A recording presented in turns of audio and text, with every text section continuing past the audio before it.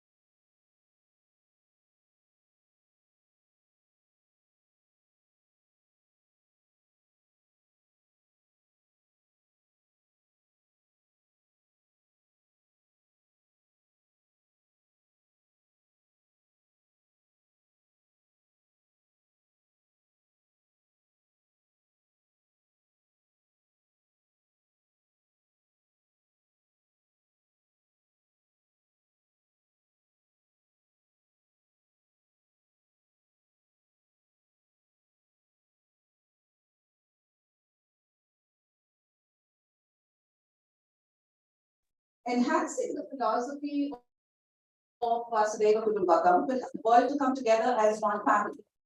The spirit of coexistence, collaboration, co-creation is a powerful force to overcome any kind of a barrier of knowledge, distance, and other barriers, of course. The search for peace in the universe is paramount today. This is the reason that all our sacred prayers start with the prayer for well-being, end with the prayer of peace. We in Soil are co-hosting this C20 Conference along with Chinmay Mission. As a part of the G20 Summit to be held in India, we are privileged to be co-hosting this conference. The 18th G20 Heads of State and Government Summit in New Delhi, to be held in September, will be a culmination of the G20 processes and meetings held throughout the year among ministers, senior officials, and civil societies. A G20 leaders delegation will be adopted at the conclusion of the New Delhi summit, stating leaders' commitments towards the priorities discussed and agreed upon during the respective ministerial and working group meetings. The C20 India 2023 is one of the official engagement groups of the G20 that provides a platform to the civil society organizations around the world to voice the people's aspirations to the world's leaders at G20. I welcome Anil to, welcome Swami Mitrananda.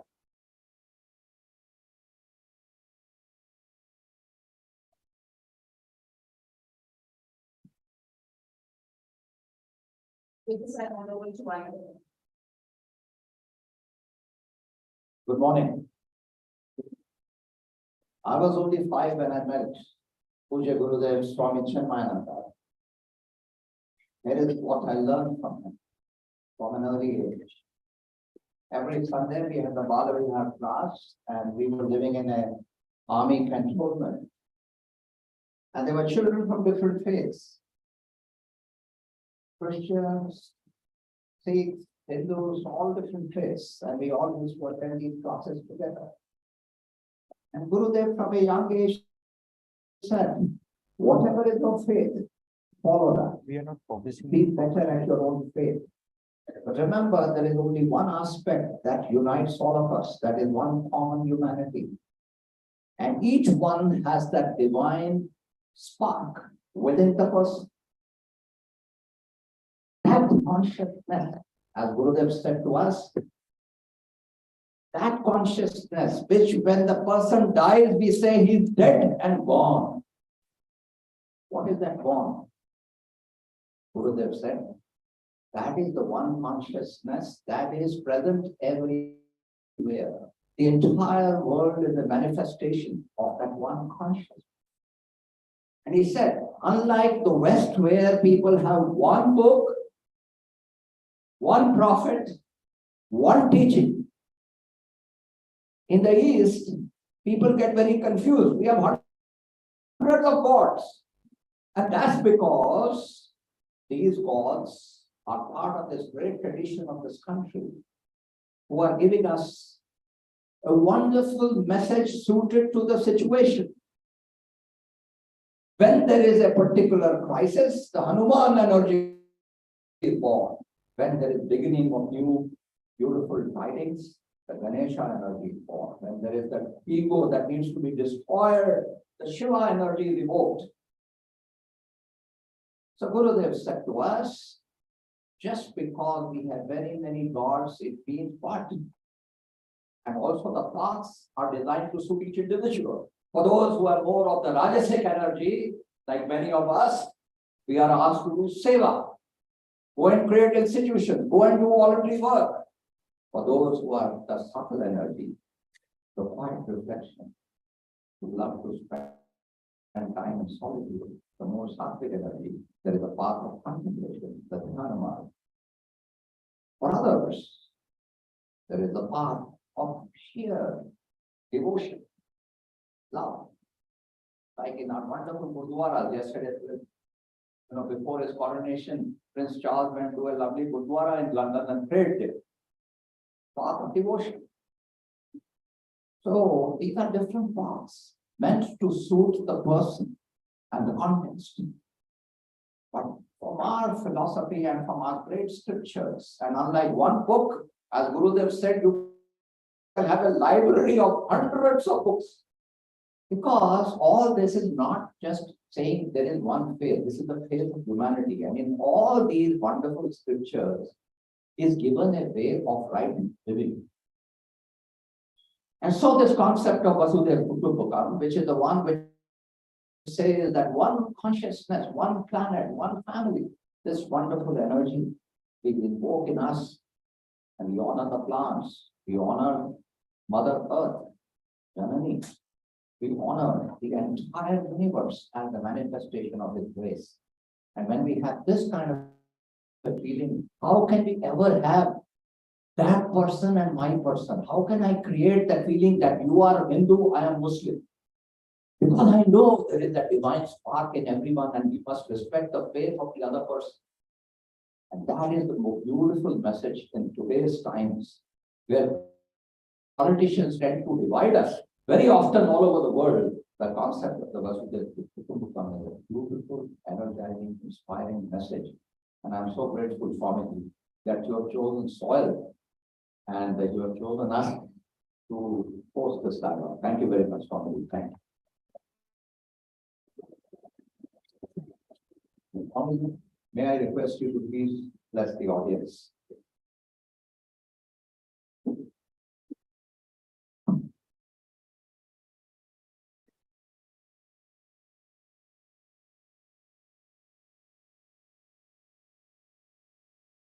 समस्त जन कल्याणे जगत करुणामय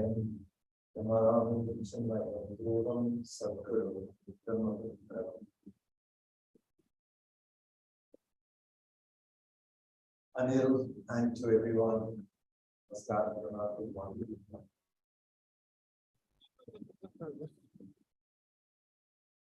Today's session, the conference we are holding, it's a national duty. I thank Anil and Soil for taking it down. Thank you very much. We have 3 more seminars to go. Assam, Sikkim, and Prayagraj. Then the final one will be in Chennai, 27 to 29. That's a residential global seminar. These are all final. Why are we doing this? Chennai Mission is a knowledge-based organization. Chennai Mission is not a cult, so we don't follow individuals. We follow the book, we follow the knowledge. And Government of India brought up this beautiful initiative of involving civil societies, civilians to make a policy draft, take the help of civilians and create a policy draft. So G20 countries, G20 nations, they have been meeting since 1999. But when it came to India, the Prime Minister and his team felt they should introduce Upanishads to G20 countries. Now that's a brilliant initiative. Upanishads means a student goes to a teacher with some quest, has some questions, and is on a quest. Meets the teacher and puts his questions, and the teacher guides him. So with an atmosphere of love and humility, the student sits very close to the teacher and the dialogue happens. That's the meaning of the word Upanishad. Go to a teacher with love and humility and learn. The dialogue between these two, teacher and students, are recorded, and that's called Upanishad. So one of the Upanishads is called Maha Upanishad. In Maha Upanishad, you have this beautiful phrase, Vasudeva Kutumbakam. Vasudha means Kutumbakam, family. Vasudha Eva Kutumbakam. But this whole earth is one family. And this thought, guess how many years old in Indian civilization? That this earth is one family. How old do you think is this thought?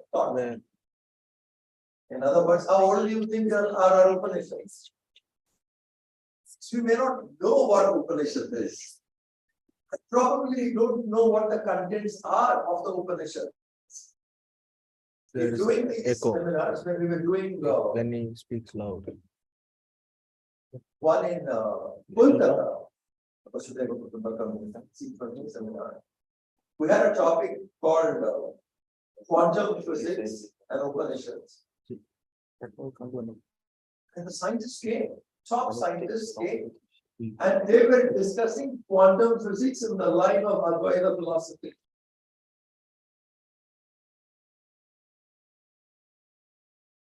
Then you realize how close Upanishads and quantum physics are. So we grew up not knowing what Upanishad is. Probably we thought it's a religious text, a moral book, may be useful when you retire in life, not before. Fixed opinions. And all this could be useful once we retire, not even knowing what the content is. And unfortunately, most of it is in Sanskrit, and we are aliens to the language. So we miss this beautiful content, but it's really nice. This very thought is few thousand years old, 10,000 to 12,000 years old. When podium is just The Wonderful.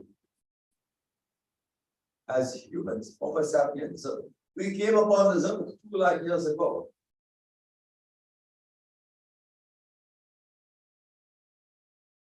So this particular thought should be 10, 12,000 years ago. That's how we look at it. So it's a 10, 12,000 years old thought that this entire universe is one family. Now, going a little more before we discuss more about Vasudhaiva Kutumbakam. Listen more.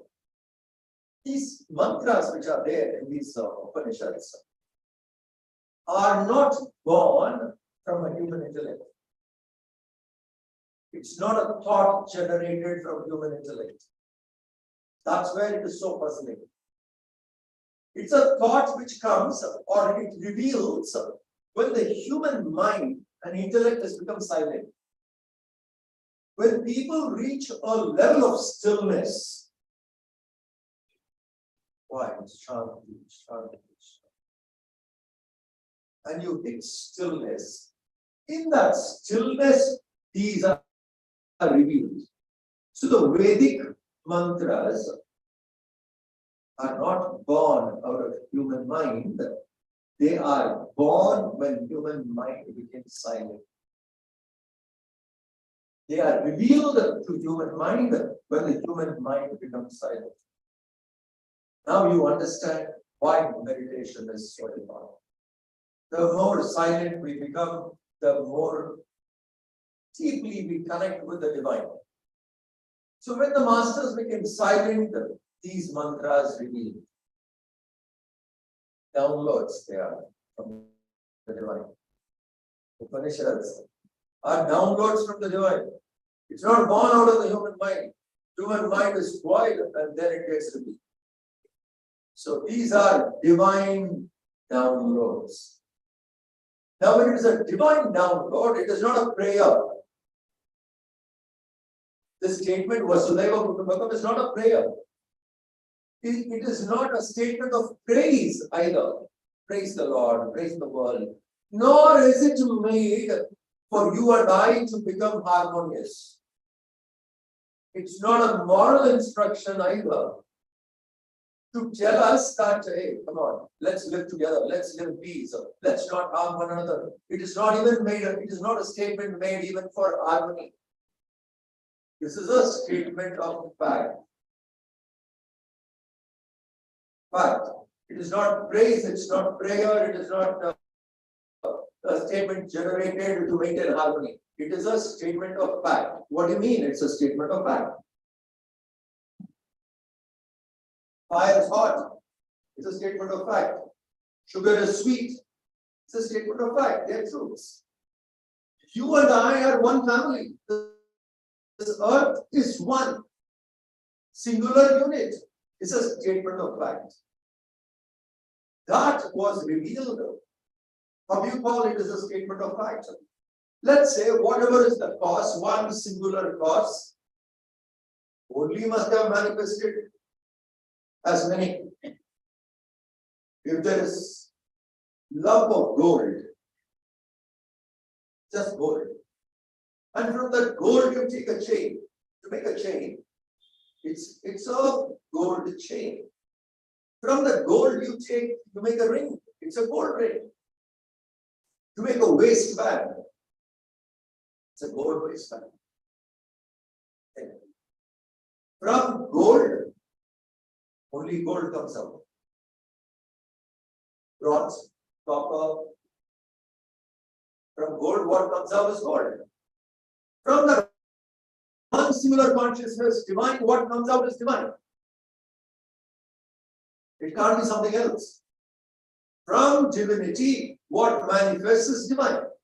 You may call it singular source, you may call it force, different terms are used. Some may call it total mass of homogeneous consciousness, some may call it God, some may call it divinity. We are using different words to indicate something which is beyond our intellect.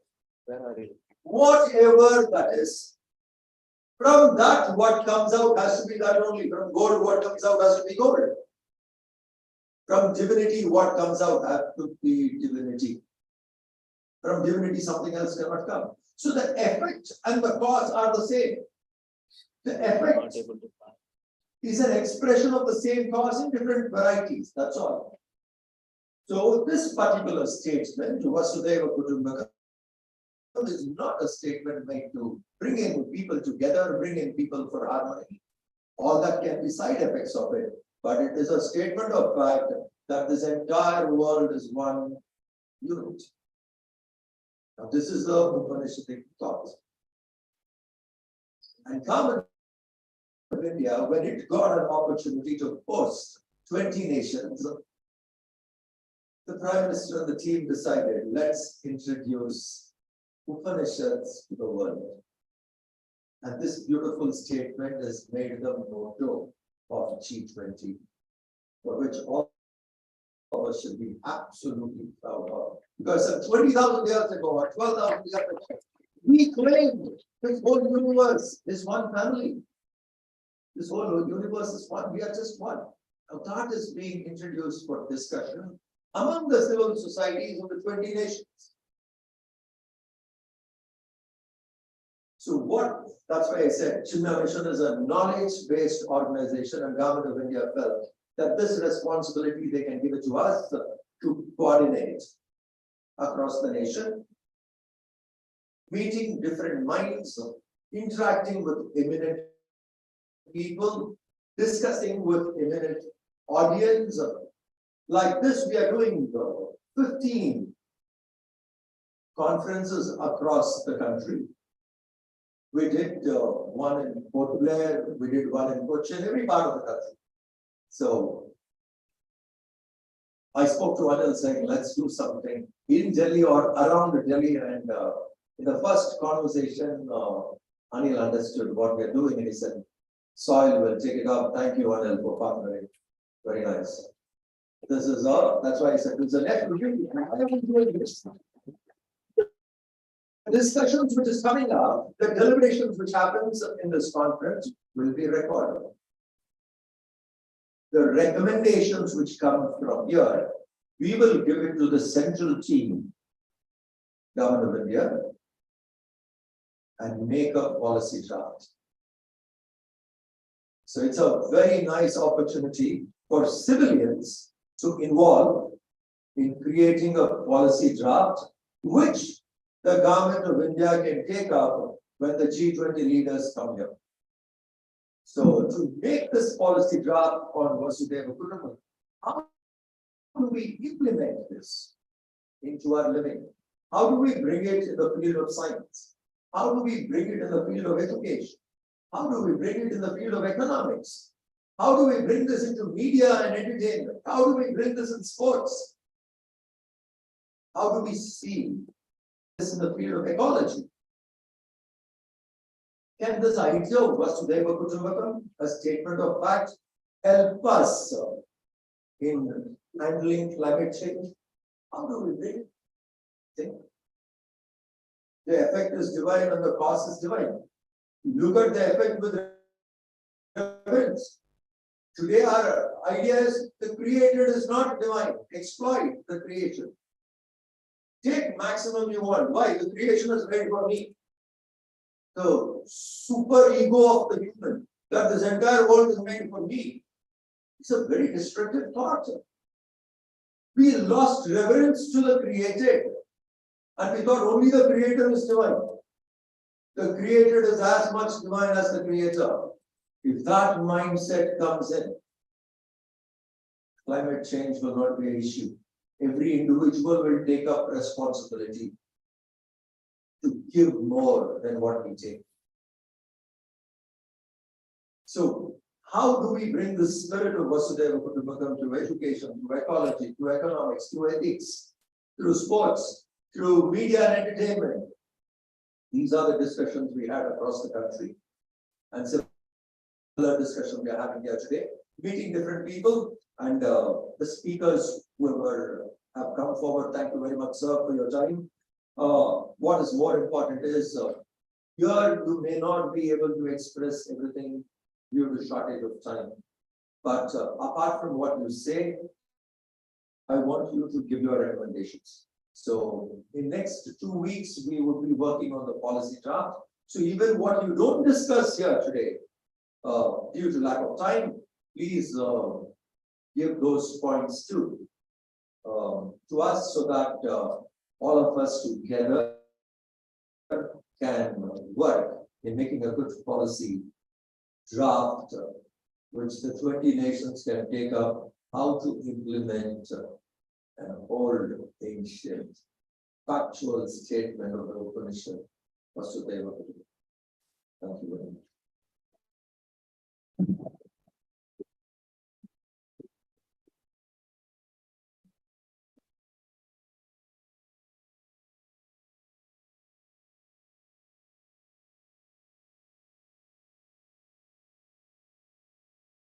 Before Arya invites the speakers, I just want you to know the flow, the process of today. We will be stimulated by these unique leaders who have been called here. 3 people will speak on one theme, one after the other. Pay attention to every word they speak and make your own notes, because something will be revealed to you as they are discussing. Then on each round table, there is a small group dialogue. And I would invite one of you to please serve as the facilitator for that dialogue on the table. There are people like Joyalty sitting there whom I have made a request. Some of our faculty members who are sitting on each round table may also choose to be the facilitator. In any case, every round table must appoint one person to be the facilitator. And the role of the facilitator is to make sure everybody gets a chance to express, also manages the time, and that one of you have to take the responsibility of recording the entire small group dialogue and converting that into bullet points so that every round table will have an output. At the end of this round table discussion, I will facilitate a process where at some round tables, I will ask you to speak in just 1 or 2 minutes, the new insights that you got while you were listening to each other. So just bullet points. So there are 7, 8 crucial bullet points. Clear that. Okay. So that's the whole process that we are going to follow. And I just want you to be aware of the design before Arya invites the speakers.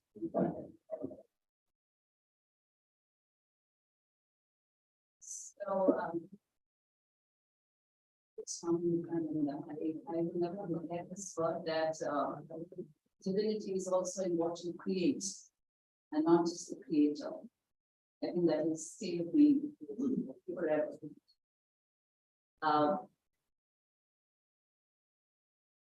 I'm having some recording issues. Request all of you to settle down because very interesting day ahead. We have 3 panels, and all of you must have already had the agenda. The first panel will discuss, our panelists are eminent, leaders from different businesses, and we will discuss the theme of Vasudeva Kutumbakam from their perspectives, from the perspective of business.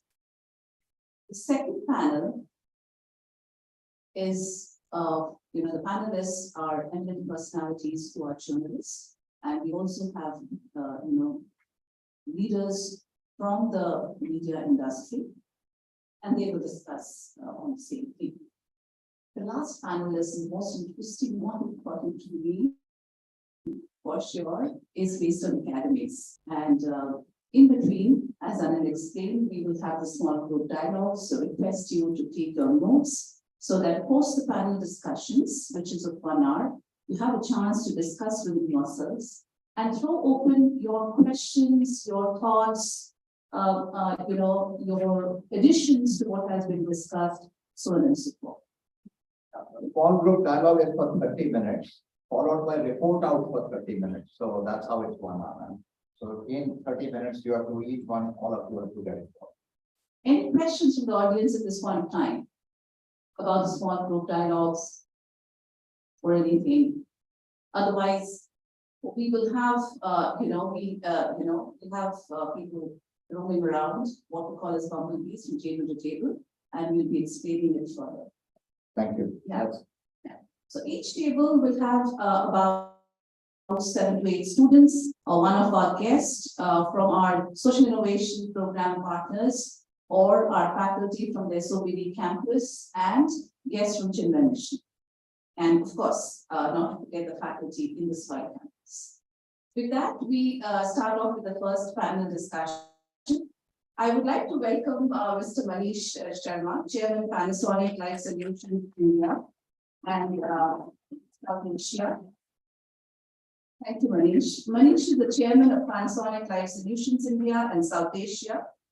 Since joining the organization in 2008, he has held several management roles, overseeing the company's consumer and enterprise division. The floor is yours. A big proponent of Panasonic founders' philosophy, Konoshuke Matsushita, Manish has been imbibing the learnings into his leadership and decision-making to propel the company's growth. He graduated from the Billai Institute of Technology. He's an avid photographer and enjoys traveling. He is also very active on social media and has been engaging with his followers by sharing his thoughts through the weekend musings on LinkedIn. So students, I would encourage you to, join that. Our next panelist is Mr. Adesh Goel. Thank you, sir. He's the CHRO Tata Communications.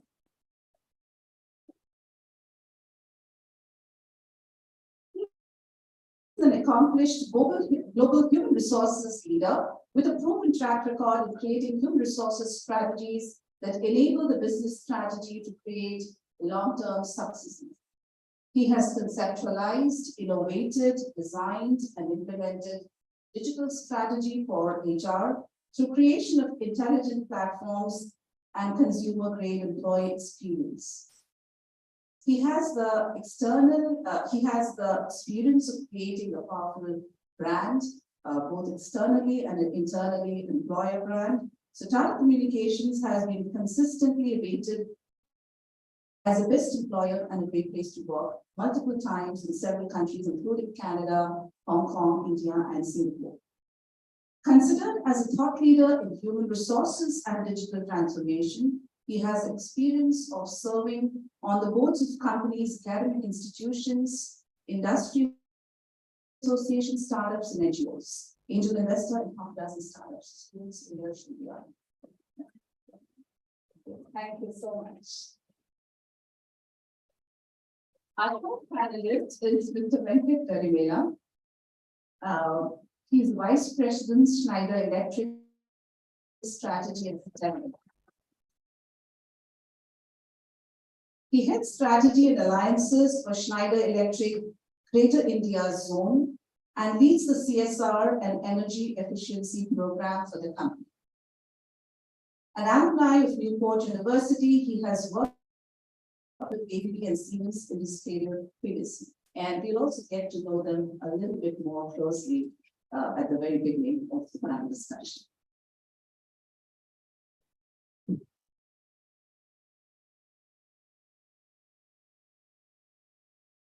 you so much. And at the very beginning, since our audience is also a lot of students, would like to have a little more understanding about our journey, your current roles and responsibilities as of today. And most importantly, what supported you in that journey to be, where you are today? So good morning, everyone, and thank you so much for this opportunity. To begin with, I'll take just about a few minutes to share my journey as you asked for. So I was born in a place called Gwalior in UP, and I did my initial schooling from there, and then went to DIT in Europe for my engineering. This was in the backdrop of the relaxed, FDI norms into early 90s, when a lot of multinational companies started to come into our country. And so was the case with technology coming into our country, and subsequently a lot happening in the industrial sector, specifically in the manufacturing. So I began my career in 1995 with LG them, who in the backdrop of the earlier ones then came to the joint venture into our country. And this was into cathode ray tube manufacturing, which they used to say is second most critical to semiconductor manufacturing when it comes to complex processes. We used to deal with a lot of variables, so to say.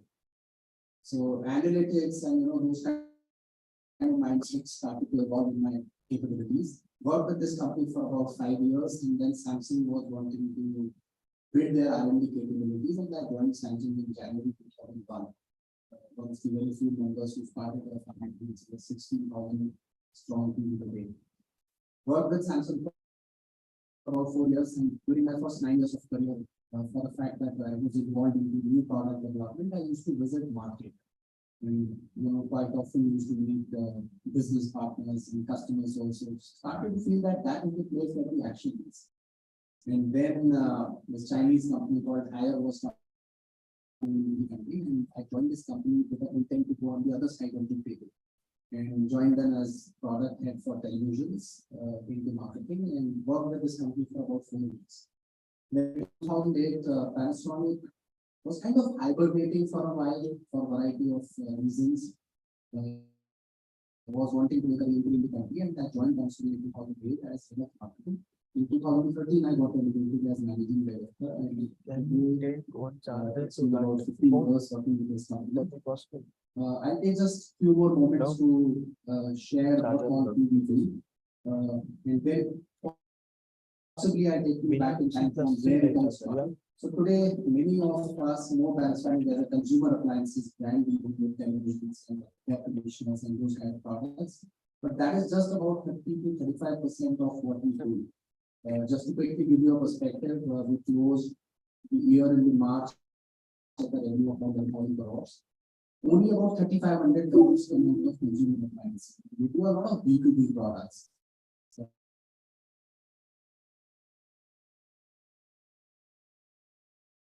we do a lot of automotive robots which is into automotive factories.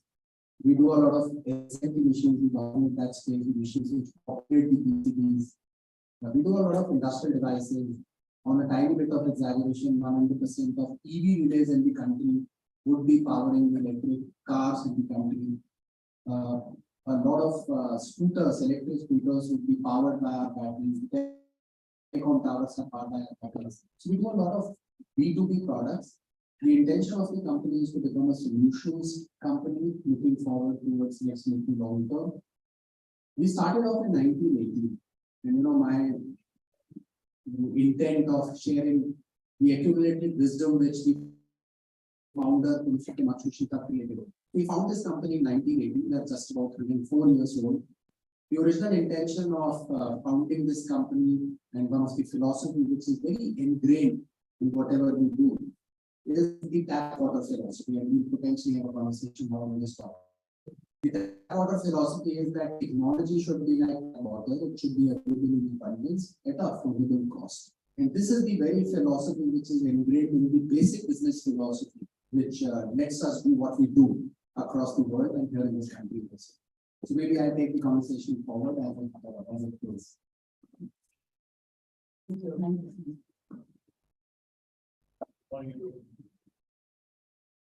Good morning, everyone. Well, I grew up in a small town in Rajasthan, C20. I did schooling there in India, and then got an opportunity to study liquid spin on I did master's in under studies. And as luck would have it, the only thing I was sure that I didn't want to do was to go into sales or become a software engineer. Those are the two most popular roles available when I graduated in the 80s. And as luck would have it, I saw an ad and I joined an organization called Center for Development of Telematics. And my first boss was Sam product.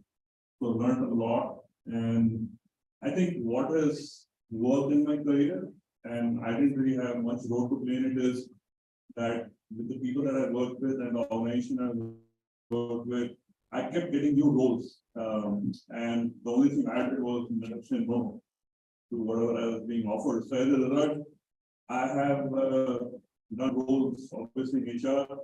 I have been head of engineering software systems, CIO, I was a product manager.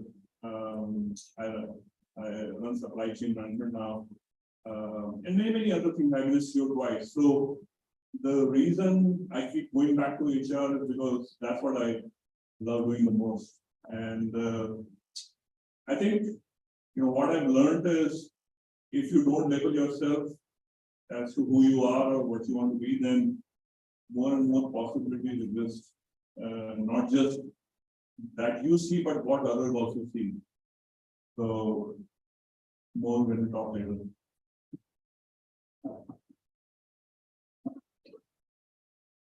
So first of all, good morning, everyone. Thanks, Anil, for this great opportunity. Anil and myself get associated for a long time. I work for Schneider Electric, and before I go down on talking about what Schneider Electric is, maybe a few words about my career journey. I'm an electrical engineer and business MBA. I was born in Hyderabad, and I was just born there, but I kind of grew up in Gujarat. So I'm a kind of technically I'm an Andhraite, but practically I'm a Gujarati. So that's what it is. So best of both the worlds, actually. I'm an electrical engineer, and I was always very fascinated by technology. I always remain in the technology space, as you say. I work for companies like ABB, Siemens, now Schneider, and in between there were a couple of failed startups, but they were all in the technology space. I always believed in the promise of technology. The kind of impact technology can create onto this world is something which always been with me, guiding me throughout my career journey. Schneider, it's been a long time. I joined Schneider in 2004, 14 January, so such a long period. And the question is, so many opportunities, so many technologies evolving all around. Why did I spend such a long time with Schneider Electric, right? 18, 19 years as I count now. And maybe I'll share a few words about it and we'll take it up as we go. See, what happens is the way I see this company, Schneider Electric, is a company which has a purpose. The company exists. What is the purpose of the company? It is the reason why the company exists on this planet, right? The purpose of Schneider Electric is to bridge progress and sustainability. This is why this company exists on the face of the world. Now, what do I mean by bridging progress and sustainability? If you see across many times, or most of the times, we see a situation where development, growth, capitalism, and the other side, sustainability, climate change, emissions, they are all on the two opposite sides of the spectrum. You have one, you miss on the other, right? They are mutually exclusive. We at Schneider believe that technology can actually bridge progress and sustainability. Schneider believes that technology can make sustainability, growth, development, all of them mutually inclusive and that can coexist. So that's the endeavor at Schneider Electric. I'm very motivated to be part of this. And as a mission of this company, we provide digital products and solutions to positively impact sustainability and efficiency for everyone on the planet. So that's where I come from, and I had the opportunity to do many roles: sales, marketing, M&A, P&L, etc. But for last 3-4 years, I am leading the sustainability practice for Schneider. When I say sustainability, to see that this big system of Schneider, how do we run it with the most sustainable, let's say, practice? How do we also perhaps share the experience with the larger stakeholders about what can be done in sustainability? And the last part is I also get involved in consulting on various climate advisory services. So this is pretty much what I do. And sorry, I took longer. Otherwise, on the personal side, I like long distance running, endurance running. So marathon is what I've been doing on a continuous basis. And frankly, when we talk about sustainability and climate change, it is like a marathon without a finish line. We'll talk more about that. So I'll stop here. Back to you. Thank you so much. That's amazingly interesting perspectives from all of you. Business, is a powerful force, and you all know that. And all of you here have, a lot of role and responsibility in that. business today makes impact on the social perspective, on communities, on the environment.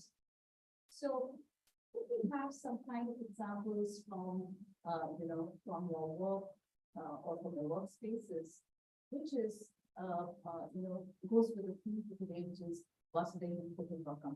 How does business play a role today in Vasudhaiva Kutumbakam? So business, as we know, would have multiple perspectives. One is its products, then its people, processes. There can be multiple perspectives, there can be multiple stakeholders in the entire value chain. And, when it comes to Panasonic, as I mentioned, that we are a 4-year-old company, and, much which is ingrained in the very purpose of our existence, and that is very objectively defining basic business philosophy of the organization that existed for more than 70 years now. It states, and as I mentioned, that recognizing our responsibilities as industrialists, we will devote ourselves for the progress and development of society and the well-being of our youth for our business. And important is that how every person who's part of this organization, directly or indirectly, every product which comes out of this institution and the very processes which run, make this very central to everything what happens. And therefore, there are processes and procedures within the organization to remind every individual and also build a visibility with processes which run the organization. And as a result of which, what has started to happen is we have not only started to set very clear goals for ourselves. Like, when we look back of last 4 years, there could be so much which we can say of what we have achieved in terms of contributing for the society, which essentially entrusts all its resources for whatever happens within that song. But it is also important to now start to look forward. And as mentioned that not only progress but sustainability also should become central to whatever we do. So therefore, Panasonic had set a very responsible target which we call the impact. And looking towards 2030 and 2050, we have set very clear targets for ourselves. Towards 2030, we aim to make all the processes within Panasonic, all the factories, fundamentally carbon neutral. And looking towards 2050, we have taken a very ambitious target, and this will be quite in line with again a very responsible target which our country and its leadership has taken of the country itself carbon neutral by 2070. So Panasonic has taken a target that by 2050, not only the processes or the facilities or the operations, but also the impact of the products which we propose to people in entirety will have a zero impact. That is the target which we have taken, and we have started to work very objectively in that direction, and a lot is happening. And it is fundamental responsibility of any organization to consistently align its business activities with respect to the environment. The environment also includes important stakeholders who are responsible for policy formations. And specific to our country, we are consistently aligning our business activities, strategies with respect to what is needed for our country. And it can be objective programs like Make in India to ensure that whatever gets consumed in the country is produced in the country, and also value addition starts to happen in the country. That goes without saying.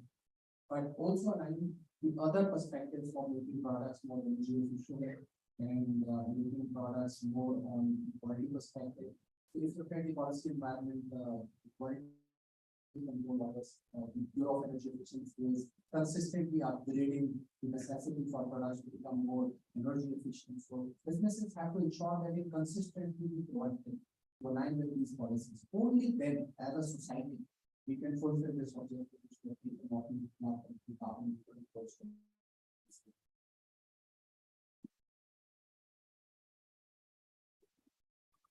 Once again, good morning.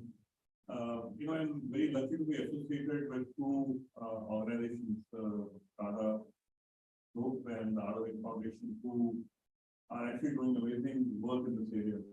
So, Tata Group is about 150 plus years old, and the vision of the founders was that the whole purpose of business is for the betterment of the society, and hence the entire ecosystem fabric that various startup companies have implemented is actually quite phenomenal and it's really living Vasudhaiva Kutumbakam vision, right? For example, any company that uses Tata name in their company name needs to sign a brand agreement with the parent company, Tata Sons. And there are certain elements in that brand agreement which are actually, I never thought it like this, but this thing got me thinking. First of all, you have to sign the Tata Code of Conduct that it's a 10-12 page document, very detailed. No society can be won if you're not ethical with each other. And that's really the foundation of how to do business. Every company has to implement it. There is an annual assessment for every company, and things keep moving like that. So, rather Tata Communications, we investigate every single complaint that comes, which is named or unnamed, and we take action on that. So every company has a chief ethics officer, and that's one of those that I'm doing right. As a part of that, there is another policy called dignity at workplace, which means equality, irrespective of who you are, where from you come from, what your age is, what your gender is, how you think, what you prefer, what you don't prefer, etc. And for example, at Tata Communications, Tata Code of Conduct, dignity at workplace are two refresher trainings every single employee has to go through every year. And so that everybody lives it in just not spirit, but also letter. Your annual bonus is not paid to the time you're completed your thing. That's irrespective of your level. So that's the second hallmark. I think the third is that every company has to implement what we call the TAP program, Tata Affirmative Action Program, which is focused on these groups, women, people with scheduled caste and scheduled tribe background, and people with disability. So our entire CSR programs, employment programs are quite focused on. The fourth thing is that you have to implement sustainability program. So for example, it has 4 different angles. For example, at Tata Communications, we have declared a target for carbon neutrality by 2030 and net zero by 2025. And being a zero user, net user of water by 2035, and nothing going to the landfill by 2030. So those are like every company has a very different target. Then if you look at the society, one of the programs that we implemented in our country is a program called SHE, and where we are working with thousands and actually tens of thousands of women to help them use technology to become entrepreneurs. So it could be farming of vegetables. Women have started a program, and you handhold for a period of several years, create self-help groups till they take off. And they're like, we are participating in another program, which is a Tata Plus program, which is the luxury Kisan program. That how do we work, make sure that every farmer has at least 1 lakh annual income, and actually that has been far exceeded already, and the scope of the program is going back to 1890s, one of the early companies of Tata created several programs that became law. For example, defined work days and work hours. A creche at a factory, medical and life insurance, contributory benefits if they became the housing fund, participation of a union at a board level, etc. So those are the things that that really make up how business can integrate itself with from the technical. On top of all this, the structure of Tata Group is like that, nearly 2/3 of Tata Sons, which is holding the all other Tata companies, is owned by various Tata Trusts. So, you know, the whole purpose of business, you know, you're really living that is really for the better of society. Our Living Foundation started, you know, I'm a volunteer teacher, I'm also a trustee in the board of our Living Trust. And for the last 22 years, you know, as a practitioner of daily practice and teaching as a volunteer, the happiness program and meditation. What I've seen is that volunteers themselves can become a big part of what we have been doing. When you live this personally and spread it for a few people, there are hundreds of millions of people who have benefited from this in 180 countries. So I think there are many inspirations and examples that are available to us, which we can then, you know, join and sometimes create and make them do.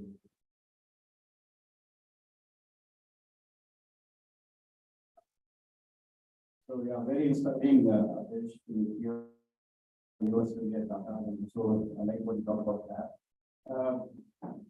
I think, am I audible? It's okay. So, what I would want to share with you is a bit more on the overall, the emissions and global warming and climate change, because that will be the right perspective as to where the organization that we have seen, why they're doing what they're doing, and perhaps what all of us can hence also contribute as we step into our professional journey. You know, I know we are all very learned people, we have access to so much of resources. We know about global warming. All of us know global warming? Yeah. By the way, it is no more global warming. The narrative has changed. It is global heating. Okay. The way we are living on this planet, perhaps we are looking at a global warming or a global heating trajectory of 4 to 6 degrees Celsius. Now, what does this mean? 4 to 6 degrees Celsius heating up the planet. What it essentially means is it is going to be absolutely catastrophic and irreversible. Perhaps we are all facing another mass extinction on this planet. Sorry to be a bit strong on this, but this is precisely the whole narrative of global heating. Why is this happening? Because of climate change. Everyone has heard about climate change. Yeah. By the way, it is no more climate change. It is climate emergency. Right. And, you know, again, you would have heard this, you would have read this, but things are very, very alarming. Perhaps we have not seen this from closer quarters in our own lives because we are very, very privileged people. It is still not come to our backyard, but this is a big deal which is all happening out there. If it goes this way, the agriculture yield on this planet will drop by 50%. If it goes this way, more than 52% of the population of this planet will have water crisis. If it goes this way, we're going to substantially increase acute hunger on this planet. Incidentally, we'll also push close to 100 million people into poverty. This is all is coming out. And this is the reason why we are so focused on climate emergency and global heating. If go to next step, why this is happening, you know, but just putting some numbers on board, this is all happening because of emissions. You know emissions, right? Greenhouse gas emissions and all of that. By the way, which is the largest greenhouse gas emission that we know? CO2, absolutely. If you want to know some numbers, we are talking about close to 59 gigatons of greenhouse gas emissions per annum. 76% of this is CO2, right? And the remaining 24% is, you know, you have methane, nitrous oxide, and other things. And interestingly, this CO2 thing that we're talking about, close to about 45 gigatons. 80% of this is contributed by energy, the energy that all of us consume, the energy that we use in our homes, in offices, on the roads, the energy that we use to generate electricity, in industries, etc., etc. So, long story short, the energy consumption pattern of all of us actually is contributing to 80% of CO2 emissions. So now who's responsible for all the global heating and climate emergency? All of us here. Our energy consumption, the way we consume energy, right? So it all actually comes down to all of us in this room and outside. Now, if you go a little deeper, coming to the whole spirit of Vasudhaiva Kutumbakam, if you do the profiling of these emissions, the top 10% rich people on this planet contribute to close to 50% of emissions.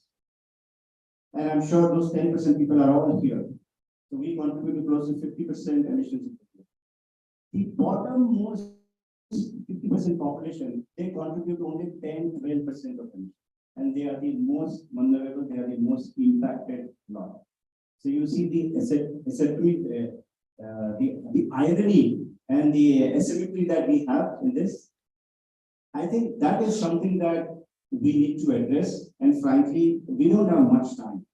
And again, sorry, so many numbers, but if you go and read into all the IPCC reports and all the climate scientists that they are talking about, we have maybe few decades actually to stop this trajectory of 4 to 6 degrees of temperature rise.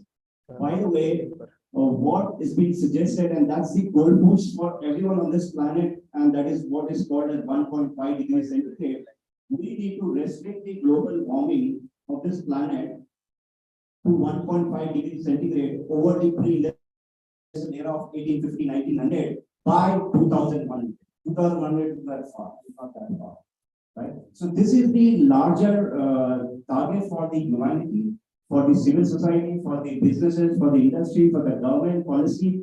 The idea is, the goalpost is that let's restrict the global warming to 1.5 degrees by the end of this century. What that essentially means, we have to, and as per the modeling, there are different models, and I also have a modeling theory which is being published and we presented to the board itself.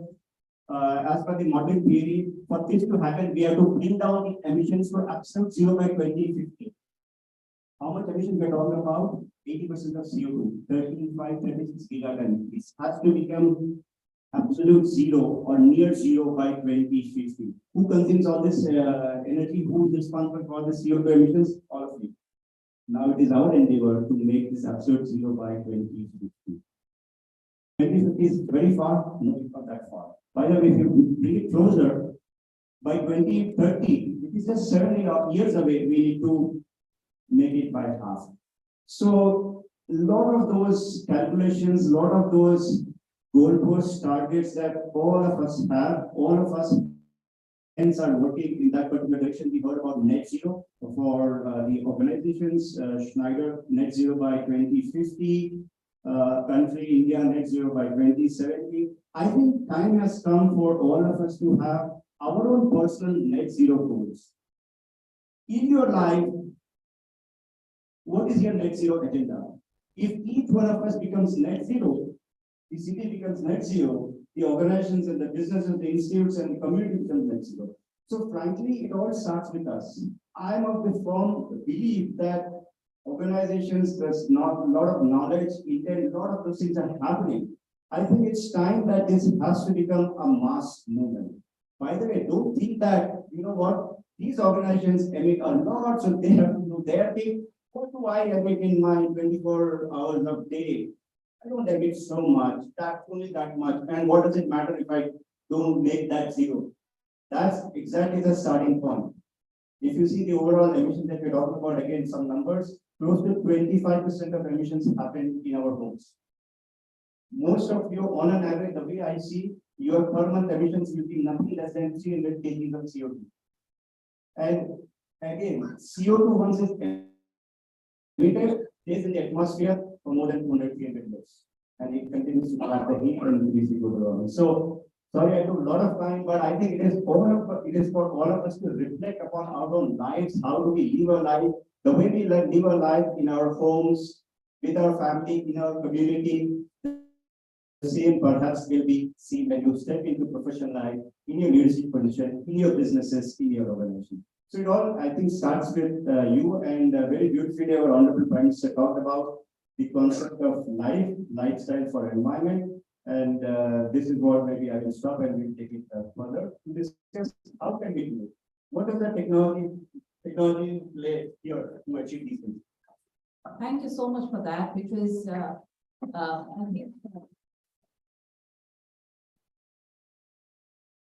I think this warning is required to be drilled down to each one of us. And it also helps me to come to the next part, which is, all of us attend such conferences, we listen to all of this, we go back home, and especially my students out here, who tomorrow will start working on their placements. Even if they're in the class, they want a job, and that's the fine thing, they don't want to do anything else. I'm kind of exaggerating that. What is the responsibility that each one of us take? And thank you, Mr. Hiramela, for bringing that to us. Because we know that the decisions that we make today is going to impact the next few generations. I read that, we are responsible for the next 7 generations somewhere. But beyond that, even if we have to be responsible for the next 2 generations, how do we spread this word? What is it that we do beyond our organizations and beyond what we are doing? There can be a lot which can be done. That is very simple. If we reflect, like people like me, come across some videos who are professional life. When I look at my own professional life, and this will be, if not as bad as what with me, but because situation is becoming better, people are becoming more aware. But when I started off, ambition was riding on top of my agenda. And I need to create a better life for myself and achieve something in life. And in the initial phase of my professional career, very strong ambition and aspirations, were responsible for whatever happened. And then, the very nature of life is such that, as they say, change is the only constant. I have often started to believe that the rate of change itself is changing. So when you start to face different facets of life, then comes a part of your life where, factors like resilience start to play a significant role. Not only a very strong action, but you need to be very resilient to face those challenges and changes, and then convert those adversities into opportunities. And finally comes a time, when humility sits in the center of whatever you do, because central to learning is human. And this is how I think the character of professionals can be defined. And sooner we understand this, the better it is.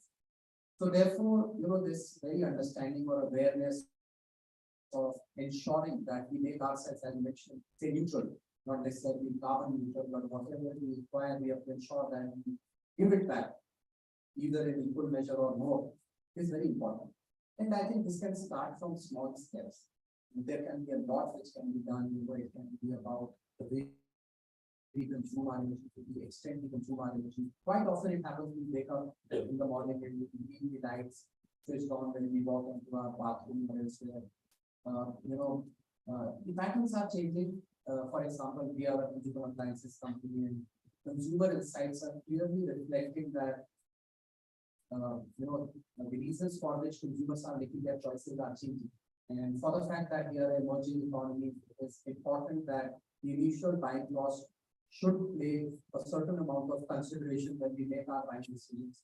But we are also noticing that consumers are starting to prefer products which are lower on the total cost of ownership, not only on the initial cost of ownership, which essentially means products which are much more energy efficient, which are helping people multitask, and which are staying with people for a longer duration of time.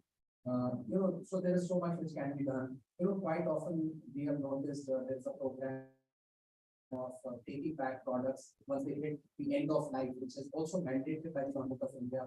And the behaviors of a lot of people have said that we hesitate to even dispose a charger which we no longer use in our lives.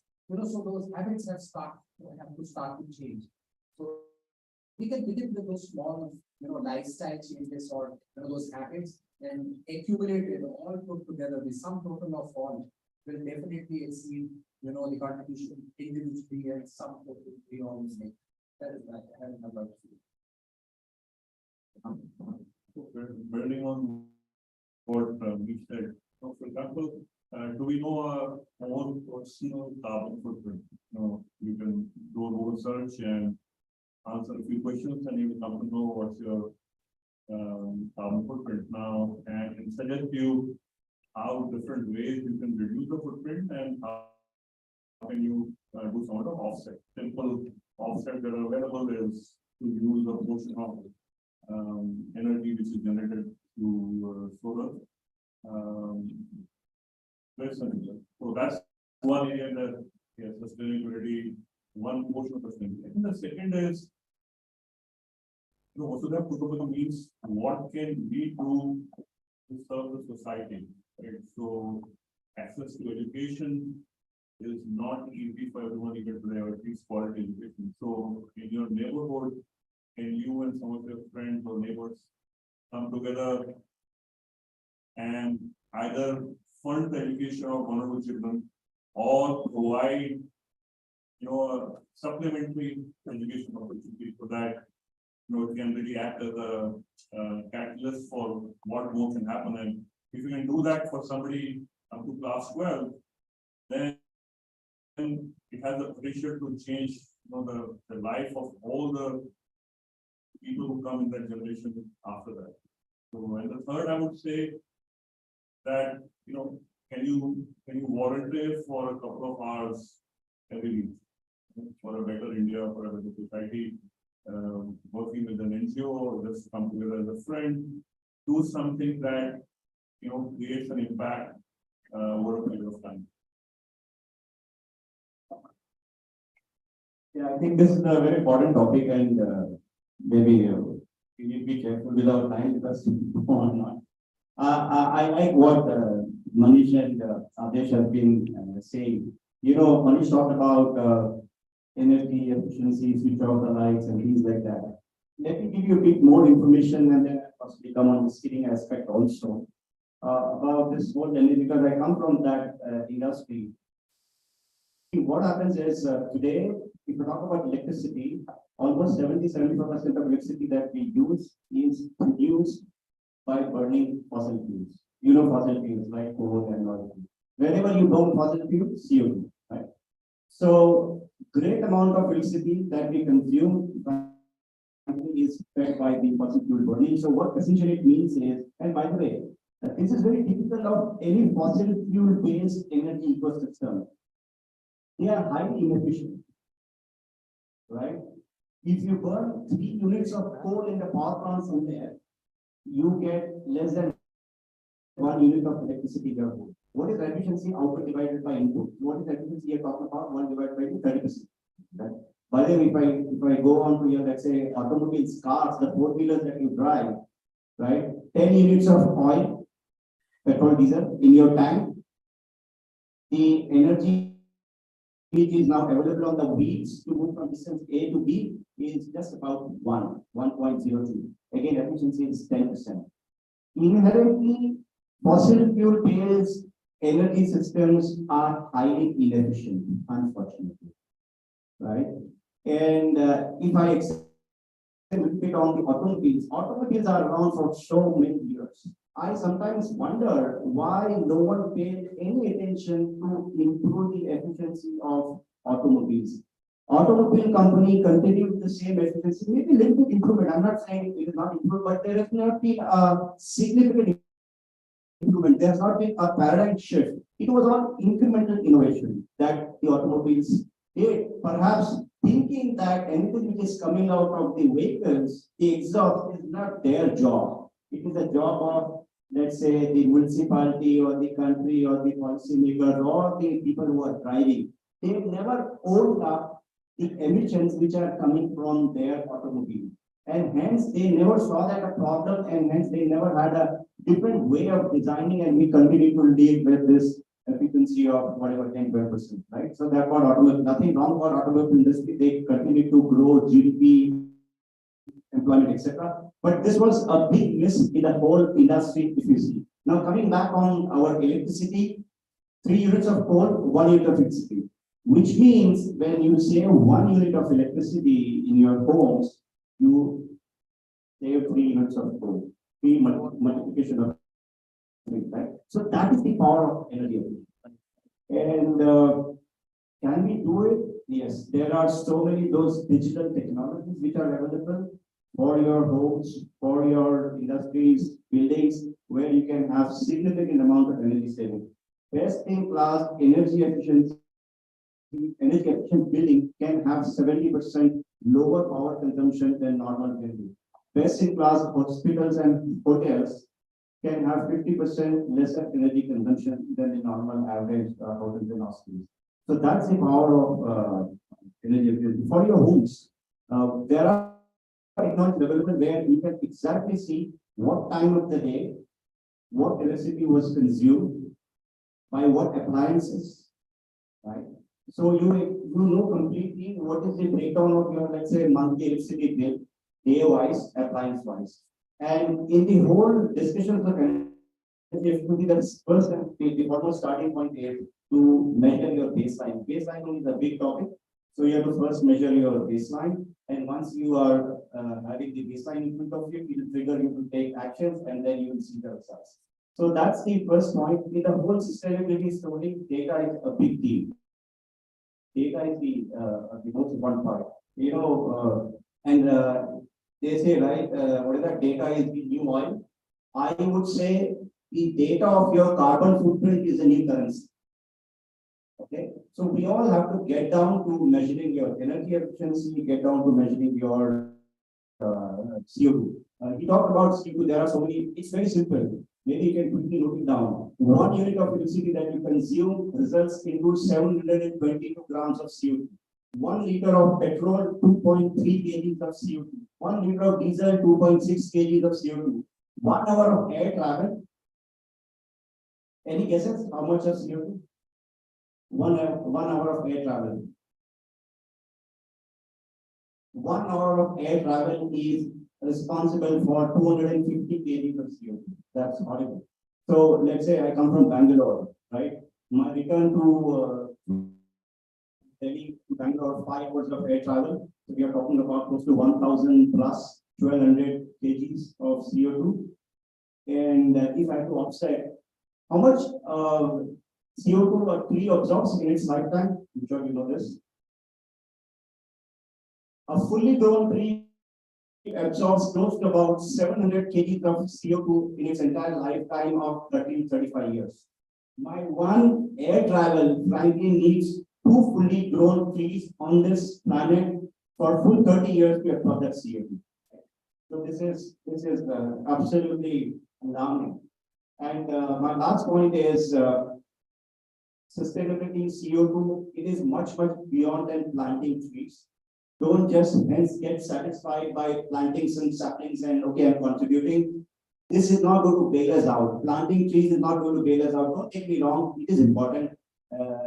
So the deforestation is happening, we have to stop that, we have to do afforestation. So all this is important, but this is not enough. It is significantly insufficient. So we need to step up. We need to do all the areas of our lives to do that. We so far talked about energy only. There are other vital sources which are very important. Water, for example, right? Water, you talked about tap and water, right? That struck me. Water is very important. This is the only planet in the entire solar system where water is available in all 3 forms. Solid, liquid, gas. There is no other planet on the solar system where water is available in all these 3 forms. 71% of this planet is with water, you know that, right? Out of this 71%, only 3% is drinking water. Out of this 3%, only 1% is accessible to us. Remaining 2% is not accessible.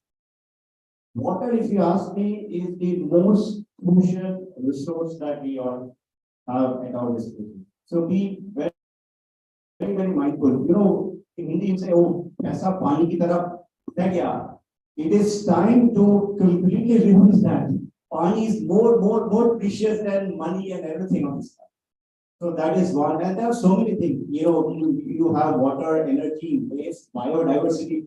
Biodiversity, this is what I do, my son is 10 years old. So I kind of help him to understand what each and every aspect of living being contribute into the overall biosphere. For example, ant, we see a lot of ants commonly.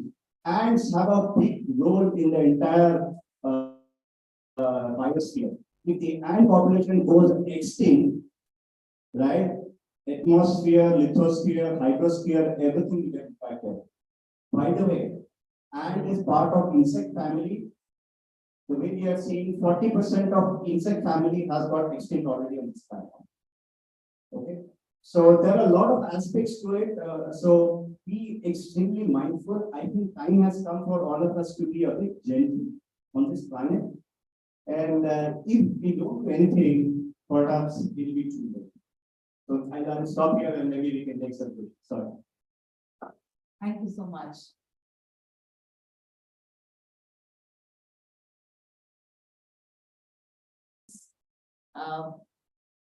Any of our guests, I'll give you a chance first, and then I'll come to the screens.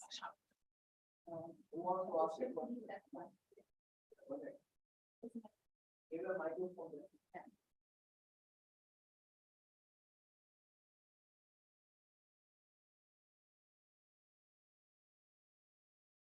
Yeah, hello. Thank you so much for this opportunity. So in India, as we know, we have more than 100 million, small scale artists.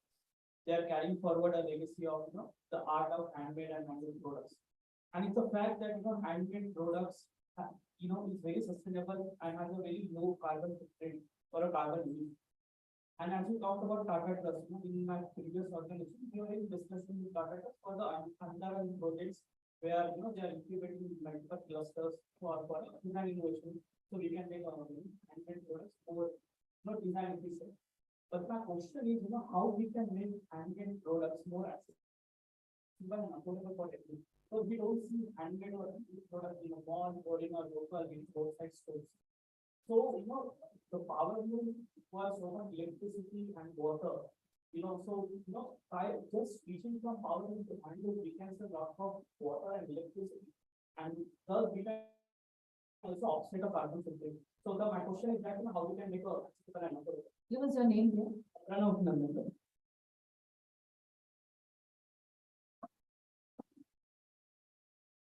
I have zero background on these questions, but since we can start off, I have to say something. Yeah, I think there are many other companies that are working with it.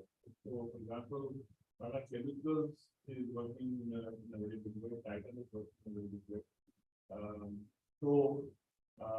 I think one thing that comes to my mind is that the government of India has initiated for they're getting this network where it's easier for everybody to sell. So if you have ideas, please reach out to me, and then I'll reach out to other companies and we'll figure out how to create a bit more force on what we already have.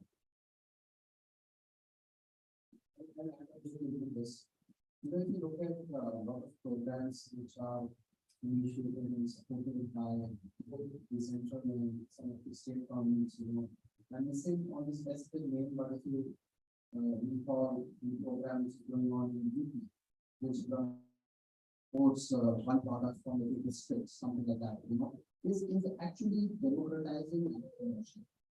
And on the other hand, you have this platform coming up for e-commerce, which is again democratizing, creating an opportunity for people to enable people all the country. So I think it's happening into a variety of perspectives and needs. So the process is being catalyzed, I believe.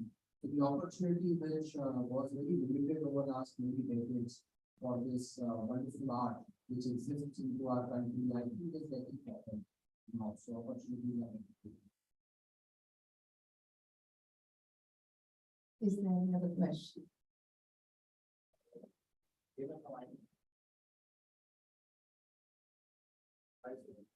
I am Arvind,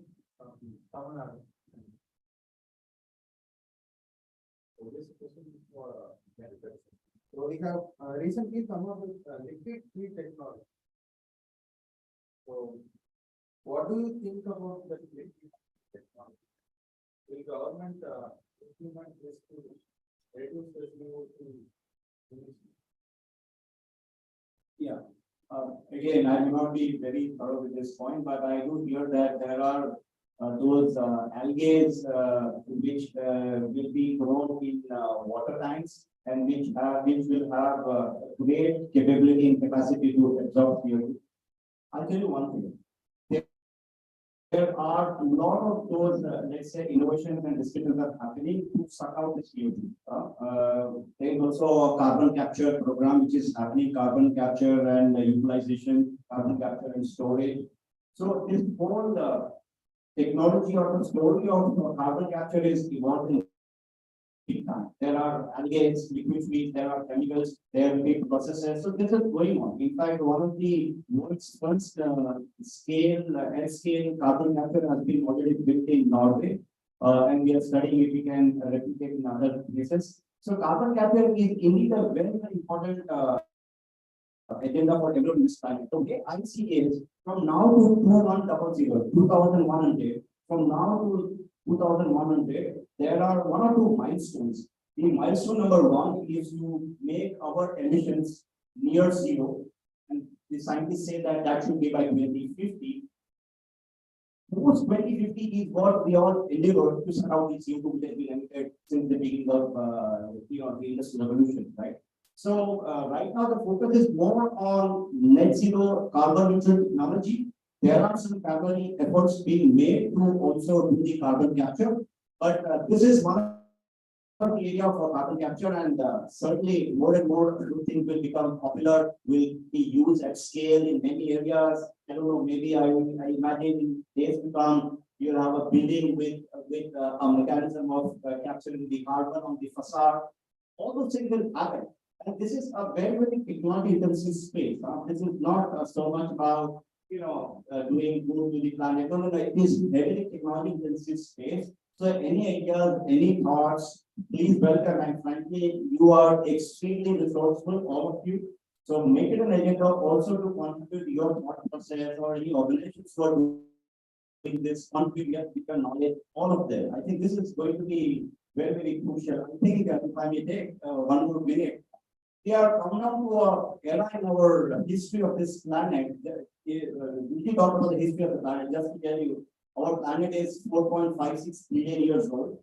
From the day when the planet was created, now, if you compress the entire time frame into 24 hours, human beings came on board after 23 hours, 59 minutes, 53 seconds.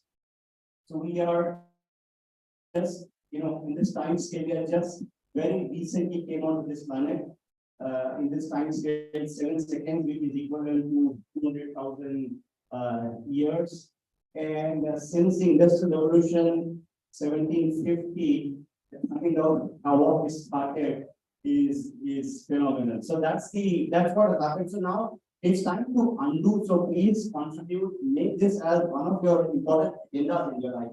Our agenda, I know we all have grown up. Agenda was middle class, get good studies, for SFA Kamalo, right? And then started making money, and that was the only agenda in life. And we're very happy making money and felt successful. And then we started getting a little old. Then we said, no, you take care of your health. And that's how we started counting your calories, right? I think now the time has come to count your carbon also. So I call it era of MCC, money, calories, and carbon. So I think that is how we should live our life. I'm sorry, I'm trying to advocate this too much, but this is what I like doing in my life.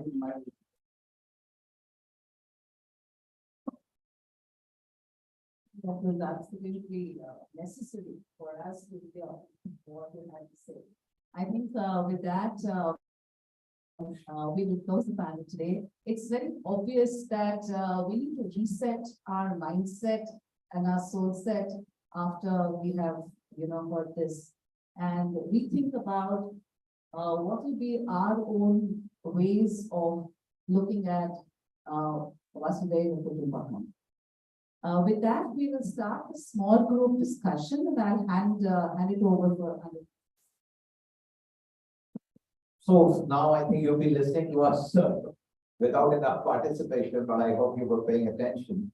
So every table will get a chance now for 30 minutes. Share your learning from this session, but also stimulated by this learning your own thoughts on how Vasudhaiva Kutumbakam would become a powerful force for good in the world of business. So what are your own ideas about that? So please participate. One of you is going to be the facilitator for your table. The role of the facilitator is to make sure everybody gets involved. Manage time. Make sure you are managing time for 30 minutes. Choose one person who will be making bullet point notes. And then choose one person who will speak on your behalf when I ask you to speak. Okay? All right. So thank you. 30 minutes to you.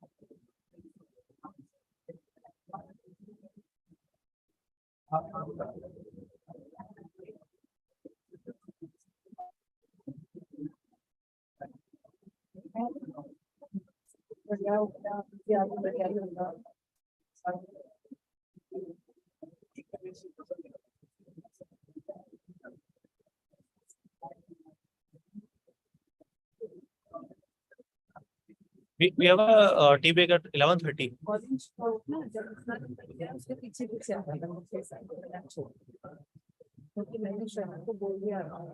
कल शाम को ले आनी थी शाम को भी आए। चिकन का तो मैंने 10 के सुबह आई मैंने कहा छोड़ थोड़ी देर 20 के क्या था We have a tea break around 11:30. we will have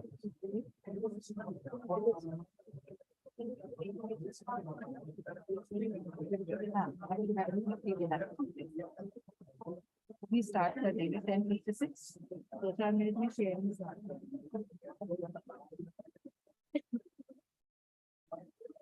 Already time हो गया around. इस अटल में भी 5 to 6 मिनट से हो जाएगा.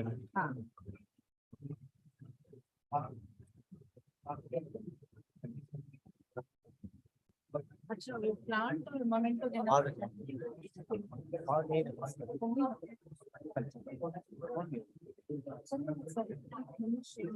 एक ही तो गया शायद.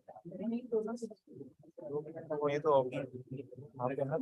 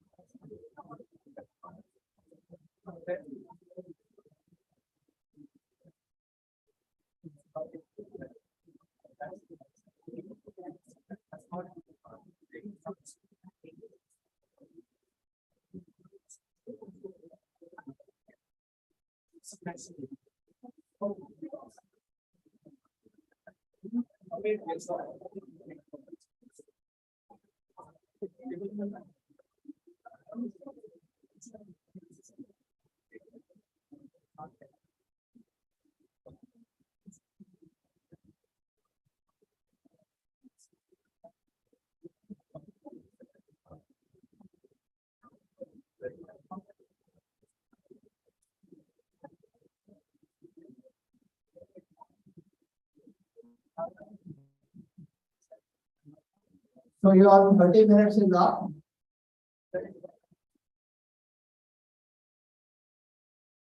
Your 30 minutes is up. Are you all ready with your output? Right. Okay, so may I request you to please now be silent? We'll have to manage time well. It's the Gurudev standard time, GST, we follow that in every activity. So let me ask this table, where our speaker Rahul is also sitting here. So let one person from this table please summarize your output. And I hope we are making notes of all these outputs. There is a process of capturing everything. So you will also give a written output of your table to Ajay ma'am, so that all the notes can be put together, okay? But please stand up, give your name and say what the output of your table.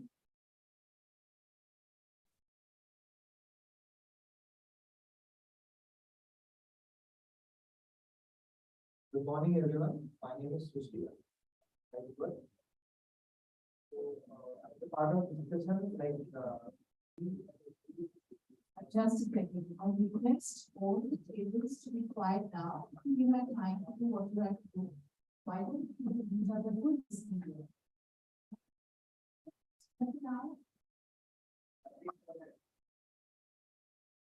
We as a group have discussed a couple of points actually after understanding this thing that we felt that it's our responsibility. That it's our responsibility to understand the nature itself. It's our responsibility to like we are responsible for the totality of the life, not only a part of life, but we are responsible for the totality of it. So after discussing the rule, we feel that it's very important to share our own knowledge, or share our own experiences with others, so that we all can share our own views to contribute some of the others want to the change of this. As have mentioned that it's not the own emissions or all these things are just a part of those things. So we feel that we are responsible for whatever it is happening. It's not me or it's not you, but we all together are responsible for whatever it is happening. So we as a group, we felt that the most important point or the most important factor to be noted down is to educate ourselves that what is going on and what has to be changed, so that we can contribute to the betterment of our.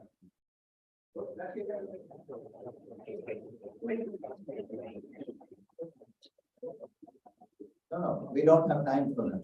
There are too many tables and we will just have 1 minute, 1 to 2 minutes from each table. So let's have this table.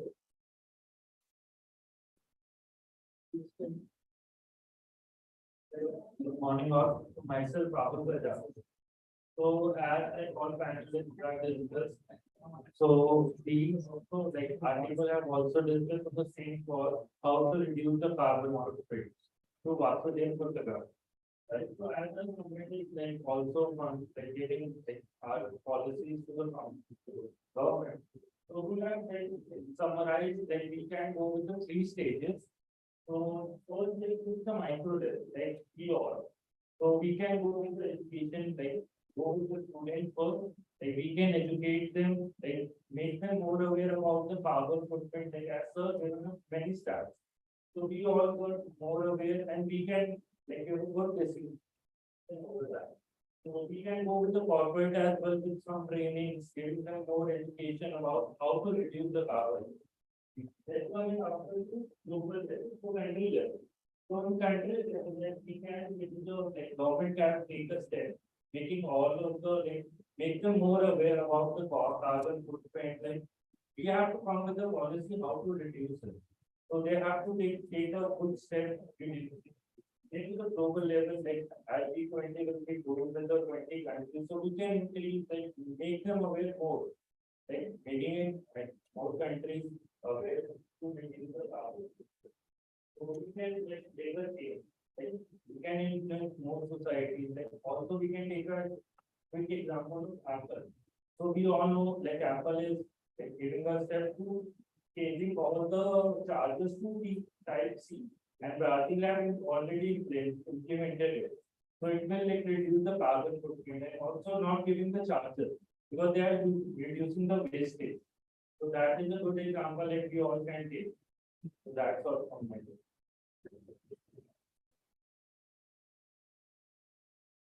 Okay, let's come to this table. Kushan, sound increase. Hi, delegates and all the mates, sir. So we have divided this discussion.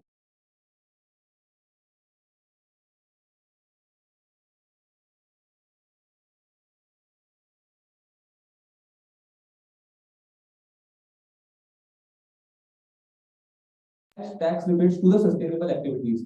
So what do I mean by this is that you have seen many companies that have created sustainable products, that have created sustainable packaging. But in the due course of time, they aren't feasible because of the cost associated with it. So government should have something to incentivize them, to give them tax rebates, or to do something so that they can be more sustainable in tax rebates for the sustainable activity. So the sustainable company going more sustainable. One is this. Second is that we should have a campaigns, government campaigns, because it is something inspired by our Vasudev Kutumbakam thing that whole universe is one family. So we all have to do, all have to rely on this. And yes, so just coming to the coming back to the point, so there is awareness that needs to be done from the government end. So आप अभी देख ही रहे होंगे कि जैसे गाड़ी वाला आया घर से कचरा निकाल. This is something very good जो government is doing. And these kind of mass producing activities government can only do. So we have also inspired with these things, and we have come up with two main words that can be used over here. Inspired by our Vasudev Kutumbakam. One is B. B is viable, so that the product should be feasible. And K is Kutumbakam. That yes, K is Kutumbakam. That means knowledge. So Vasudev Kutumbakam and viable knowledge is something that government should do an initiative and to a mass and can do something which can have a sustainable, can say, sustainable over the time. So one question I have for you, Venkat sir, as you have said that the airlines, 1 hour of air travel is equivalent to 50 kgs of CO2 emission. I hope this information is also witnessed by the airline companies. So are they doing something on this front to make this CO2? I'm sure it couldn't go away or fade away, but are they doing something to minimize it? Again, answer later. Sure.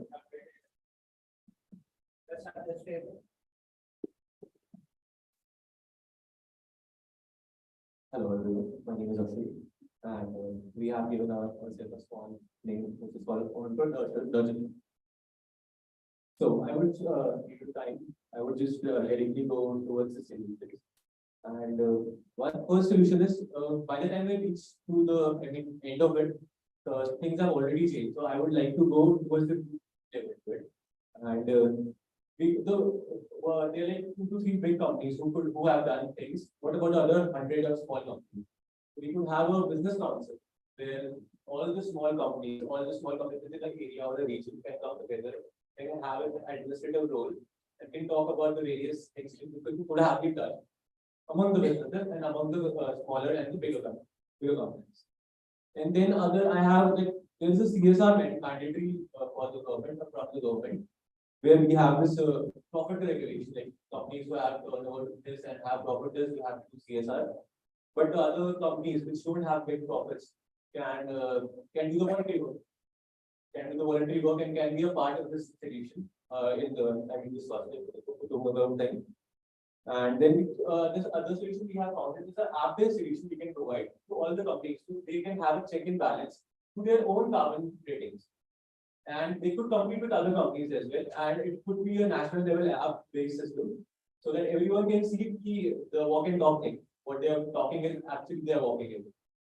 And this thrift stores, businesses who have started the thrift store like using gadgets and various products like such as the t-shirts and the clothes. We have to recycle and reuse it. And this would be a very good solution in the businesses that can be done towards the digitization. Just like during COVID, Yeah. you had people, so many COVID cases in the neighborhood, so many carbon producers in your neighborhood. In your society, these them like producer. We like carrying the virus, we kind of carrying the natural burden of carbon, including several of us who fly very often, right? So that we are made more conscious of what's going on there, right? Okay, thank you. Let's give it a big hand here.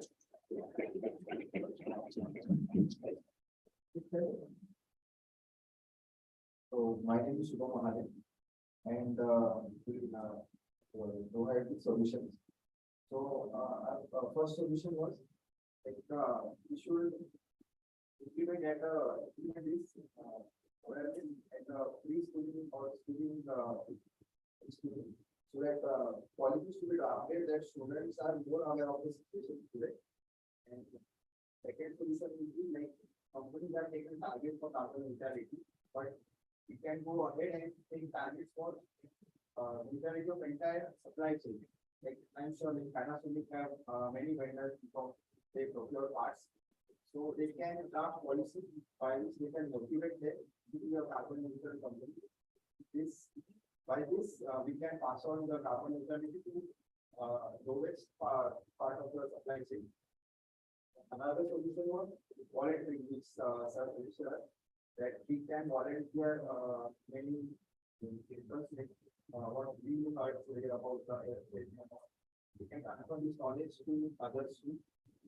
And the fourth point was we can use the technology, whatever technology we are getting suggested, we can use it for better tomorrow and good, we can use it for good of humanity. That's it. That was from our. Thank you.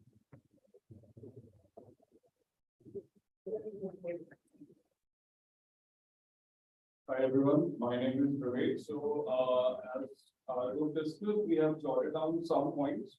For example, one is the livestock emissions that are there. I mean, a lot goes into rearing, taking care for rearing purposes. We need to change our eating habits. Basically, instead of consuming the non-vegetarian food daily, we can reduce our consumption maybe twice a week.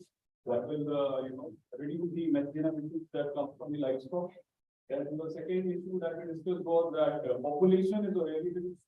We have limited resources, and as sir explained that if you compress all the lifespan of our planet into the 24 hours, in the 7 seconds we have a common planet. So population is something that can be controlled by us, and we need to think upon it. Then to reduce the air pollutions, we can use the biofuel. I mean, the government is making certain strides in that area. They use the initiate this practice of giving up the conventional fuels that they are using and for the cleaner fuel. And then we need to have a certain layout for creating awareness among the lot which are belonging to the bottom of the economy, because they aren't aware about what is happening. I mean, I am certain that they must not be aware even of the situation that our planet is facing. So they need to be made aware about the climate emergency and the climate changes that are happening, because they are the most vulnerable. And the electricity that is being consumed by the Western world and the developed countries, those are also causing a lot of energy crisis. I mean, we practice the 1 day of lights out 1 hour for a year, but that isn't very significant. It's just a gesture. We need to follow it on a daily basis. Then the top of the population, that is the richer section, needs to at least have a clear goal as to how this population is going to reduce its carbon footprint, so that future generations at least get a breather into having a better sustainable environment. So and the conflict between the progress and sustainability by the businesses needs to be bridged. Because businesses only think about sustainability once they have a certain amount of money to sustain their needs. So to summarize it all and to associate with the Vasudha team, I'd say that we need to think that this is the only planet we have, our only chance. Elon Musk isn't making any strides of populating Mars anytime soon. So we need to come together to pursue this noble cause and preserving the environment. Thank you.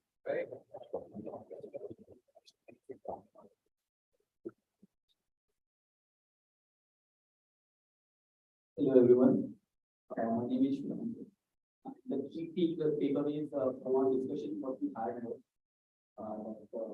Firstly, the small steps at the individual level what will be, they will be giving effect to the bigger change. Next, as sir mentioned, that we can analyze our personal carbon footprint. So, like how we optimize our whole market. Similar way, we can even optimize this, like customized optimization as per our personal carbon footprint. Actually, specifically, someone will have a right. So accordingly, we can manage that. Then we also have alternate energy options. Instead of fossil fuels, we can lead to renewable energy like the biogas or food energy. And we also have nuclear, cryogenic, and other eco-friendly ways. Right? So we can opt for them. Second, three most key points for awareness and all is there are three. First is the awareness among the people. Second is their engagement, and third is the practice. Okay. So for awareness, we can have workshops, seminars, and we can have government give recognition to personal body or organization with the rewards or some other way, subsidy. So they will try to opt for it. They will be leaning towards that. Second, engagement. So engagement, everyone has to do at a personal level as well as the organizational level as well. Because as sir mentioned, the phrasing has already changed and it is no more a war with me, it is emergency.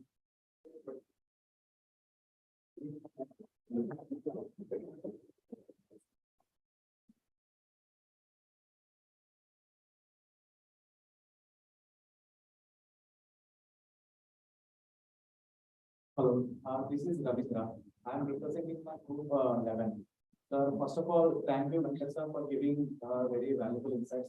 Usually from childhood, what we learn about global warming, just plant trees, then it will be okay, but it is not in the case. We learn like a global heating, that is the newer just today only I learned that, and climate emergency. So now the climate is trajectory like a 4 degrees to 6 degrees.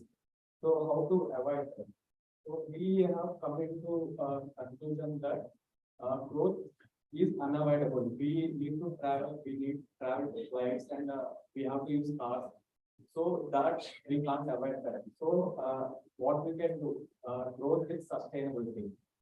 We there is a concept called CCS, carbon capture and storage. Recently, IPCC meeting happened at Paris. Then our countries came into conclusion that CCS to be implemented is not just limited to emissions, controlling of emissions. We have to do carbon capture. It is a process like we have to divide the carbon from atmosphere. We have to do it storage and keep it in the ground. This is the carbon CCS process. So this is one of the things we have taken. Thank you very much.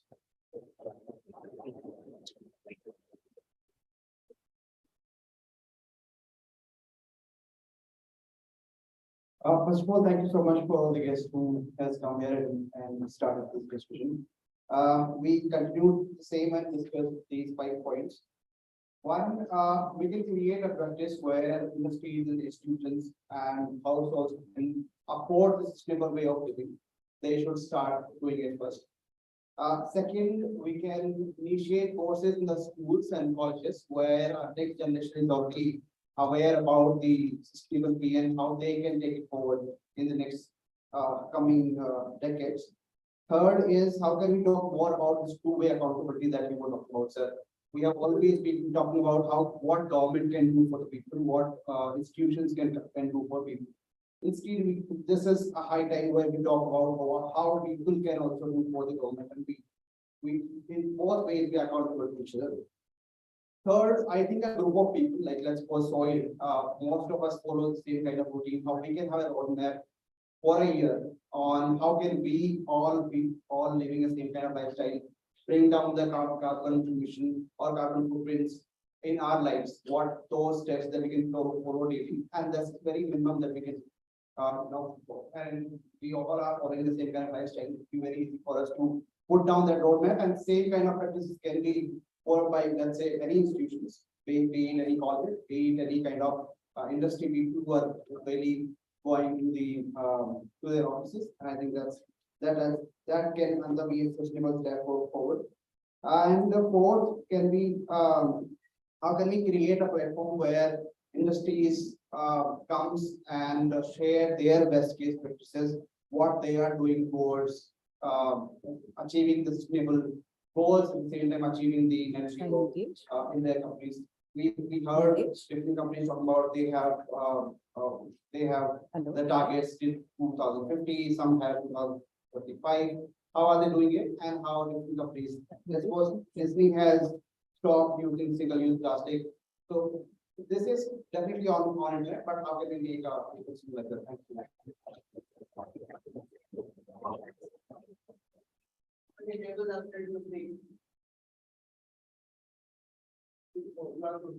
And it would be traditional evening and. Thank you. Good afternoon. My name is Anushka. First of all, I would like to highlight this, that if this conference would not have been happening, we all here would not have this discussion. So this discussion is the point, we are accessible to the fact that someone managed to hear.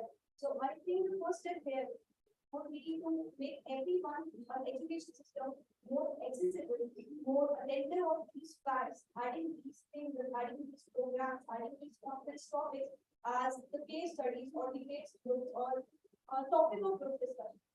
Because I don't know what we all will be doing of all those facts, but I know for sure that we one step more closer to make it a topic. So after this, Vasudev would like to come that what we can do to serve the society better. I think this answer based on 4 pillars that is the customer specific information that we can measure or how the second is the government level that is transportation majorly contributes to the level of carbon emissions. So the government can make very connected. How do we acknowledge which I play a vital role in our everyday life? Why do we think that everyone is more efficiently contributing for the work? Very attentive of the families and things. That is for sure basically more important because of smart watches. So the technology here helps us to be more attentive about the family. So here I think technology can help for the our emission as well. We can create a smart watch here.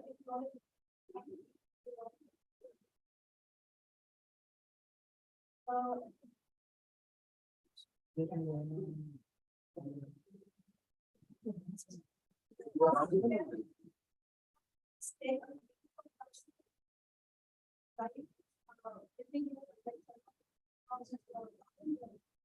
So such needs can habits can be and this can have he mentioned that always try to take was a given answer that what people like to so such habits can help us to be more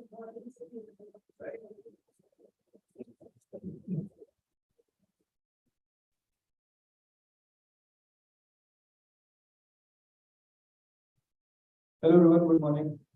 So, like as we have heard here for that, for about Vasudev Kutumbakam. So the major idea of this is like we all are a family, and whosoever living being is deciding on the is a family only. So all we have to do is we have to come forward, we have to come into a one family, and we have to try to solve any problem. So let's suppose like we today are facing a very big issue of like emission as we have discussed earlier. So how we can help and if we come as a family and if we follow Vasudev Kutumbakam, so our cause would be same and eventually we will solve that particular problem only. And so and eventually our solution would also come same. So let's suppose the change starts from our home only. So if we consider a situation that change or like any electronic devices very often. So many of times we have around 10 chargers, 2 phones, but we don't dispose them. So we have to come up to a very better idea like how we can dispose them, how it can be recycled, things will be used. So or whatever more solutions we have is like okay, so this was thank you.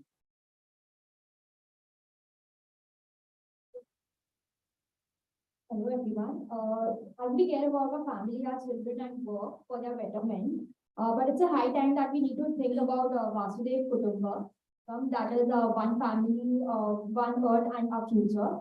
So from this session, we understood that global warming has now become global heating and climate change has now become climate emergency. It's a high time that we need to go back to school and practice what we studied in our 12th standard science, that is triple R, reuse and recycle. Second thing is from the point of business, that is we should do business that benefit our society, that is care for people and care for the society. as a esteemed panelist to share that we all need to move as a society and go for a personal zero emission goal. So let's start counting our carbon along with our calories and money. Thank you.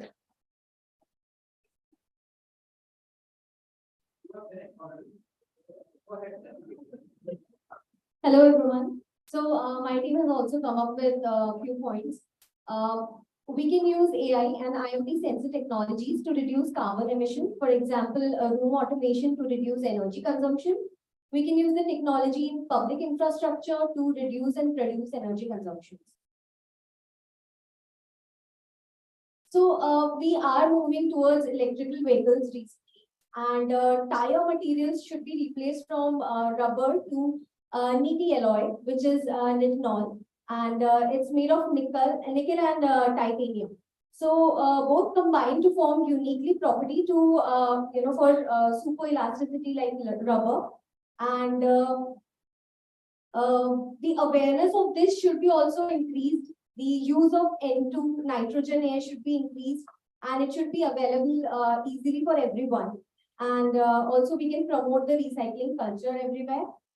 The next one is the industries must increase their investment in R&D departments for more sustainability. There are innovation in efficient use in energy. And as the budget given for 2022-23 was just 0.36%, so I think we should increase that in order to get more research and development. And also the last point is rainwater harvesting. So every workplace should have mandatory harvesting plans, because by harvesting rainwater, we can save to 85 kgs of CO2 emissions for every 1,000 meter cube of rainwater used. That's it. Thank you.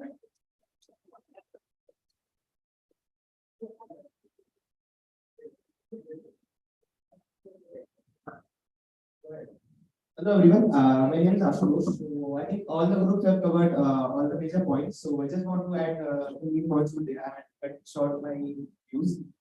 So everything starts from self. So we need to reduce our needs, our demands, and then only we can contribute towards other society.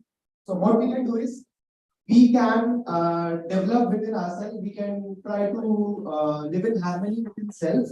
Reduce the needs of self, and then we can try to live in the harmony and work towards the happiness and prosperity of self, then with the family, then with the society, and then with the universe. And this is how we can contribute towards the holistic development of this world. Thank you.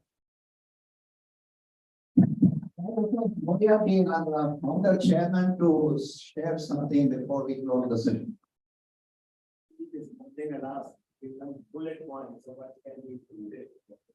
One bullet point which I like to say. Today, global conversation sustainable development. I think Eastern is to be sustainable development. Nobody covers sustainable development. That is or the national public. Think of sustainable development in some time. They don't like it. Therefore, you don't put it around. Right.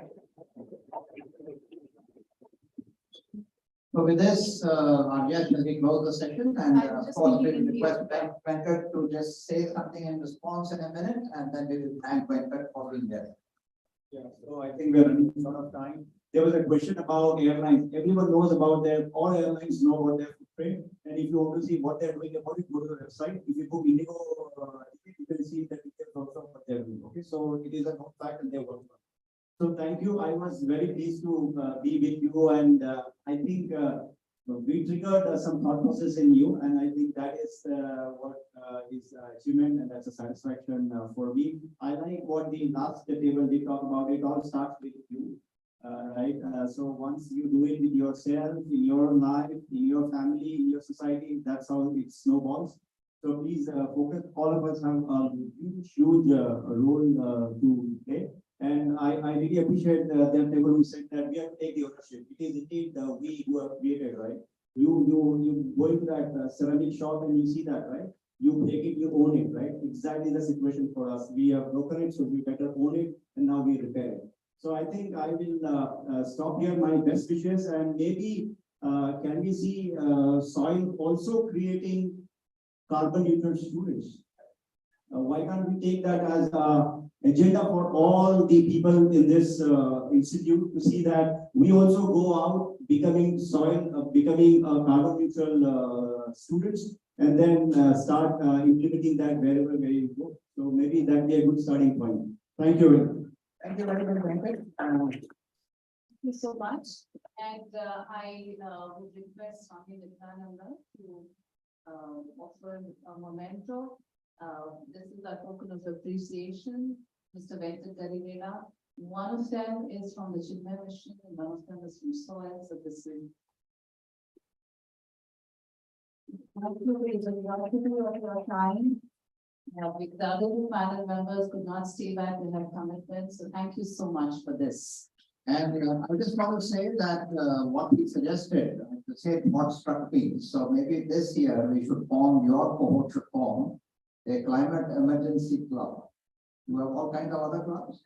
So climate emergency club. And some of you should volunteer and become active members, and you should begin by measuring what we are doing in this campus, for example, on the carbon. And what's the plan that what each one of us is doing as an individual. And some of us may be bigger culprits, so we all need to join, right?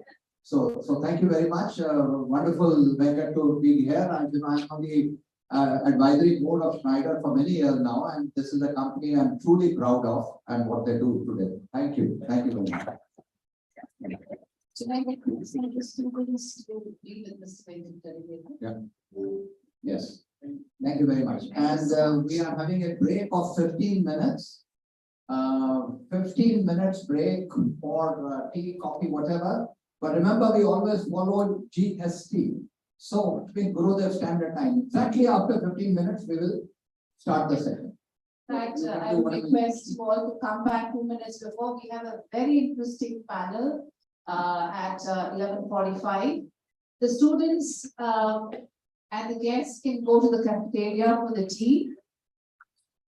I request the panelists to join us in the boardroom on the 3rd floor for a tea, because otherwise it will create quite a ruckus in the cafeteria.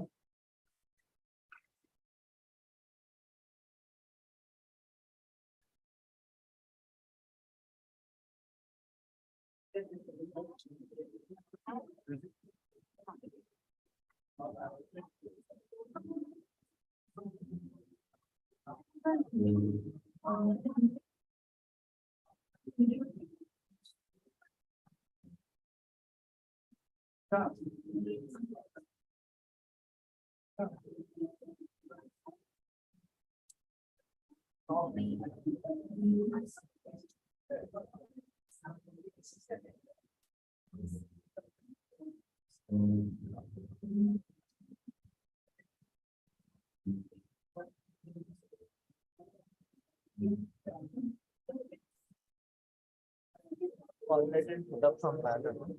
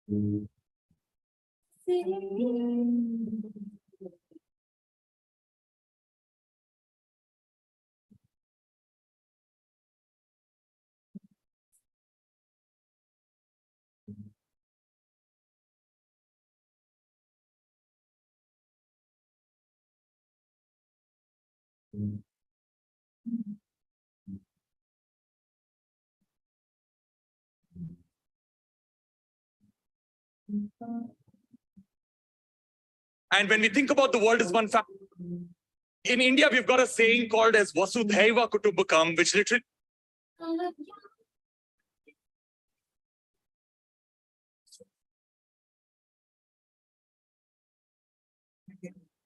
Yeah, because I'm already on the stage. I couldn't speak to you. I was already standing on the stage.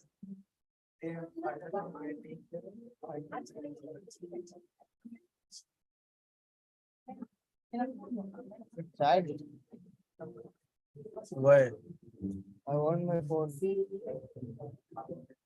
Like the problem is now.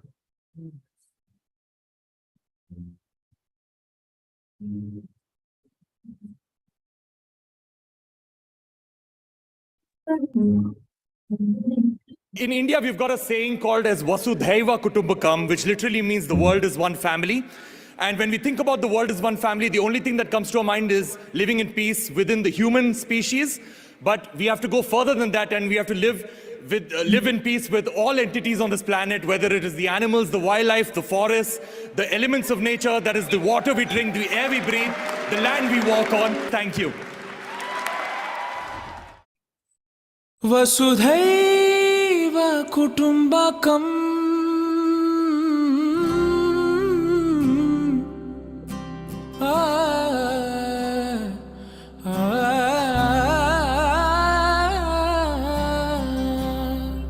As far as I can see,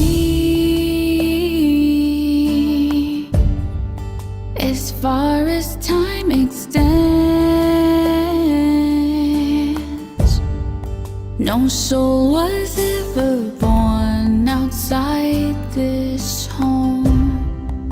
No heart has ever beat outside this song.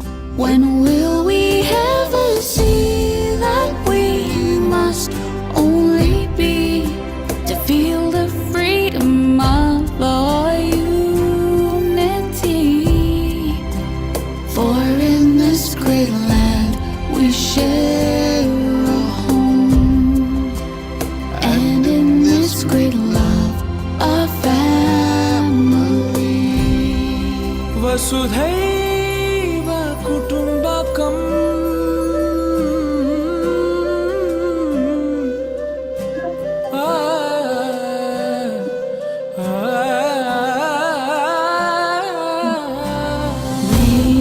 Nature has forged an unbreakable bond in all hearts and all lives.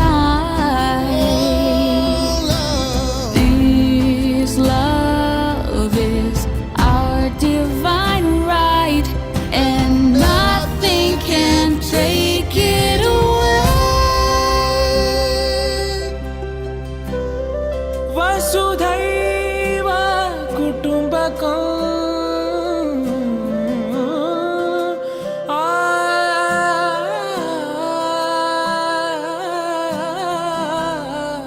When will we ever see that we must only be to feel the freedom of our unity?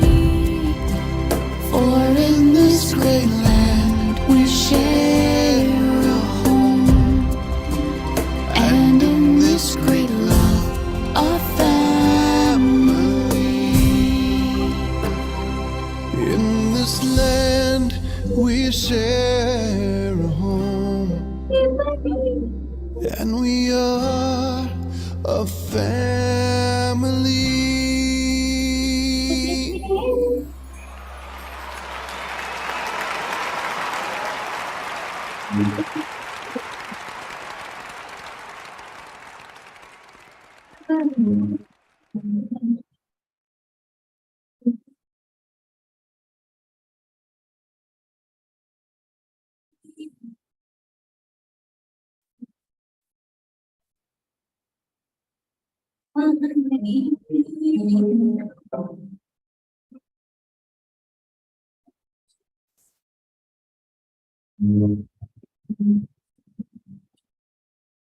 Classic arrangement था ना। अच्छा आपकी photo है तभी आपको देख रही है। नहीं मैं मेरे पास समझ गई, मैं तो व्हाट्सएप में बात सकता हूँ, मैं दिखाते नहीं, मैं दिखा रहा हूँ।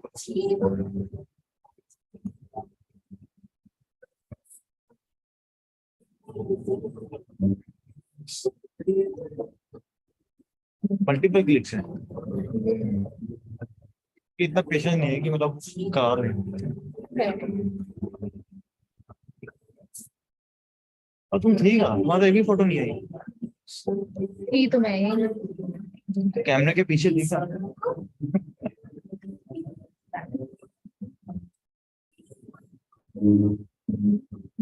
फिर हमने मुझे चलिए फॉर्मेलिटी क्लिक करके खत्म कर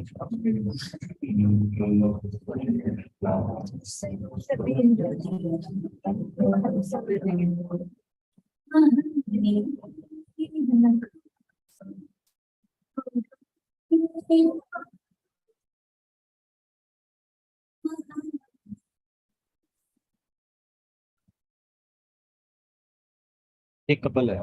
पता है दफ्तर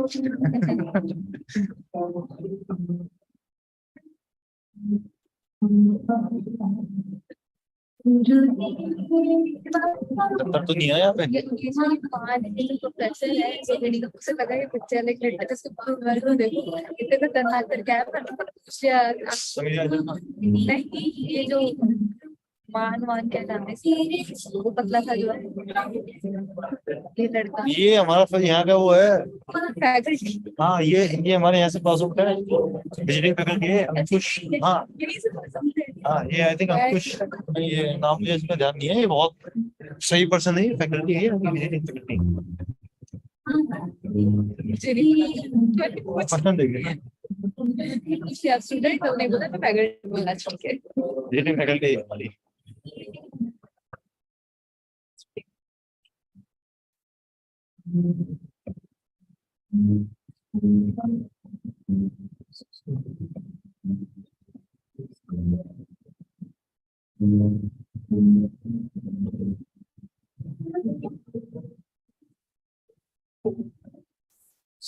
यार अभी तक नहीं आए तुम, कहाँ थे, छुपे हुए। मेरी भी फोटो आ गई 3-4 बार तो बीच बीच में।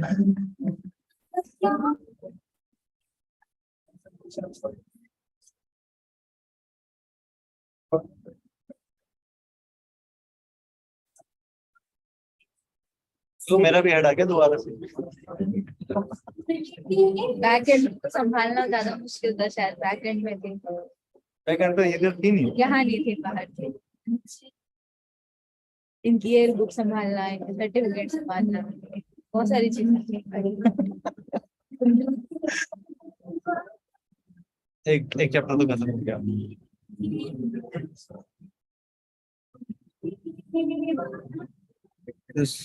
ऐसे हो बस फोटो देख रहा था मैं अभी।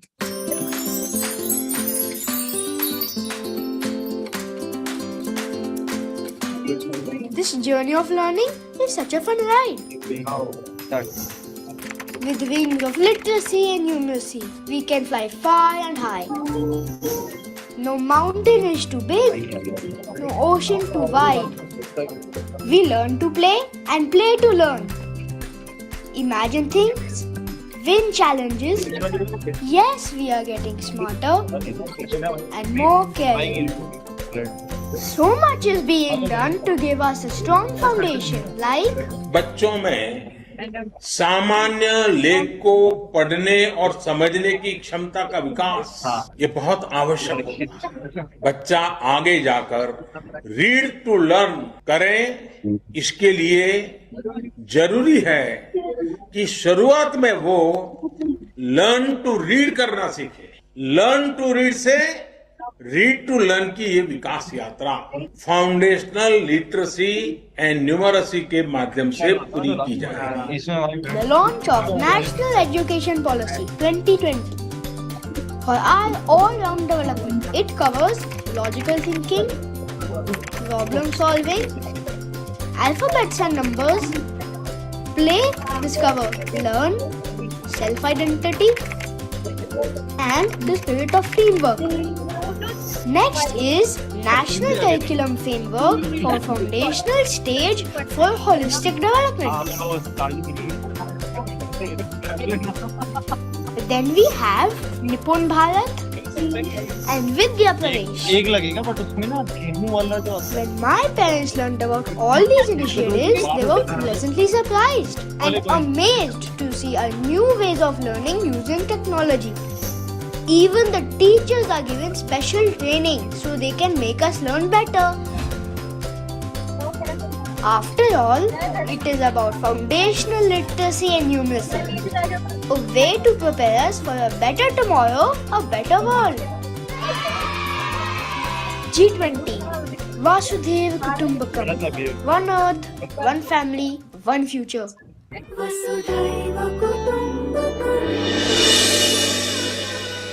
बहुत लेट है, नीचे हो गई एकदम लास्ट ये तो बहुत सेरेमनी है कौन आया If you have WhatsApp group of your class, you send a message that we can all come back. ये तो टाइम लगेगा ये लड़का नो सर्जरी हुई है, वो ही मेंशन यूजुअली नो सर्जरी हुई है, ज्यादा बात भी नहीं कर पाता वो।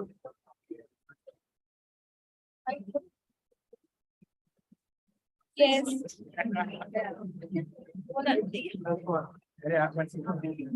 किसी ना किसी की आज क्लोज हुई है ये वाले फिर भी ठीक है नहीं ये वो मेरे याद था वो मेरे याद हाँ अच्छा आप बोलो कोई फोटो वो तो क्लिक कर चुके हैं आई होप बोलते वक्त उन्होंने एक आध क्लिक किया हो।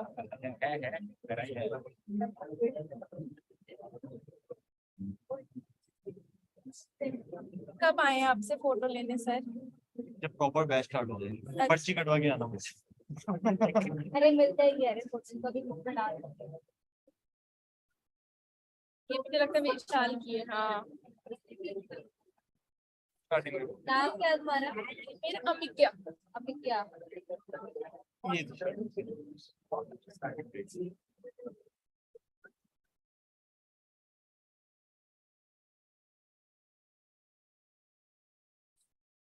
शाम तक अरे यार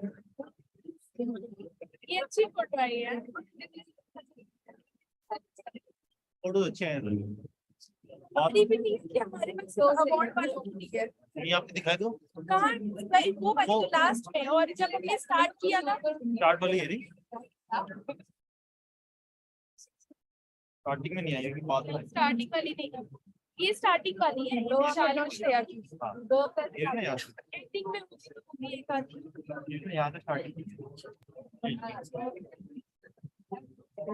ये first photo Okay, let's everybody please come back to your respective seats.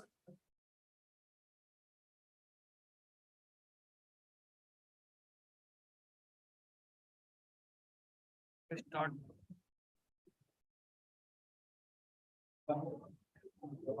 Camera on कर दूं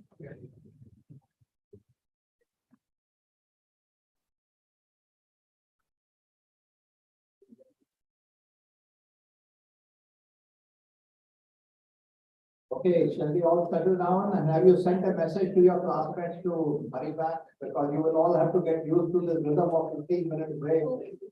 Going all the way down to the basement, having chai and rushing up, so. You will all have to learn to do this in 15 minutes, right? Swamiji, this is only the second day for them in their program and soil. Yesterday was Gurudev's birthday was the first.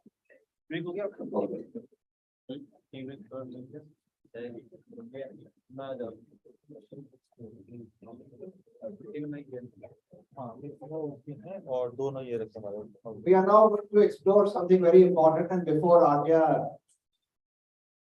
announces the next session, I just want to say that the first session on the role of business. In addition to the points they have covered, I want us to consider that business is a force for good. Most of us, if you look at the average lifespan of, let's say, 75 years, a third of that goes into sleeping and doing such things. That means the life is 50 years. Out of 50 years, 40 years is in workplace. That means we spend 40 years of our life inside workplaces. And the way we therefore govern our workplaces, the way we build a culture in our workplaces, the way we live inside workplaces has a profound impact on the way society functions. Profound impact. Culture is the biggest excuse of the century. If we have to transform the culture, we have to transform the movement. We can't say our culture is such that prevents us from living with sustainable practices or compassionate practices. There's a wonderful film made by a British philosopher and scientist. It's called The Global Brain. You can watch the video online, and the book called Global Brain. They took pictures of the planet from outer space, and they said some cities resembled cancerous cells. Pathologists could not make out the difference between cities and cellular cancerous cells. And do you know why? Which were the cities which resembled cancerous? Do you know why? Just take a guess. The cities with the highest crime rate, drug problems, marriage breakdowns, exploitation of women. Those were the cities that resembled cancerous cells. That means their people had lost a connection with each other. They were not living in like the spirit of Vasudhaiva Kutumbakam. So they were, each one was turning selfish, just like in a cancerous cell. One cell becomes selfish, we call it disease. In our community and society, when we lose that connection with each other, and the biggest problem in businesses is that even as we deploy technology, we are losing the connection. In the pandemic, a lot of people went inwards and they lost the connection with each other. When you are not connected, then you cannot live the spirit of Vasudhaiva Kutumbakam. So therefore, the very important song, what we say, Gurudev's name when we say, Karuna, embodiment of compassion. Therefore, the practice of compassion, which is the most important part, but if we truly care, then we will take responsibility. Otherwise, Vasudhaiva Kutumbakam will become only another slogan.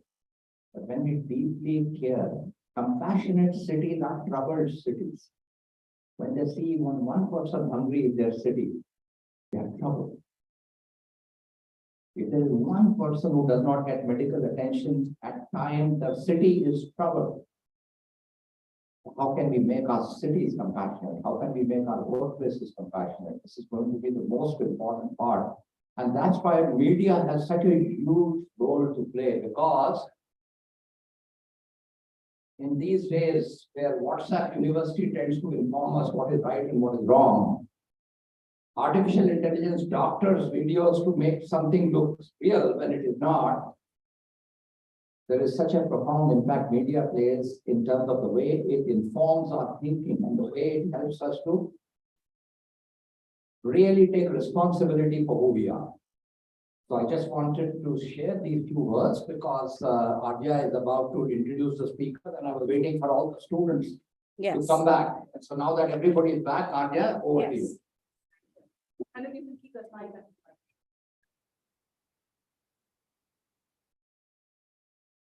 I hope everyone is seated and comfortable because we have a very interesting discussion coming up. This panel is all from the world of media.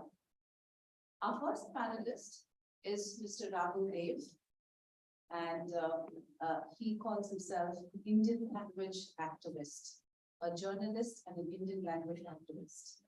And I'll leave it at there because you'll get a chance to know him more closely and personally. And some of you have already got to know him because he was here earlier and participating. So welcome, Mr. Rahul Dev, to the stage. And thank you so much for your time. Our next panelist is Ms. Geeta Datta.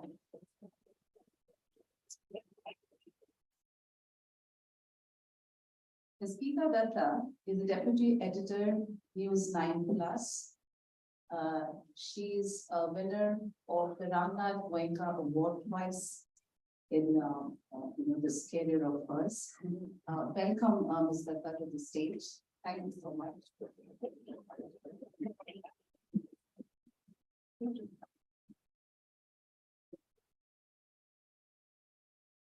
Our third panelist is Mr. Ishan Raina. He has a long introduction and he will introduce himself. And but I'll just introduce him as an ex-founder chairman of Havas India. Mr. Raina, welcome to the stage. Prior to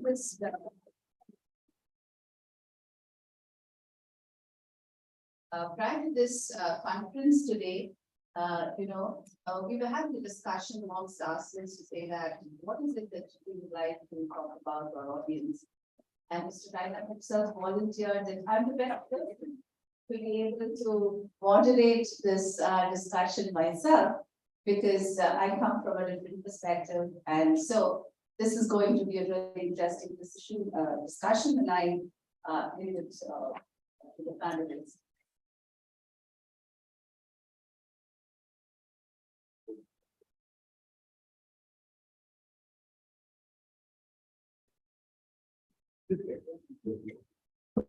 Long introduction. The other part of the introduction left out is that I serve on an advisory board in your campus. So I've been here before. Other than that, so the reason I volunteered to mediate, it's the easiest job. Nobody expects an India from you. Any tough question, you just pose to the two real journalists in the room.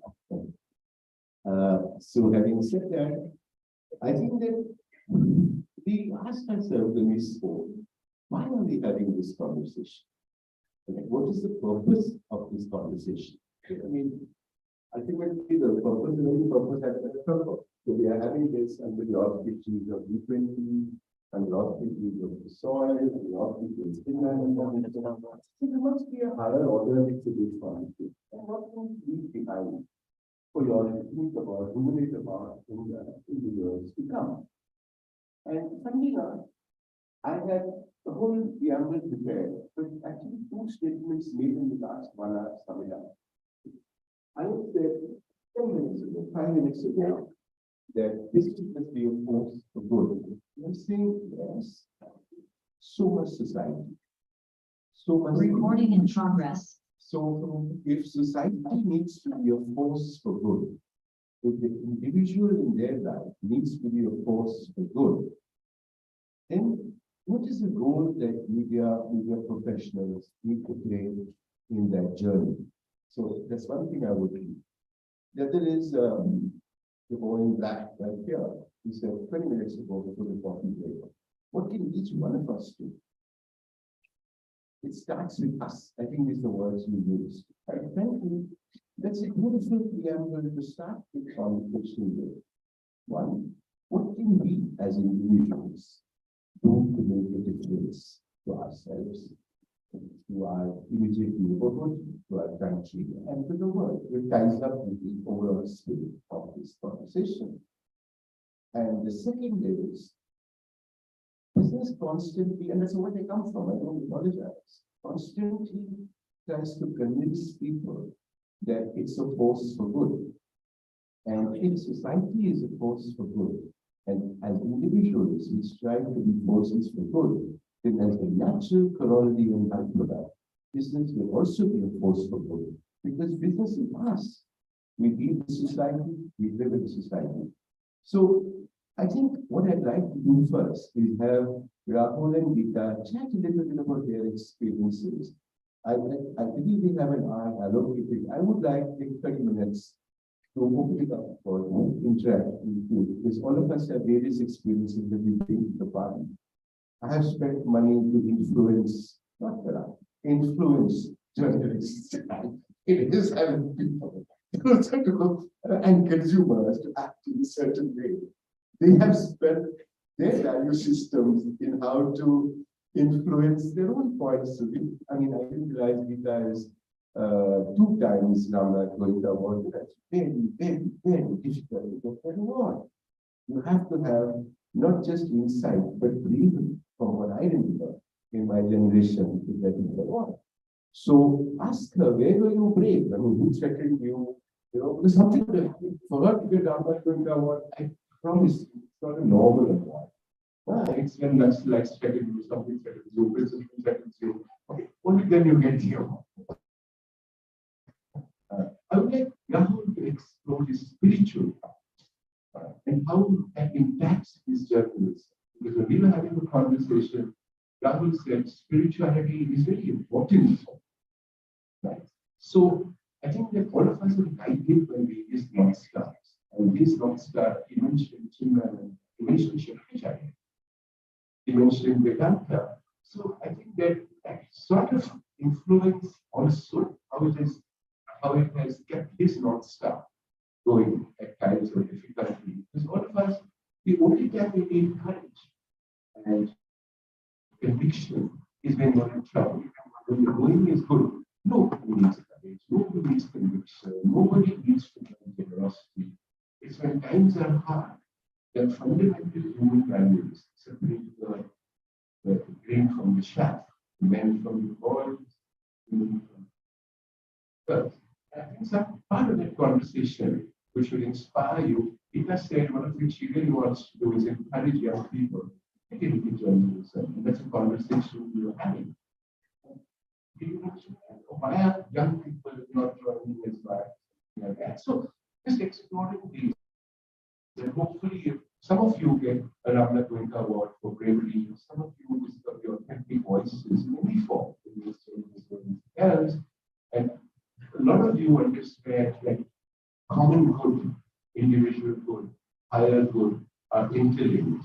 Then I think you will get what we have got before by some soon from this conversation. So with that, may I start with Geeta? Geeta, I'm going to hand you the mic to you.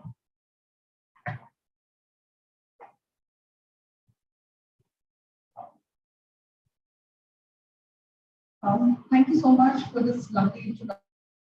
Trust me, it's not so bravery to get to come here.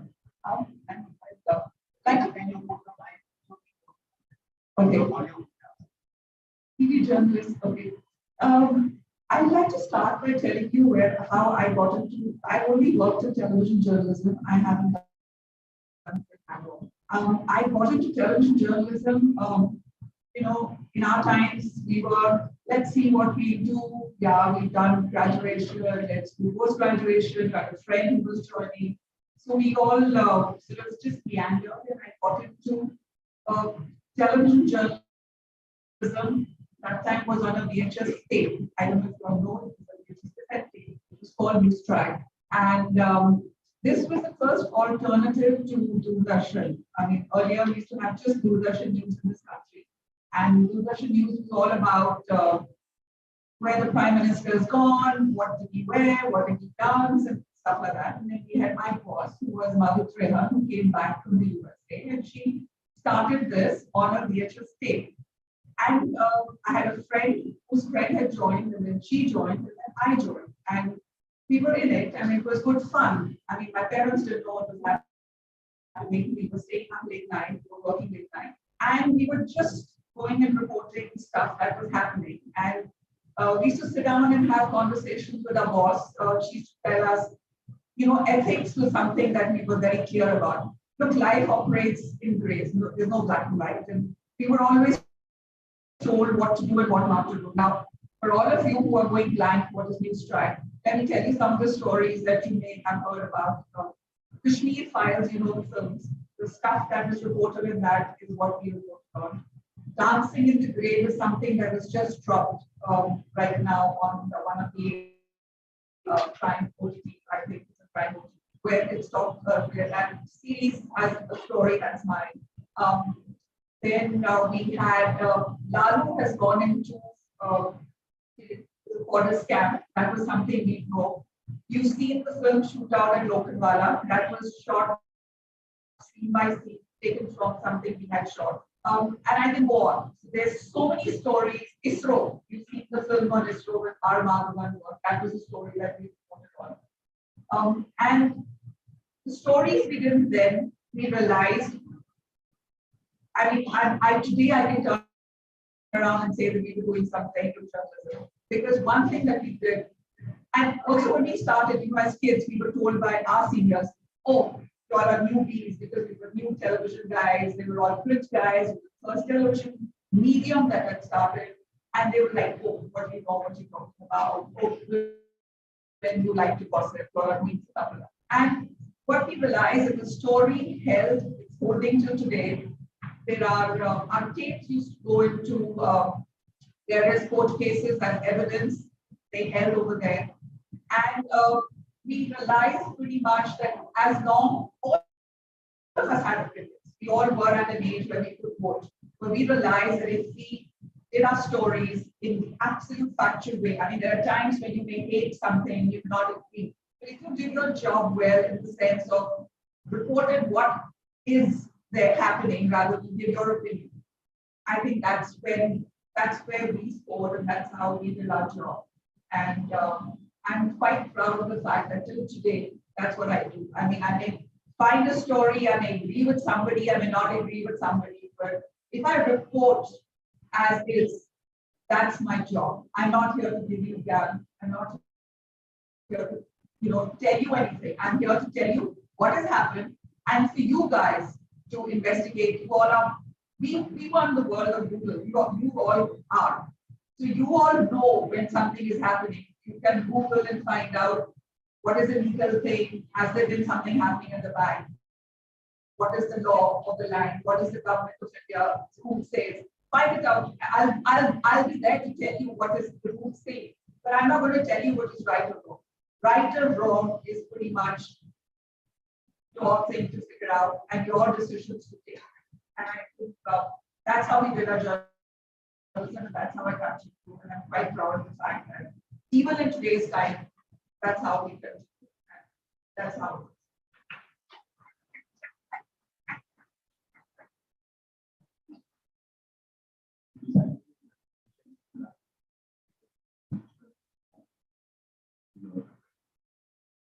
Thanks. Hi. Well, my journey is very simple. I entered journalism while I was doing my MA in Lucknow University in English literature. And that was a little over 40 years ago. So I've done nothing else, known nothing else. And I was very fortunate that I became a journalist. I was made a journalist. It's one of the most exciting professions you can enjoy. Primarily because it allows you to go on learning new things every single day. And if possible, these days, every single moment, if people makes an effort. So it's been a fantastic journey. Professionally, I started with English journalism, spent first 9 years with English journalist in Lucknow. Then effortlessly switched over to slipped into Hindi journalism, and since then I have been known as a Hindi journalist ever since. Very few people know that I know a little English as well.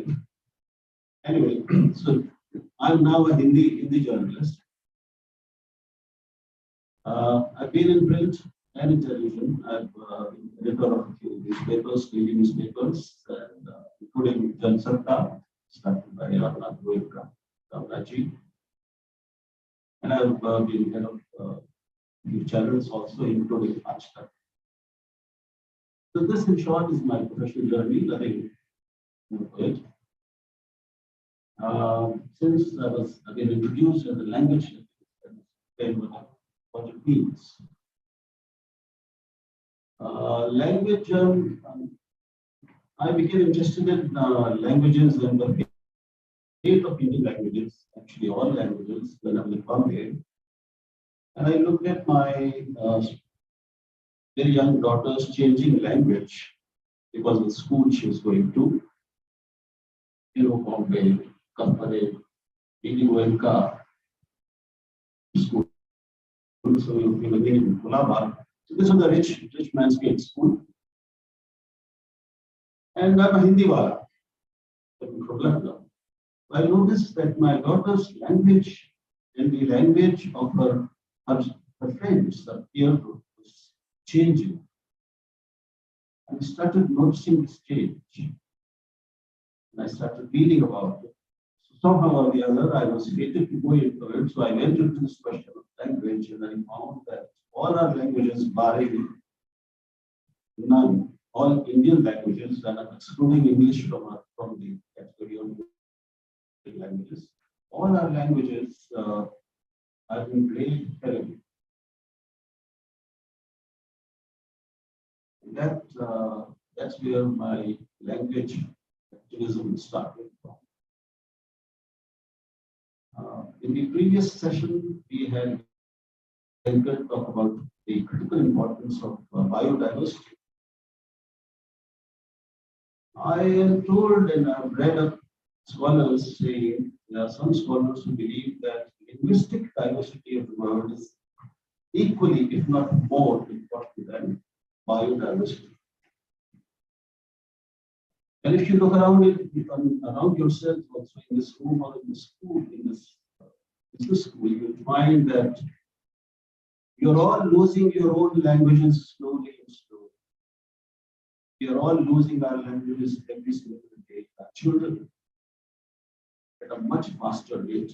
And I can foresee a day in India where this country of immense diversity of all kinds, including linguistic diversity, will have most of its citizens speak, understand, read, and write just one language, which is not of this soil, which is English.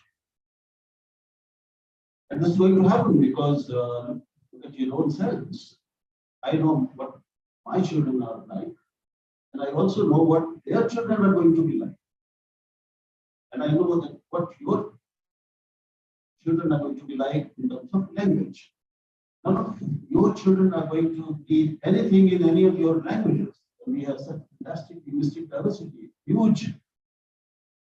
I mean, the entire Indian scriptures, Indian wisdom, the collective treasure of Indian civilization has reached us through our languages.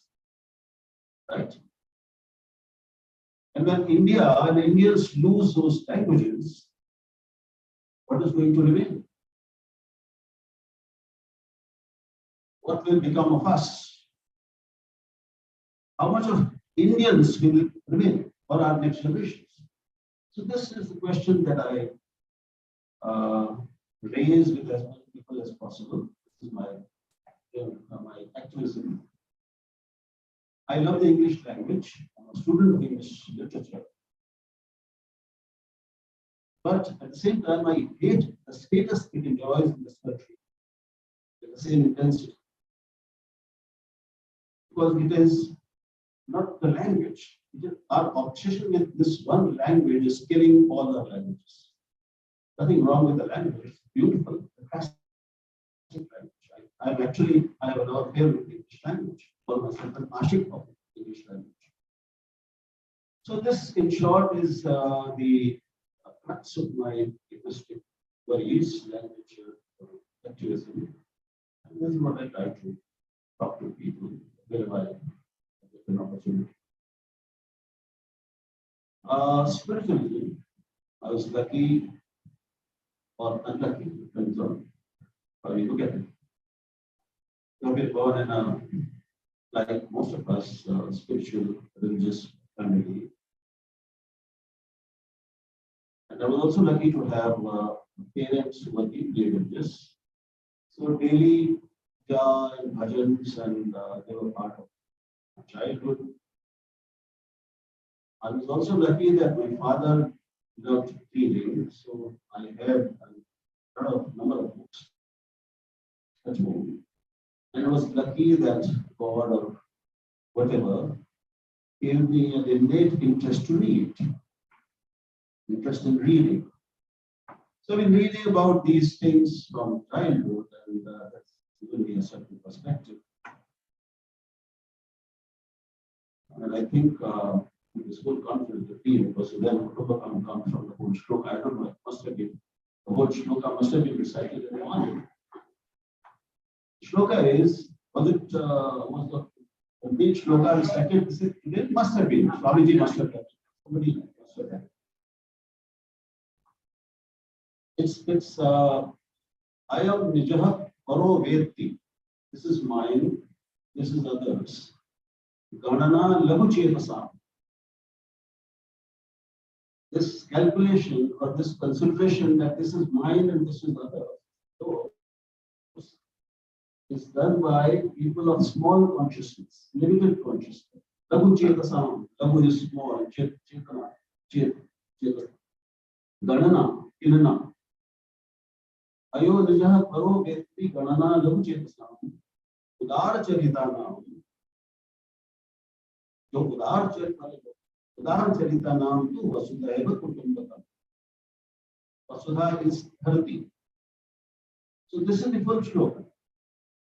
It has actually become a slogan, as Anil said, because people don't talk about the whole slogan, don't recite it, and you don't get it. You cannot have an udar charit. You cannot get into the spirit of Vasudhaiva Kutumbakam without the previous words. The moment we start thinking or feeling and behaving, this is mine, this is me, this is mine, and this is yours or others, you stop being udar. You stop considering the world as one family, and you stop living as one of the innumerable organisms that this world is composed of. So, just a second, just my last, I would like to recite two more shlokas to you from the book I love, Gita. So what is Vasudhaiva Kutumbakam, the meaning of this word? Sarva Bhuteshu Ye Naikam Bhavam Apya Ikshate. Abhibhaktam Vibhakteshu Tat Jnanam Yati Satvikam.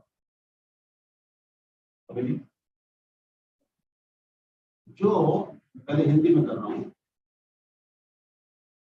जो सभी भूतों में, भूत means all beings, living or non-living.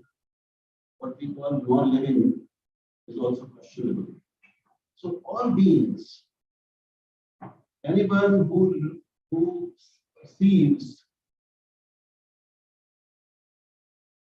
all beings as having one imperishable core element, sense, one essence.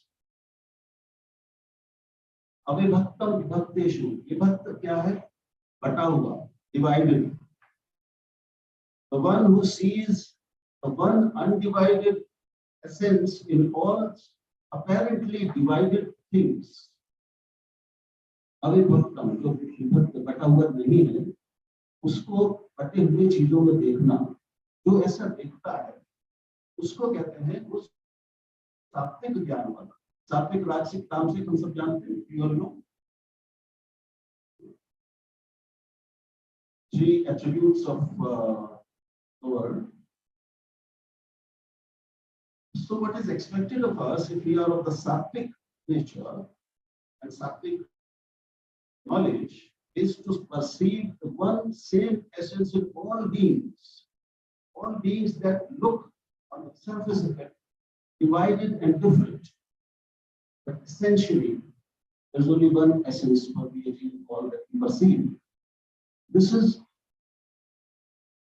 the realization of belonging to one whole family. What it does to us, and the second is Rajasic Jnana, I might have told you. Prathaktven yat jnanam nana bhavan prathaktvam vetu sarveshu bhuteshu tat jnanam Rajasic. Rajasic, the secondary kind of knowledge is called Rajasic Jnana. And what is that?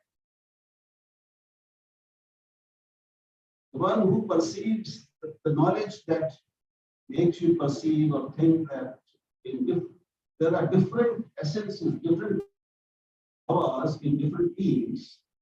So the knowledge that perceives differences, essential differences, is a Rajasic knowledge. Not, I mean, it's secondary kind of middling, worldly knowledge, but not the real knowledge. So this is the context of personality. What it does to us as an individual, no matter what we are doing, what our position is, that it makes, and we were discussing this at the table of the fantastic students I was with this morning. It makes us firstly realize that I'm responsible for all that is right and wrong in the world. And I am the world. I am society. The world or society is not outside of me. I am the world. And if I am the world, I'm part of the same family of which every single being is a member. Then it makes me responsible for all that exists, good, bad, or indifferent, right? And therefore, it makes it my responsibility to make everything better. So this is the essence of, or the lesson of spiritualism that I give.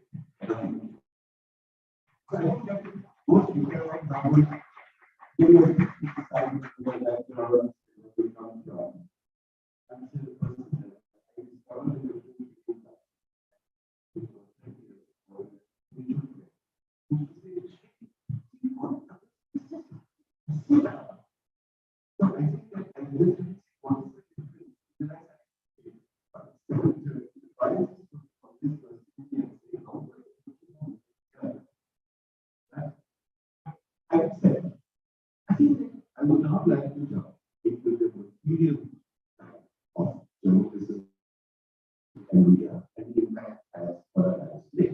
As you know, all of us grew up in the area of television. I happened to finance a social media company in 2000, working on this media and media operations. It happened. But one of the things I learned very early, because I was young people, I was terrible at understanding the business. So the young were very young, and they call them algorithms.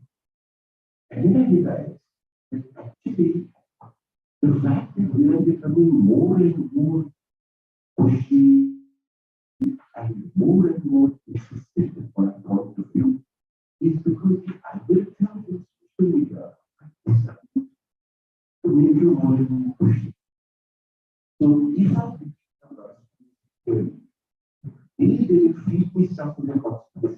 I start to feed it, and the second thing is not making sorry, this is rational. It's not my mind. The second term is what is called filter bubble. It will filter out what you don't do and keep feeding you what you need. And then you will get other people that will reinforce that. That is a challenge for media as an industry. That is a challenge for media professionals. That is a challenge for journalists. Because I am an unrelated customer who is, whether it's Google or Google, I am constantly being given something that I need. I just completely, and that becomes my truth. in Boston, you were there in the election. I'm totally explaining. I was seeing what was called. And Boston, University, Bruce State in America. The whole world is divided. But so my team was who how this is going to do this. Used to come home and say, please switch that off. I said, no, Ross, I know. Because you फंस गए हो एक जगह पे फंस गए मैं हिंदुस्तान की I don't know who क्या है and I kept an acrylic up here and lots of friends on both sides of the dividing Indian now this is long enough he knows around the body so he wants but unless you push yourself to be open to it it's impossible to be open because the media industry broadcast is that which needn't be so. But if podcast is designed because of the owners who designed it, social media is designed because of the scientific algorithm. So you are really going to end up in your 20s and 30s and 40s with one point of view. Because the more and more you do social media, the more and more you are mathematically being forced into one point of view. And therefore, how do you ensure and that's a challenge I would like to pose before both the I just a social media also. But I saw the announcement you were reaching. I said, Bhaiya, what you're telling me is that you are pushing me to think in one way. He said, sir, वो भी क्या करते हो? वो तो करता है. Oh, इसलिए डिजाइन है. Alright, if you shop one thing, everything you can shop. Okay, if you listen to one, so you understand that this is by design, and you have to choose your friends. At least 3 people who disagree with you hiring. Otherwise, you cannot grow with you. And invariably, my wife and my children, try to meet people who disagree. We have a friend who didn't make a lot of long now. We don't take. Very important because if you don't manage to do that, you have people who won't fit the problem. And if you don't not like it, it's the job of the social media. It's how you handle design. But I'm very for all people who want to explore or make their own truth rather than have effect to them. Truth will not be the same, but you can make your own truth. But if you are not conscious of the fact that media that you consume 5 hours a day is designed by design and by algorithms designed to make you have one truth that you not true, then there's a lot of work to be done for you physically and mentally to overcome that. I think it's a huge challenge for young people all over. I think it's a huge challenge for the industry. I think it's a huge challenge. I'd like to basically have a conversation around that. And then I actually have to open it up for Q&A. But I would like Rahul and Geeta's views on that. And I think that's the big challenge going forward.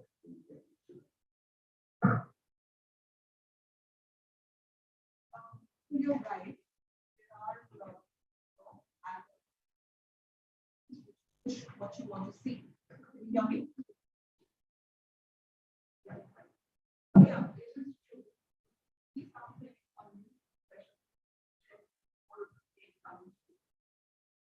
But what is really good about the fact there is a small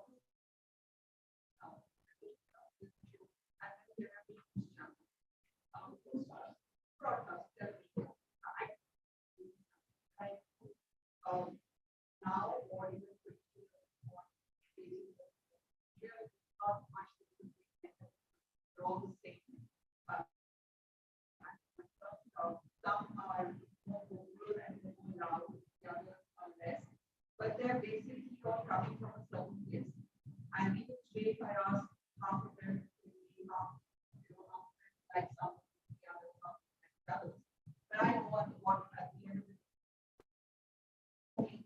are the same. They're all aligned to somebody or one way or the other, which I think is a very sad state.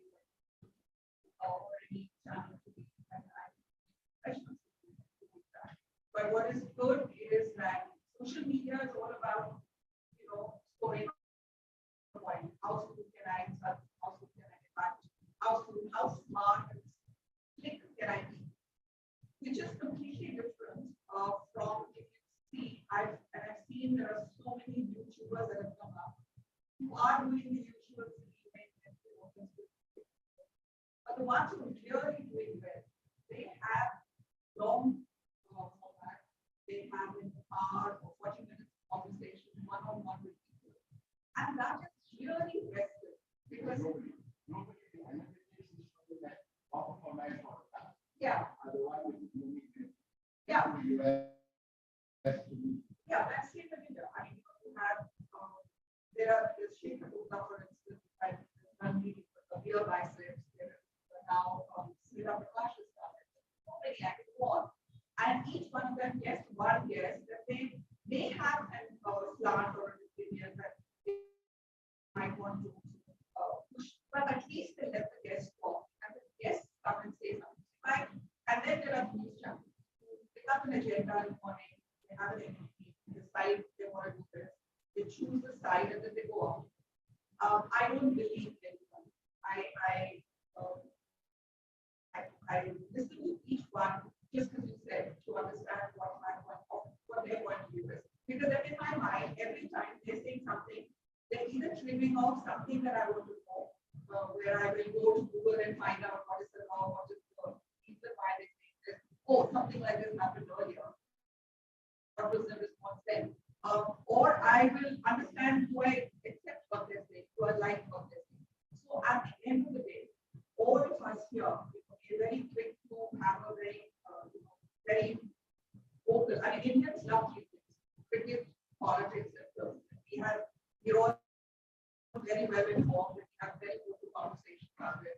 But at the end of the day, we're very quick to judge. I have friends who had family group, where they've had people in the WhatsApp group.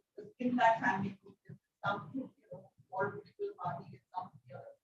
My point is at the end of the day, I don't understand why people can't. It actually depends on you. If each one of you has that it's your responsibility. You need to find out what is happening. You need to calm down. There's no instant. You're not on social media. You don't have to do just understand the issues. I'm not saying you don't have to do it. I'm not saying don't choose a side, but I'm saying be informed. Just be informed. And you have so many ways to be informed. And if you're doing that, I mean, that's the way to go forward, to go over all this YouTube, news channels, social media. Because when you start arguing, you're arguing at such limited, small pointers that it just, even when you're having a conversation with youngsters so many times, it goes worse. I can't let it church. I have to be careful on our dining table when we have guests. It's so visible. It's not America, it's equally true in India. It's from Bombay, I'm sure it's true in India. That's like the dining table, की कौन क्या बोल देगा ऊपर से कौन उसका हो जाएगा. And I'm saying it's maybe shanti or security, but so I think that is the quality of this social media reinforcement, But I would be talking.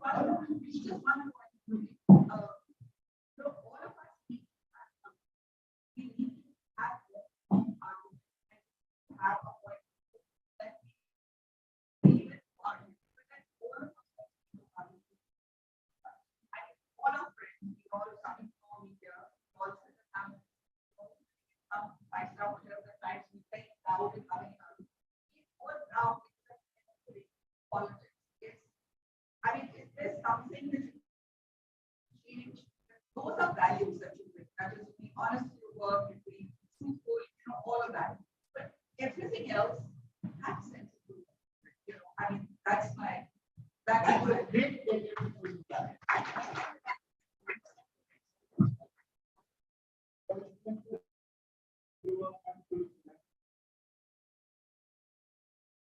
taking off from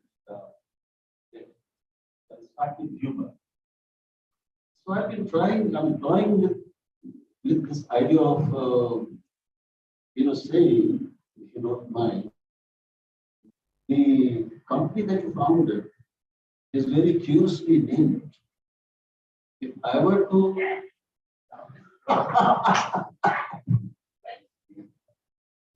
अच्छा, तो अब इनकी कंपनी का नाम जो था हवास, अब उसको अगर हिंदी में कर ले या उर्दू में कर दे क्या लिखेगा?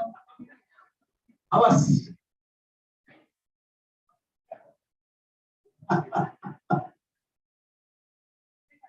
So these are ये भाषा के खेल है.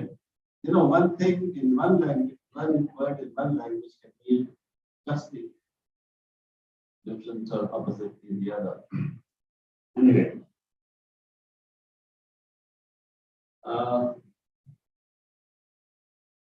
I think we all share the same concerns. The concerns that Shan has raised and Geeta has raised, they are my concerns also. I'm sure they are the same concerns that you have. Yet we find ourselves unable to do anything about it. Individually, we all feel alone, I do, and powerless against this barrage of prejudice and bias and hatred and ill will that floods our bones and our minds, our eardrums every single day. Our conversations have gone toxic, relationships have gone toxic. So there's huge toxicity in the air, not just here, but globally. And social media,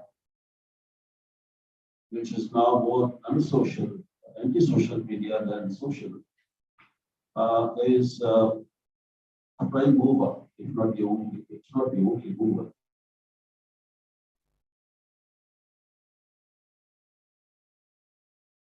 I will talk to you about algorithms, for design.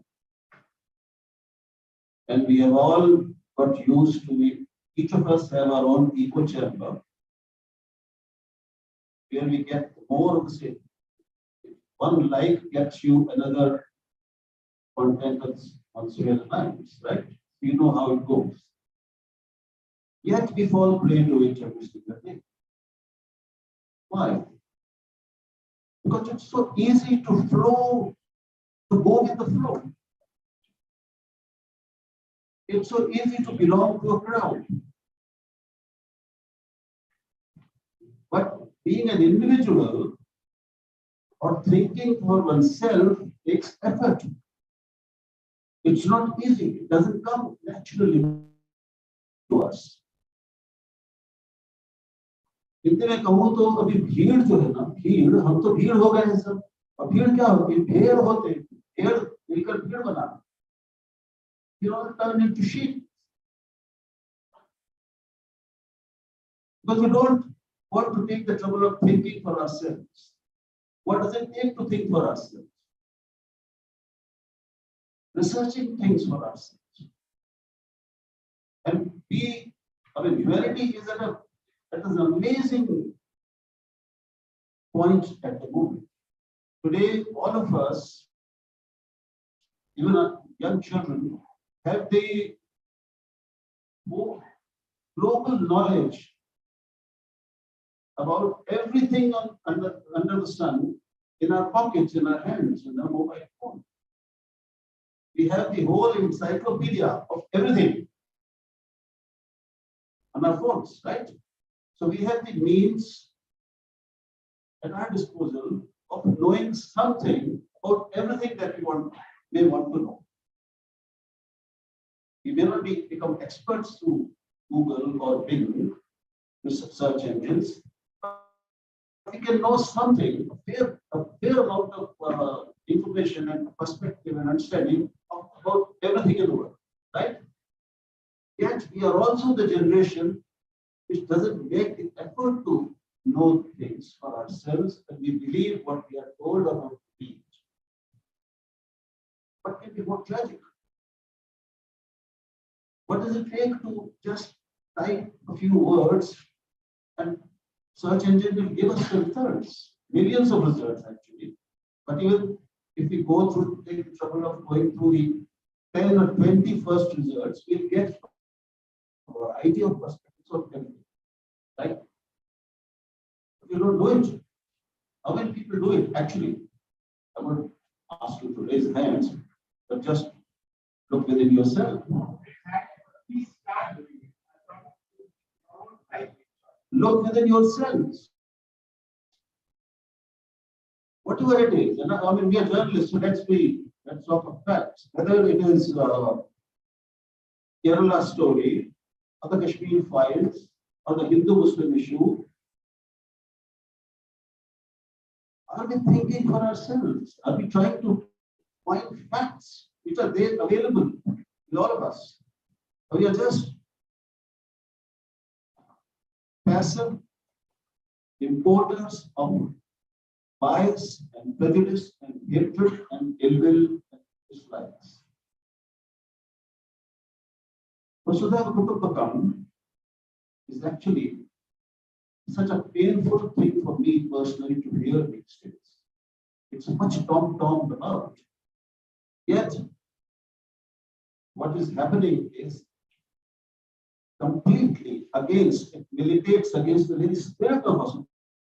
We are told every single day to dislike someone, to hate someone, and take the next step. When you hate someone, what happens next? We are being driven towards more divisions, more schemes, and more trouble, more hatred, more ill will in society. And this is happening, sadly, in the name of Vasudha Kutumbakam. So, social media, you ask, what can we do? Don't believe or trust just one source. No one channel, no one newspaper, no one portal, no one YouTube channel. But as he said, you must have 3 friends, yes, who can disagree with us fearlessly and fiercely. And you must have 3 or 4 a panel of news sites or news sources to know the real facts. The reality mostly lies in between, in the middle. So find that middle in every single issue before us, individually or nationally. Find that middle. That will be where truth will most likely your truth. I can't resist adding one more thing. Please understand. The more divided opinions are, the more profitable that segment is for everybody. You must understand that, that you are actually the food on his table. So it is again, the algorithm is designed to divide for profit. If you go to YouTube stars today, the people who are most divisive get 20 lakhs per episode. The people who try and be balanced get 2. Ab duniya kidhar jayegi? I met a young boy who was disagreeing and said, "Sir, अच्छा आप लोग dispute करते हो ना, हमारी कमाई ऐसे." So I didn't even thought of the profit of the people that we. I thought of media owners' profit, Google's profit, but the new generation of entrepreneurs. And I said, देखो India में इतना सारा opportunity है, इसी में तो पैसे बनाने होंगे, तुम और सोचो ना. He said, आसान है. So understand, we are making it easier for people to profit, and therefore, you're all contributing to conscious or unconscious. I want to give that as a commitment. I want you to put that just forward and after Let's go ahead. I want to throw it open. We have 5 minutes. I want to throw it open for questions.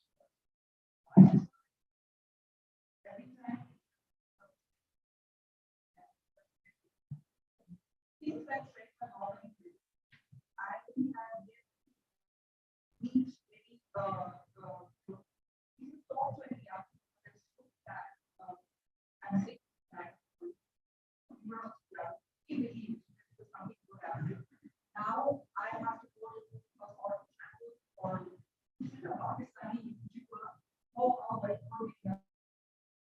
and it's really bizarre because I find that when I speak to and I speak to and they come in with so much detail and hope, what's happening in this country. This is really bad, or I don't think this is working. And you have people who are telling that it is working. You have an economy that is being told it is working, right? And there is a difference between questioning and not believing and being happy and getting everything is wrong in it. And that is coming when you say that people are, feeding into negativeness and all that. It's coming from when we have the largest young generation, and most of them feel that I don't know why, but somehow when people are excited about something positive, it shows they're immature. I don't know, maybe I'm making a generalized statement. No, But it has a theory. It's a gaming science theory, which I hope you can understand. It's called the theory of cognitive dissonance, which means for your mind to be at balance, your attitude and behavior need to match. So you will either alter your behavior or you will alter your attitude. So if I think, for example, that smoking is bad, but my behavior is I'm a smoker, either have to change my attitude and say, no, roast of look, okay, or I have to change my behavior. Which is, for me to be in consonance myself, in harmony, that's a theory of cognitive. So these people or young people, I can relate to that. Because like the filter bubble, like the elbow, they are playing to this theory of the mind. कि अगर मेरा attitude ये है, अगर मेरा behaviour ये है, तो मेरा एटीट्यूड चेंज करना है. अगर मेरा एटीट्यूड ये है, तो मेरा बिहेवियर चेंज करना है. Because otherwise you cannot get harmony with yourself. I'm sorry, I wanted to interrupt that. The science है, the science है पूरा. It's not happening by accident.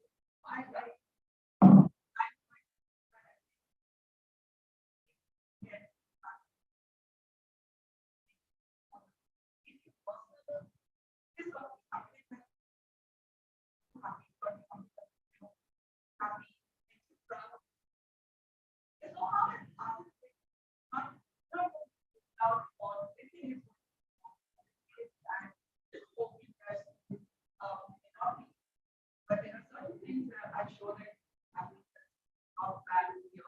There's no harm talking about it. Everything can't be bad because you talk about everything bad.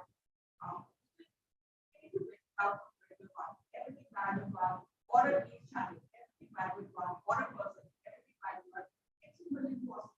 Everybody has a good or a bad, except what is good. Work on trying to what is bad. And that's how life is. And that's how we realize it. When people show we can't be able to really change the world. But if we do it right, do it correctly. And we're very happy. We are happy as people, our generation. But I find that the present generation is coming up. They tend to be so negative. Again, a very strong word, but I would use it. Very negative about it. That's really sad. When we look at, say, all the channels, say there's all look at the kind of discourse that's happening in public, it's coming from them. It's coming from the society.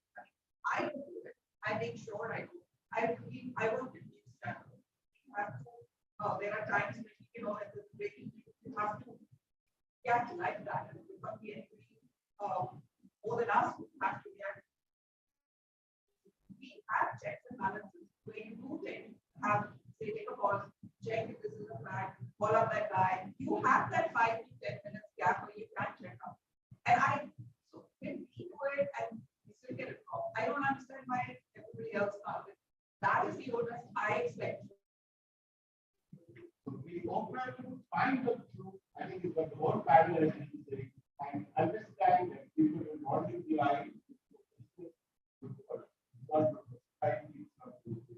I would like to close. Am I allowed a little humorous? And after that, I want to.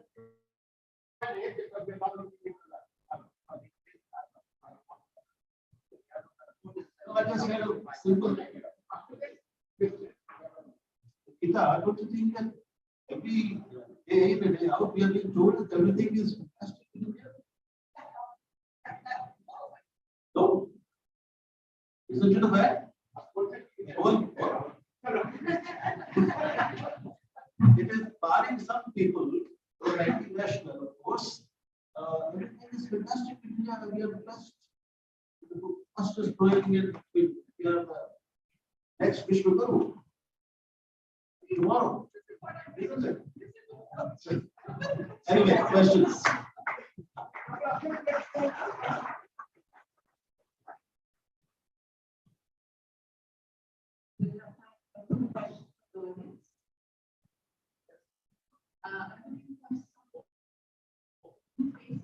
Go ahead.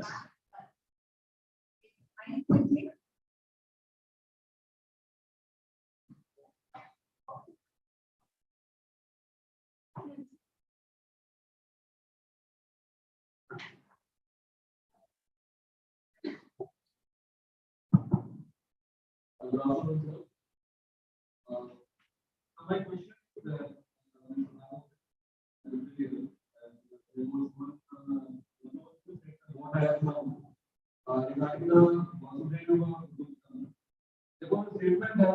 the statement that Vasudhaiva Kutumbakam is different from normal family. If no, then who will be the head of the family? Should I give it? I will get the hard of here very soon.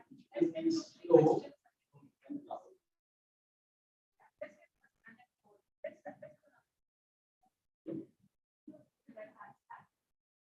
Yeah, but let me get the question right.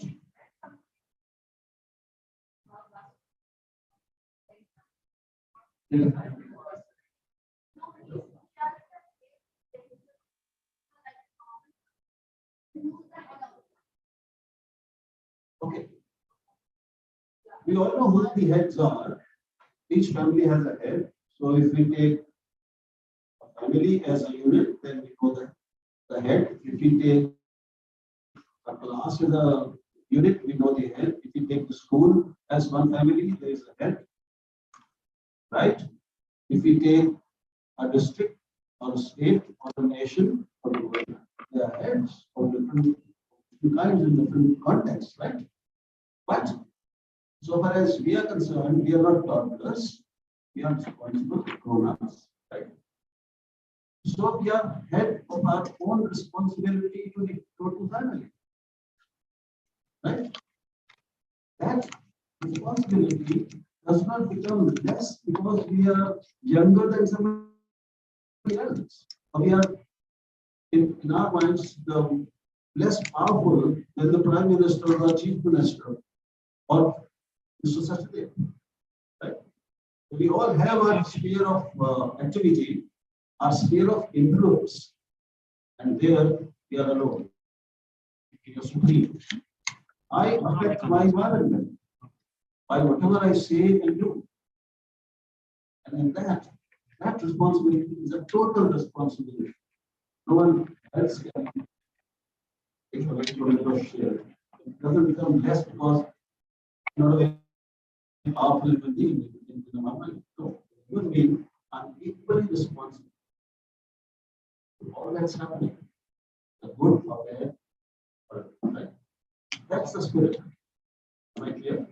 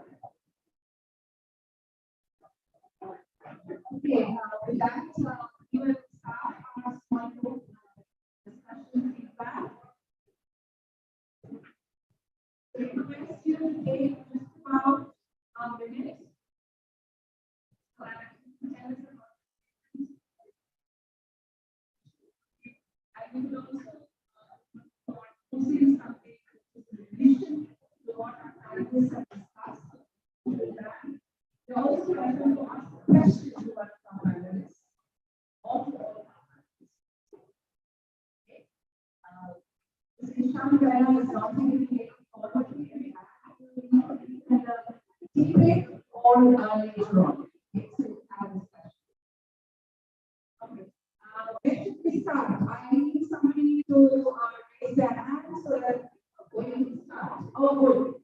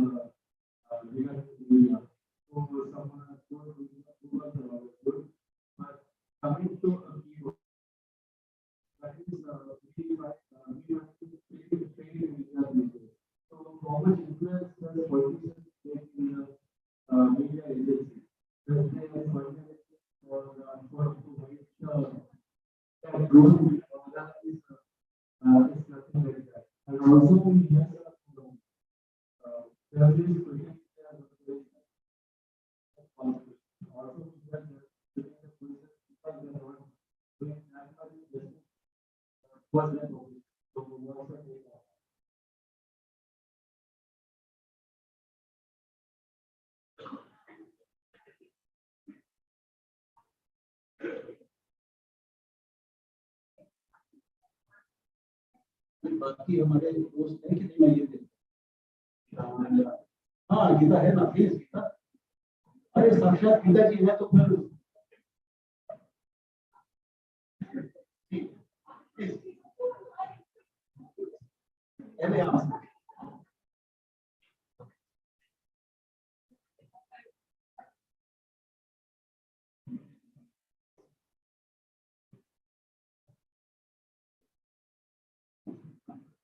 Quitting media, I'm sure a lot of people have questioned and moved on because they felt they're not getting the right way. Could be career growth, could be because they agree with the line, you know, they were asked to take. Sometimes it's just as simple as, you know, the senior journalist might turn around and tell you to do something because it's the editorial that they may not feel it's good to judge. So that's why they might get angry at me. But yeah, I mean, every profession you find people quitting and moving on and doing something else. A lot of people I know, I do long format, which is programming, which can come with long lot of people I know who with long format reports have left and are working in other organizations because long format reports. It's only news cycle, 24 hours, crazy, you know, anchor driven news cycle. So there's a lot of people I know who are doing long format reports because there is no space.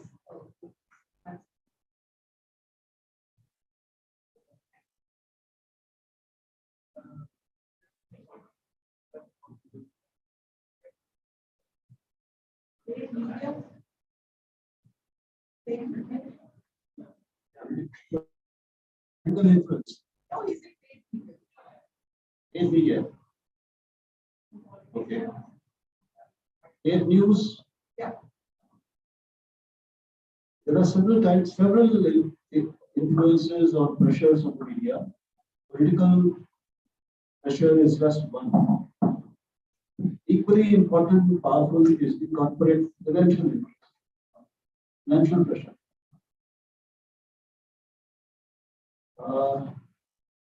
As we were discussing during lunch just now, there are two great powers in the world under which the media and all of us operate. First power is the state power, power of the state, right? We know power of the state. And second is power of the market. What is the power of the market? Money or corporates. Right?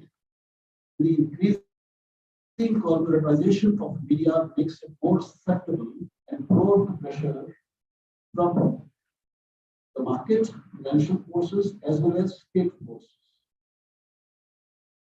Truth, which the media is expected to bring out without fear or favor.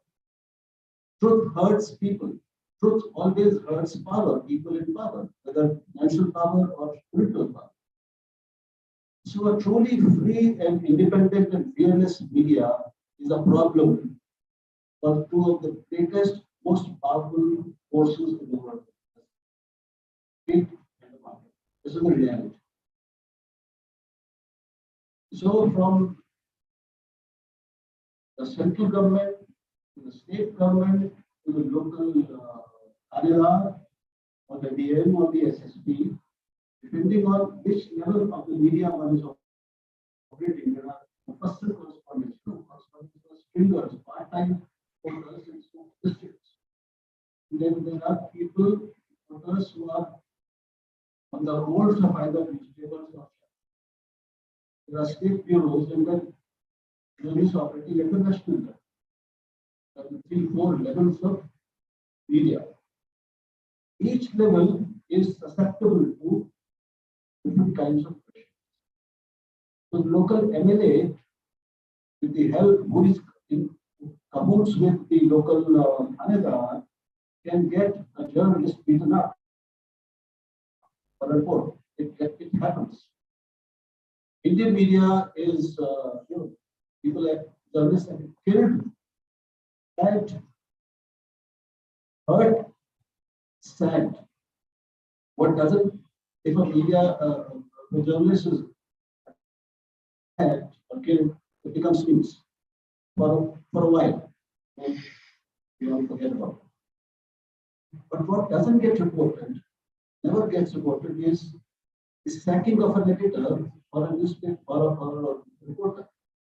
It's just fired because he or she doesn't suit the powers that be.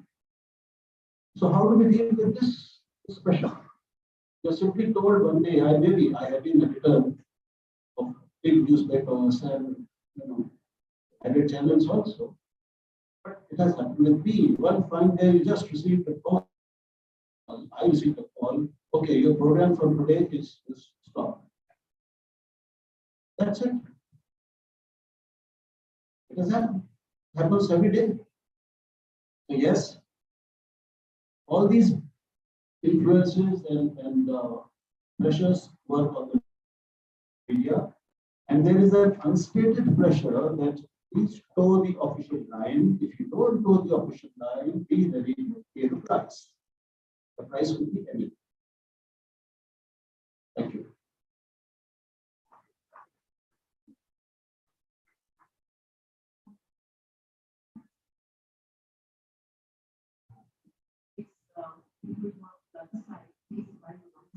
Yes, and I would like to urge all of you to make an effort to know the life of an average journalist. An average journalist is not someone you see on TV. An anchor has at least 100 people that you don't see. Every channel has 2 to 3 or 4 or 5, 400 people working. A newspaper, same. But you read about what's the byline, the name of a correspondent who writes a story or who presents a story. But they are not the only journalists. 95% of journalists never appear on screen, never come in front. They work behind the screen. And their struggles, their quality of life, their working conditions, their living conditions, their wages, pressures on them never come out. And yet all of us have this great opinions, some opinions, very firm opinions about journalists, about media, they're corrupt, they're sold out. I can tell you, 95% of journalists are honest, very decent, hardworking people who mean well. It is only few, but very powerfully situated, who are corrupt. Yes, there are corrupt journalists who become sold out or who willingly surrender before power. This is the reality. So anyone, and you can make out, you can look at any channel or any anchor, whatever, you will know on which side of the boundary is he or she. A journalist is expected to speak only on behalf of the people. But today, majority of people who appear on screen are speaking on behalf of the thousands of people. Isn't that a fact? You can make up your mind. Any journalist whose opening remarks goes longer than a minute, you can safely tune off your television. Because next 5 minutes is just going to be me, and me. Opening remarks of any anchor should not be longer than 30 to 1 minute. Anything goes longer than that, it's all about me. And it's all going to be his opinion. And no journalist in television, at least, not one of us is somebody who knows everything about everything. So and every day there's a new topic, every day there's a new discussion. When they sit and they start talking, they say, listen, I have thought this is what has happened. Switch off your ear. Not required to go somewhere else, do your research, get your facts. Because it's all his opinion or her opinion. That's it. Something longer than 30 seconds question, longer than 30-second opening, pitch the television off.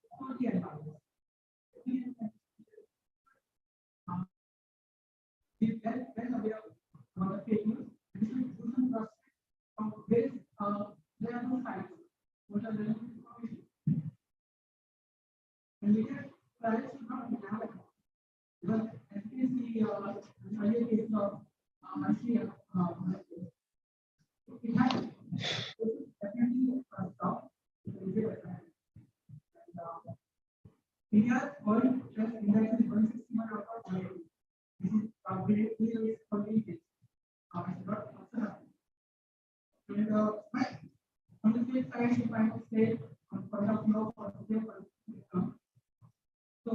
media and social media both have made sure that we should celebrate every festival in proper way.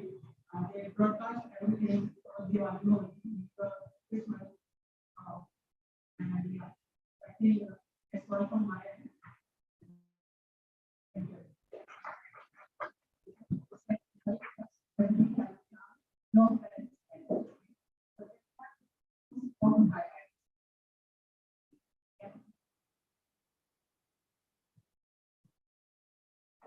No, this is discussing with my colleagues. We ended up this area actually good people are waiting for us.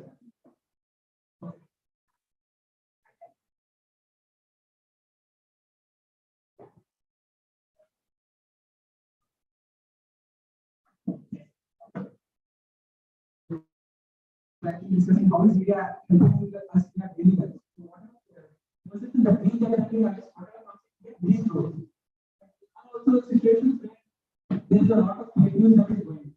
For example, the man was taking mutton for his son's birthday. Some people actually thought it was how we can actually beat it off. So there are few situations where the media is not actually helping all these substances. So what we can say is media is a multi-dimensional thing. We can use it as a yardstick to measure truth. But our question is, mainstream media actually fight the statements and was it able to help us in our situation? First, we discussed the panel and had things about what they told us and how they discussed the kind of perspective.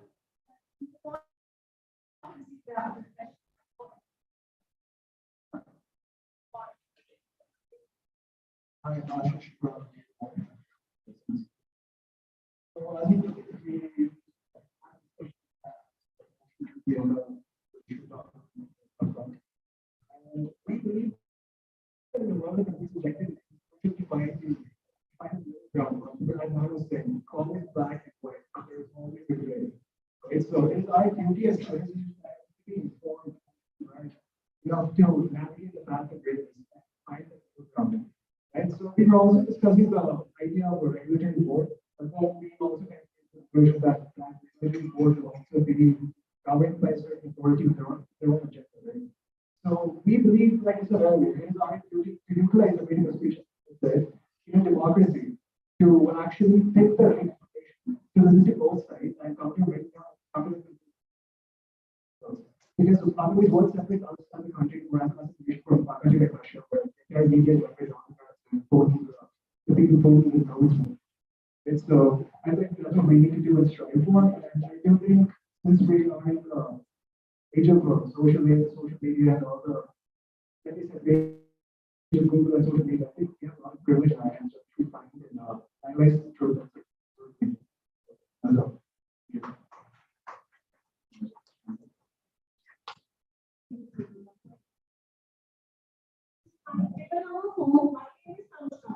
We were having a trouble thinking of the problems we decided we should look at how can media play role in mass media development.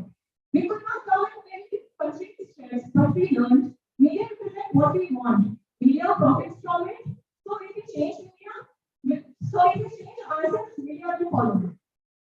So how do we change? As we have the power to and the knowledge at our hands, so we don't have disagree and social compromise. We just choose and stop consuming what we believe is advisable. Thank you.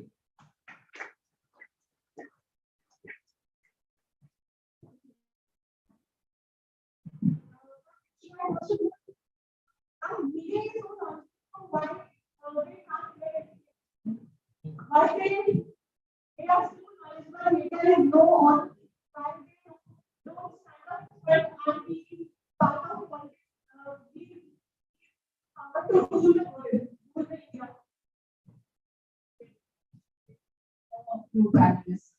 I can answer that.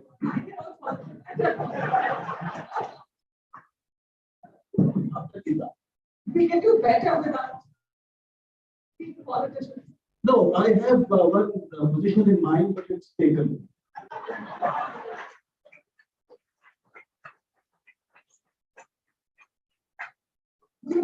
As someone who is in good experience.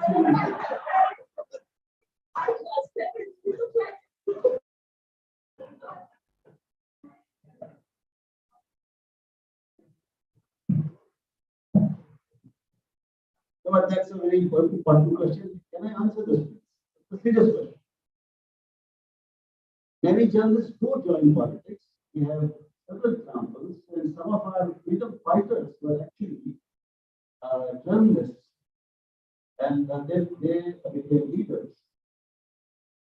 Certificate Mahatma himself, and the others, whether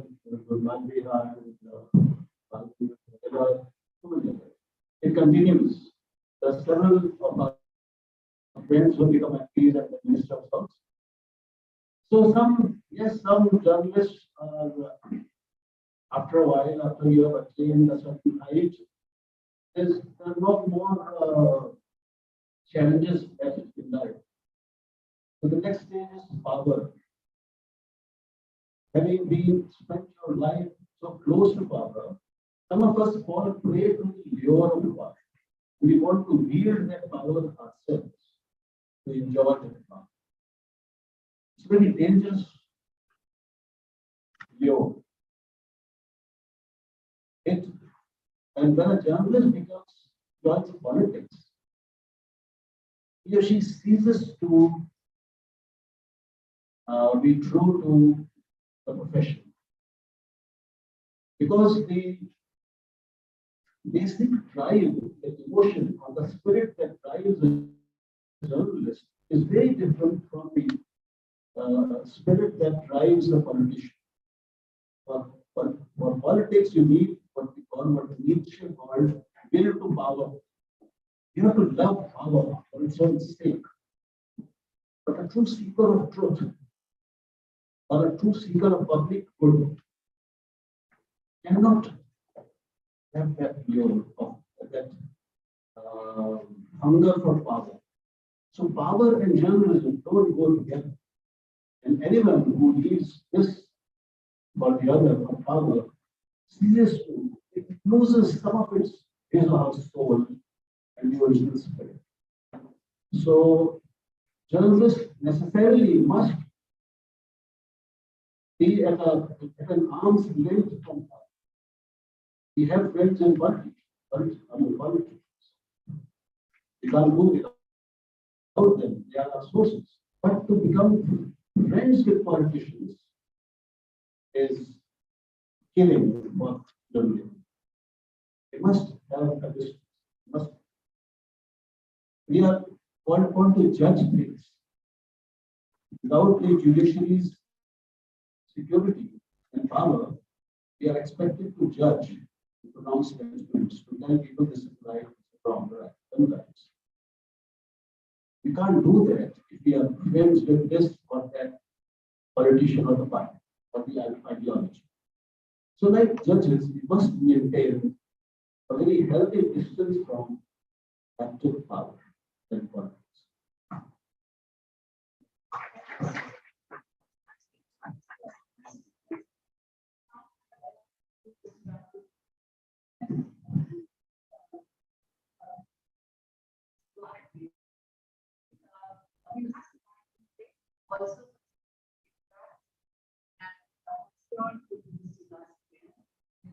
This conversation has to go on.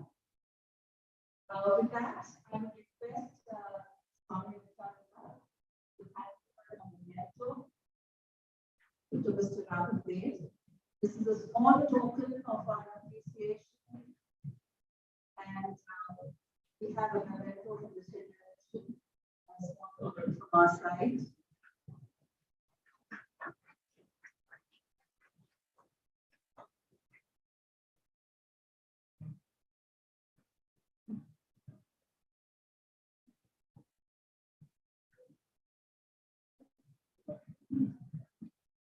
I request all the team to also hand over the token to the speaker.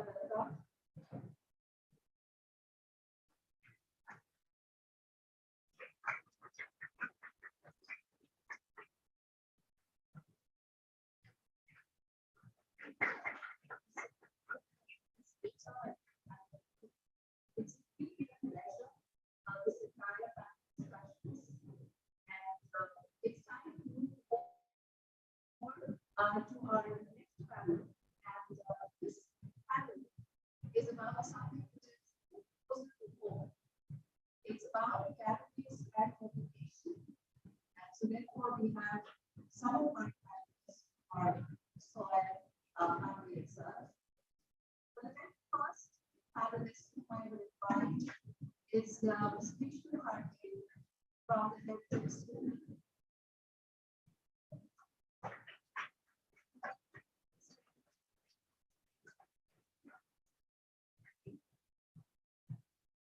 Thank you so much.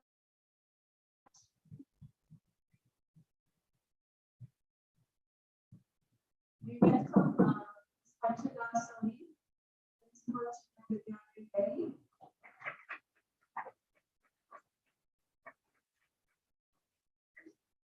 And I welcome Dr.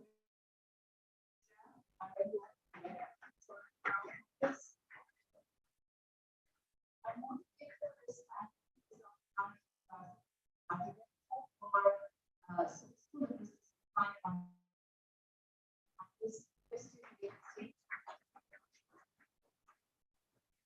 I just want to say something about each one of them. Vishnu, the young man, when he was doing MBA, he heard about the company we had founded Blue Talent.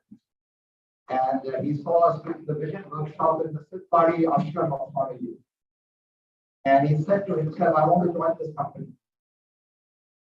And he went to our Mumbai office, spoke to people there, and next thing it so happened he joined our company in Grow Talent. He was a colleague in Grow Talent. And then Chinmay Mission asked us to do a program for all the Chinmay Mission schools with the school principals to help them with their transformation.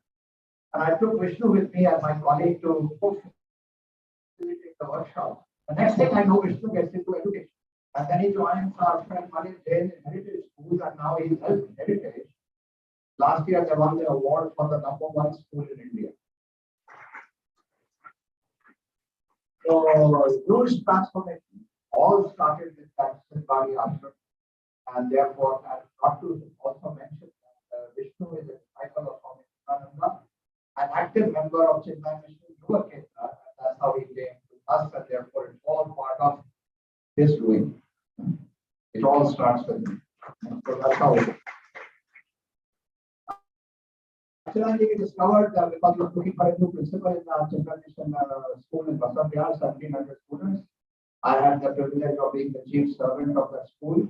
And we wanted a new dynamic principal because I told the trustees, we are too much involved in management and that's not right for the school. We must take a really good leader who will take charge and serve. And that's how Ashna joined Chinmay Vidyalaya Delhi. And she has helped in really transforming the school along with her colleagues from a certain level in cost to the next higher level, where it is now being recognized as one of the most sought after schools in Delhi. So thank you, Ashna. My own colleague, Dr. Vijaya, we wanted to, in this campus, bring about a transformation because some of us have been serving this institution for 15 years and we said we require now fresh thinking. And we discovered Vijaya, who was for 27 years in Coimbatore. And here we said we were skeptical that I don't know whether she would actually move to us, but she surprised herself and ourselves by taking the responsibility and coming here, and she brought fresh thinking, fresh ideas, and fresh leadership. And we are all therefore growing as a result of the new ideas that she's bringing us here. So thank you, Vijaya, for doing that.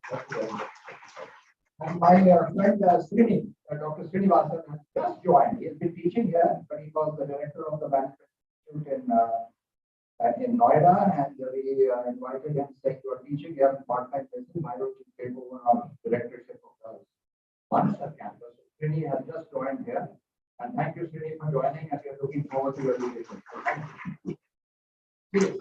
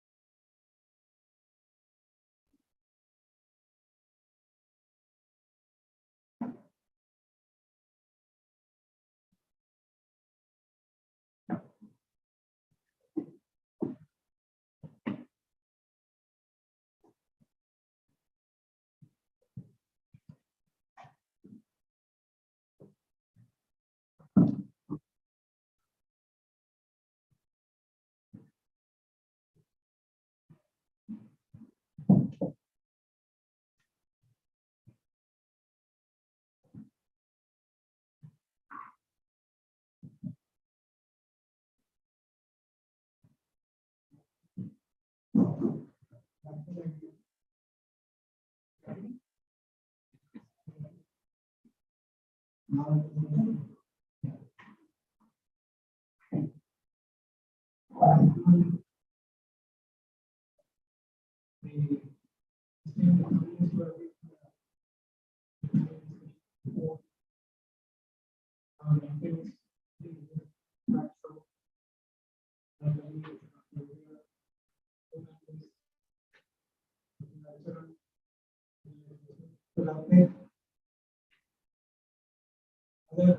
yes, that will come here. Last but not the least, the experience of the session. And thankful for bestowing this opportunity on me. We start with the shloka. I am Nijaha, Parvati, Kanane, Muche.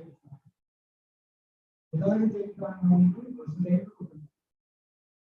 What is the meaning of this? I am Nijaha, Parvati. This tree generally Hindi call it as Kutu manner. This is mine, that is yours. This is the character of Lahu Chetasa. Means small. Lahu Udyog as we all know. Lahu means small. Chetasa, buddhi. This is the character of characteristics of small-minded people. Udara Charitana. The people with broad mind, large heartedness, they believe this entire world is their So we may think as to what is the connection between this shloka and the topic as on date, which is there's a very great role to play in from this shloka we can understand. Lahu Chetasa. Lahu Chetasa, what does it mean? Small buddhi. Small thinking. And education helps us in broadening our vision. As soon as we are broadening our vision, immediately we accept anything and everything as we develop in our wisdom and ultimately cultivate the broadened vision. We accept everyone as our family, everything as part of the family. Be living beings other than human beings, be human beings from other parts of the world immediately. This is the shloka taken out from our Mahabharata. Another shloka which we all of us know, Satyoma, Asatoma Satyamaya, Tamasoma Jyotirgamaya, Pratyorma Amritanaya. Again, this is Asatoma Satyamaya. Education liberates us from untruth to the truth. Tamasoma Jyotirgamaya. It leads us from darkness to brightness. And Pratyorma Amritanaya. It leads to immortality. You can say, how can education lead to immortality? Or Swamiji is there. He may not be among us living today in physical form, but he exists there always and every time. So this is the power of education. That is where these shlokas from Upanishads help us to understand life. It broadens our vision. We cannot experience everything by ourselves. We cannot go to every place and experience it. We cannot go into every place and understand the culture. We cannot read all the scriptures in the world and understand the religions and practices. But we cannot experience everything. But we can, through reading, through education, our wisdom gets broadened, our vision gets broadened, and ultimately we come to a stage where we are liberated from the mortal world to the mortal place. That is the power of education. So I would, with these opening remarks, I would invite Mr. Vishnu Karthik for his opening speech, opening remarks. Thank you.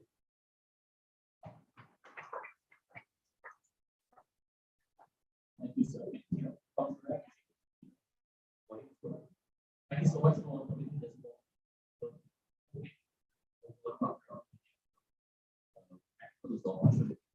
I must share a quick context of why I am this stage.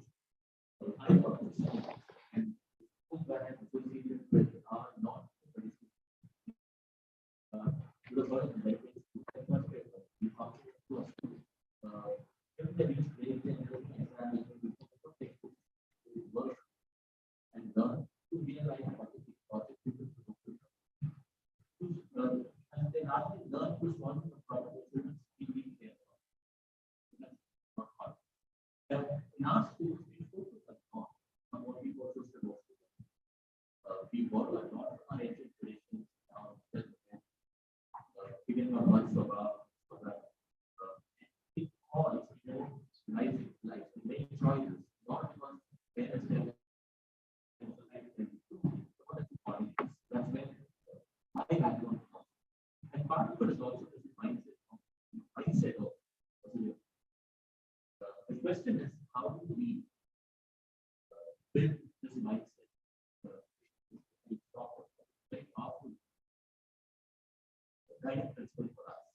I also want to clarify, I don't know I was married in the job maker. I had to do a project here.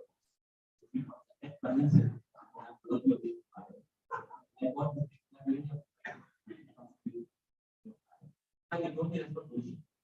You like this is not so we saw the clear items. But use time, I use time to get on. And now the one thing I had was that working with the corporate context, load of others, it's very difficult to change. There's only so much you can give people to get to work on nothing happens. It's happening. But I thought more easily work with the other one. My first argument is if you truly want to build a you need to start early. That abstract. The philosopher and scientist very popularly said, is often right. He said, truth can't prevail. It's because if you convince opponents to accept it, truth prevails when the opponents lie out and youngsters take on it. Think about it. Take the example of smoking. Smoking was back past 30 years. But it is falling now, not because people understood science, it's falling because the people who believe smoking is good, lie out. Youngsters that's true of most things that ideas of a school to start much and only then will have some transformation. And I see three ways in which schools inculcate this mindset in our classroom. First idea is the idea of multiple perspectives. And for us, it's a very core philosophy in our curriculum. What this idea means is there are multiple ways to look at anything in life. There are multiple ways to look, multiple ways to approach my opinion. And that's how gift to the world. That's how tradition, our culture to the world. The Western view, there is a right and wrong, there is black and white. There is one way to do things that we don't come from a simple idea of Sri Krishna, for example. Different people here could relate to the same idea of God in very different ways. For some, it is Bhavana Krishna to play with Krishna, but some could be the body, or some could be the way part of the space. For some, it just could be philosophical reason. But look at this one idea of God, but people have a personal relationship with that, and that's true of life also. Today's age is not the age when there is right and wrong. Of course, there is absolutely idea of dharma, the idea that we don't harm each other. In our tradition, the idea that we partner is finite. Those are absolute truths, but other than that, there is your own personal journey. And that idea is important. You can't build it if you have one exam, one correct answer, the answer. If you don't have to learn multiple ways, that's not what. The second idea is very, very clear to me, and that's something I've learned in the last 10.5 years. Is the idea that you are both people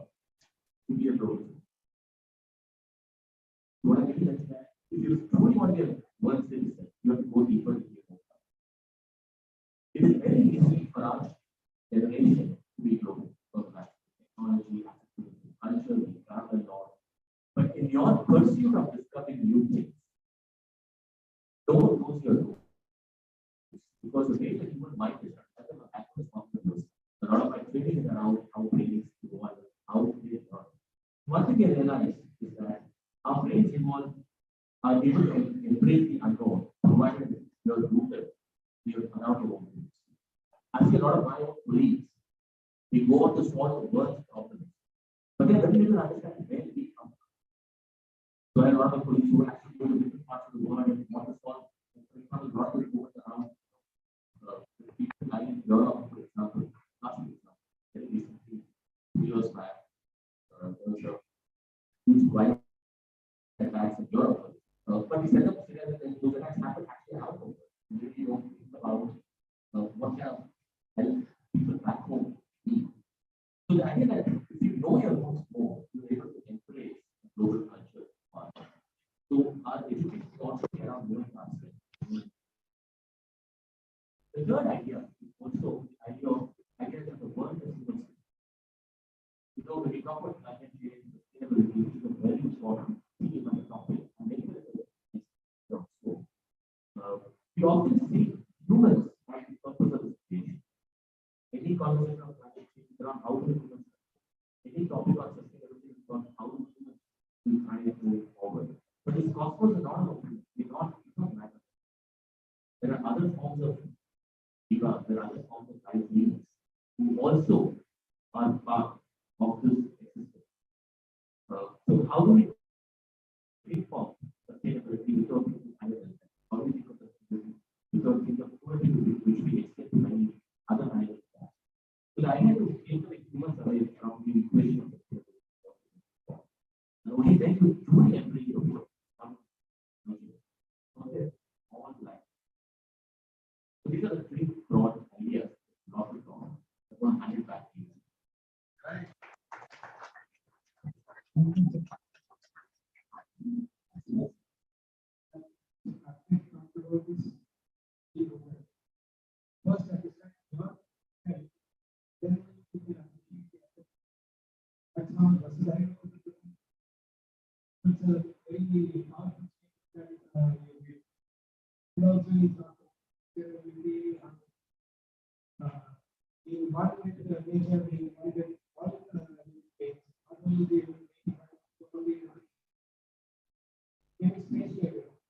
Now I would like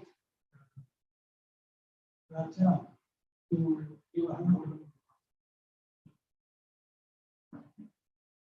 I think you've all heard a lot of showers, but I want to close your eyes and go back to school days. And remember, we all said this. Sarve bhavantu sukhinaha, sarve santu nirahaya, sarve bhadrani pashyantu, ma kasyit dukh bhag bhavet. Om Shanti Shanti. May no one suffer from illness. May all attain salvation. Let there be peace in the cosmos, around us, and in ourselves. Hari Om and good afternoon. I would like you to go back to the trip, back to your school life, and remember what you people have done. It's a fantastic opportunity for India to project the universal principle that is Vasudhaiva Kutumbakam, the fundamental truth of eternity and universality. We know it, we've done it, but we've never thought of it. As Vishnuji has correctly pointed out, the art of mind making starts from school. Actually, family, but in a more formal and structured manner in the school. Children learn essential life skills, the art of mind making, and a lot of value education. So where does Vasudhaiva Kutumbakam fit into the fabric of the school? Well, it is reflected in the mission statements, in the philosophy of the school, in your cultural activities, value education, current affair debates and discussions. But first and foremost, that each school does is basically talk about the self. How to be at peace with the self. For a happy and a well-adjusted child can contribute to the world, to the society, to the nation, to the family, and to the community. of you would have engaged in community engagement projects. It was a good opportunity to leave the class and be anywhere else. But that was life skill training. There was a value hidden behind it, and that value was service. So when we think of personal growth, we have to align it with development for the country, for your society, and for the world. That's why Vasudhaiva Kutumbakam automatically comes. Vasudhaiva Kutumbakam is not taught as a separate subject. It permeates in all subjects. When we study literature, when we sing songs, when we dance, and also when we talk about science. We see the oneness in everything. We see music unifies people. Another very important factor, apart from the self, and how to be at peace with the self, is basically generating awareness about nature, about beings, and also about the global problems that are affecting all of us. Today, I don't think the North-South debate is that important as global cooperation is. Global warming is affecting everyone, even the developed countries. So it talks about humanity and human effort. The humaneness and human effort is what we in schools these days focus upon. Yesterday, our children were invited to Gandhi's meeting. The 17 schools participated, and each school had to talk about environment and conservation as well as problem areas in the environment. Children Vidyalaya took up the concept of Kedarnath and man-made intervention in the environment. The kind of learning my children learned when they came back was phenomenal. One school did a dance, the other had a poem. If I tell a child to do Kedarnath as a report, they will immediately go chat GPT poetry, they will immediately get me the data. Is that education?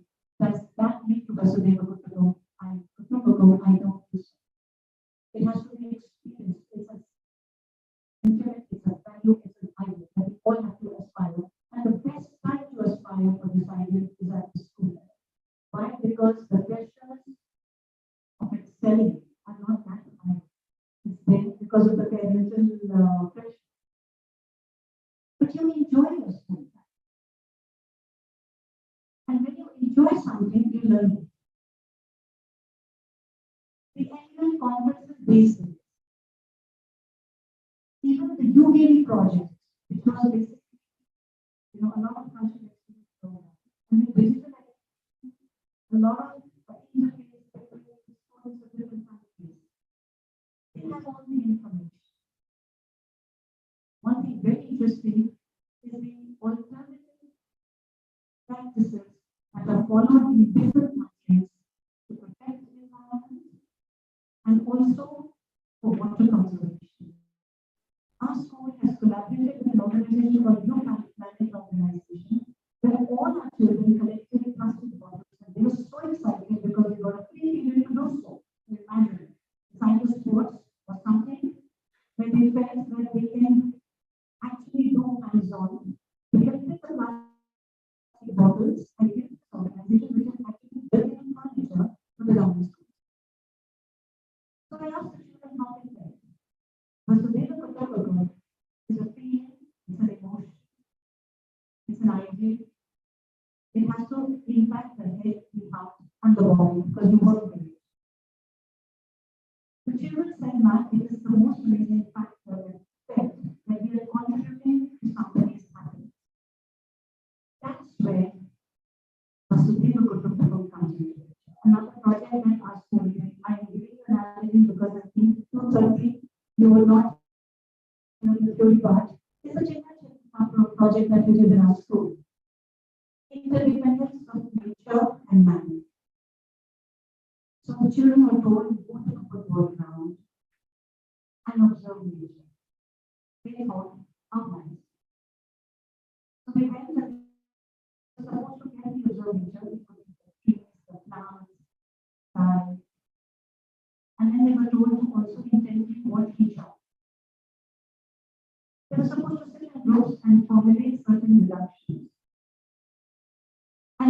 analyze right from the ant to the tree to the plant. And human beings and animals. It's a symbiotic relationship. It's a symbiotic relationship between man and nature. When children discover for themselves, it remains with them. So when you feel you feel for the nature, you will work for it. So we touch the mind and the heart of our children. We have a SEVA project where we have 5 year years. And what are these 5 dimensions that we say 5 years? There is a Rishi Yajna, where the children study scriptures, not because of only the religious content, but basically understanding the way of life. Then there's a Vedic Yajna, which is basically a reverence and understanding of nature. Petra Yajna, reverence and understanding the ancestors that we have. Manushya Yajna, where we try to help the living beings, including human beings who are in need, as well as the animals. When children start experiencing life through these projects, they start getting empathy. Celebrations and understanding traditions of other countries is a fantastic experience. But Seva actually gets you into a feeling of serve before you serve yourself. That is the emotion of Vasudhaiva Kutumbakam. We feel happy that we have made somebody happy. We've contributed in somebody's life. We may excel professionally, but till we don't impact anyone else, I think our journey is incomplete. Thank you.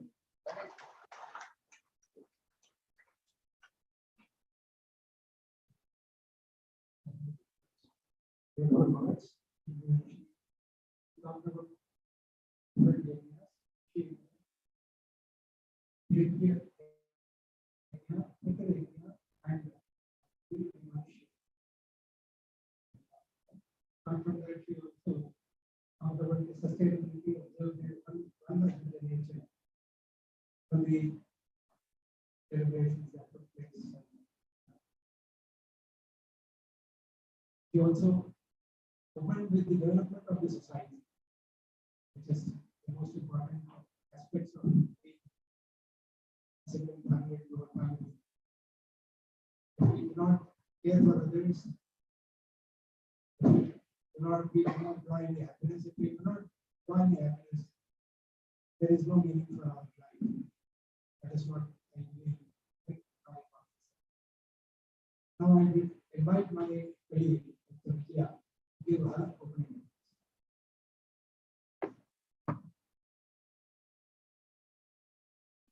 Good afternoon, and thank you, Arya, for inviting me to be a part of this panel. I kind of just start with a little bit of a caution. I might sound a little controversial, but I'd like to hear me out fully because I kind of represent, or probably the only experience I have is in higher education. And to me, when I think of the word Vasudhaiva Kutumbakam, it comes with a sense of entitlement. Entitlement from the fact that every individual in the society has the right to live a life of respect, live a life of dignity. Now, when I'm saying life of respect and life of dignity, as much as I'm responsible to create my own dignity and a good life for myself, I also see everybody else has the same responsibility because my life is so much dependent on the way you live your life. And that's where the entitlement is coming in from. Having come from a higher education background, as much as I do agree with both my fellow panelists that the concept of Vasudhaiva Kutumbakam should start as early as a kindergarten, that does not prevent people like us in higher education to say, well, we don't have a role to play. We do have a significant role to play, but the challenges are a little more because this philosophy is probably demanding a mindset shift. And the mindset shift at 20, 22, 25 is relatively more difficult than teenagers in 3 and 4 and 5. So how am I going to deal with that responsibility? But for a couple of things that I think higher education or institutions of higher education need to focus on is kind of creating awareness. Now, creating awareness is at a very cognitive level. Yes, we all do it. And even here I have an issue that a lot of our educational institutions is about giving degrees. And I see a big difference between qualification and education. So as academic institutions, are we trying to promote education or are we trying to promote qualification? Yes. If we're trying to promote qualification, then that is where the whole idea of, I'm not against science and technology, but what I'm trying to say is management education that I teach. I know I sit on forums where we're trying to say management education has to become very tech, has to become very quant. You need to understand data because all decision making will have to be data-based. End of the day, the decision is going to kind of impact human beings. Where am I learning to make decisions with my heart? Where am I learning to make decisions that kind of not just come from my head, come from my heart? Because end of the day, I'm a human being. The heart is not even the head. But that is my challenge in creating awareness. If I'm creating awareness, the other way of bringing in the change is can I create a desire? Can I kind of create a desire where people move out of the social, security that I create, being comfortable in my own network, being comfortable in my own relatives, myself having a very small circle of reference that I could create for myself. Now, if I am talking about creating that awareness is also coming from the fact that I probably do not understand the largest spectrum. I probably am not looking at the impact in a long term. I'm probably looking at a very narrow picture about what is happening to me and my immediate environment. A major part of not having awareness is also coming from a desire to believe that it's not happening. No, not in my backyard kind of doesn't mean syndrome, but it's not in my backyard, so I can afford to not take it. And finally, can we create an action? If I believe in it, if I'm kind of convinced, I also need to have a way of creating an action. Can I get onto it? In our management classes, we moved on to say organizations are really not talking about CSR anymore. They're talking about creating shareholder value, which is talking about people, profit, and planet. Having said all of this is still very, to my mind, very, very cognitive. If I need to believe in the concept of Vasudeva Kutumbakam, I know it is about emotion. And emotion is something that will arise only by experience. And I'll kind of just take 2 minutes to share one of my own experiences to tell you why I think experience would probably be the best way of doing it. Not very long, 11 months ago, I was here in Gurgaon in the month of July. And I was driving down the road and the car came to a halt at the traffic signal. Scorching heat, a little 5, 6 years old girl ran to the car, knocked on the window, and then I saw my driver put down the glasses of the windows, and then he handed over a bottle of water to her. The most brilliant smile I would have ever seen on a child's face. She grabbed that bottle, watched her run across the divider, got onto the other side of the road. Then I see another bunch of children, anywhere from 3 years till about 15 years sitting there. She hands over the bottle of water to them. Each one of them takes a sip out of the water. Not that she was not thirsty. She was also thirsty. She also took her own sip. But the fact that people like me who have lived in a part of a country that is really not doing what thirst is. We don't hunger, but we really not know thirst. Those kind of environments from there, you believe, you understand, and unless you experience it, you really do not understand. To me, I felt very small because driver who was driving me, who had the presence of mind to say, it's going to be summer, children are going to be thirsty, we need to carry a bottle of extra water, so that we're probably going to share it with somebody.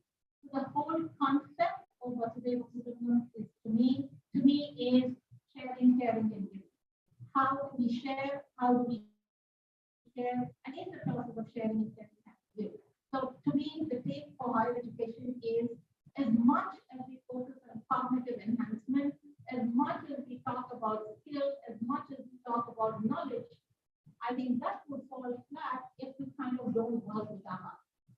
Can we create children or can we create young adults or professionals who can have a lot of humility? Can we create young adults who can probably understand the pain of another? Can we create young adults who can be more empathetic? Now, those are the values which will probably move organizations, move individuals, and societies.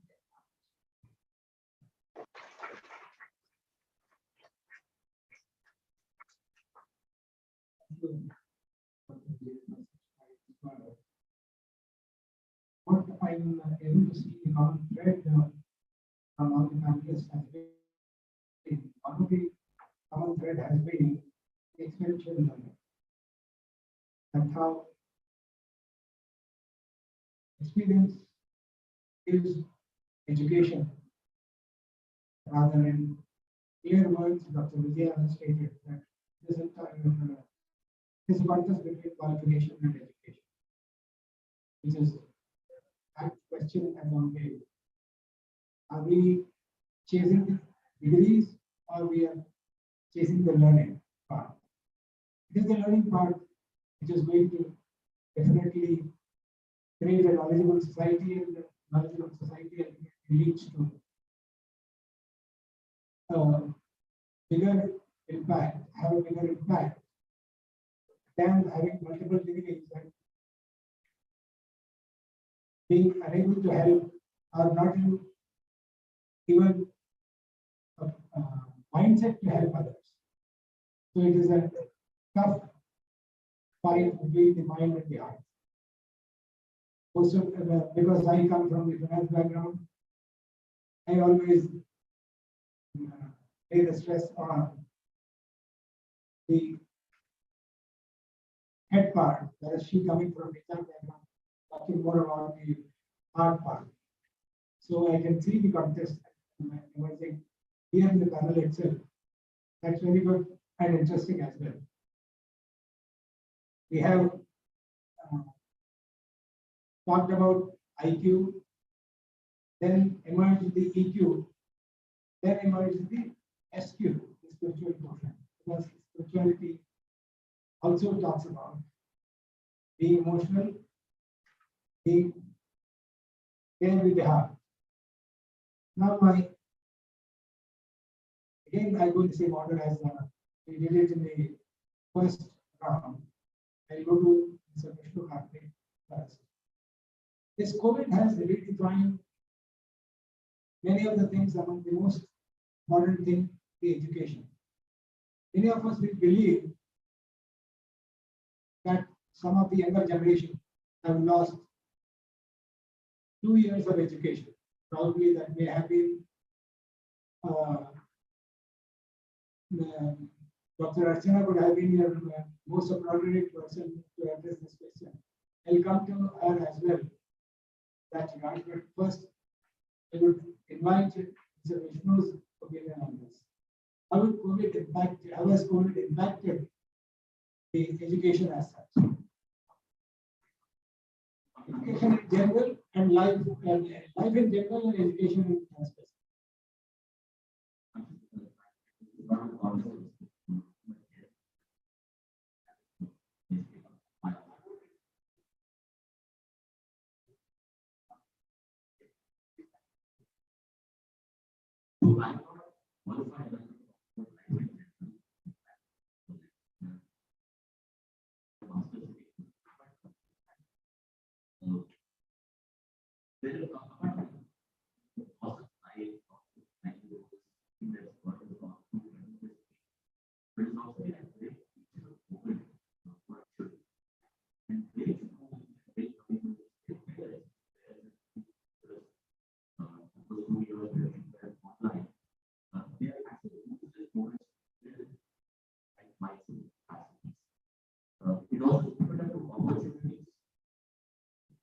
especially around, exploring learning pedagogy.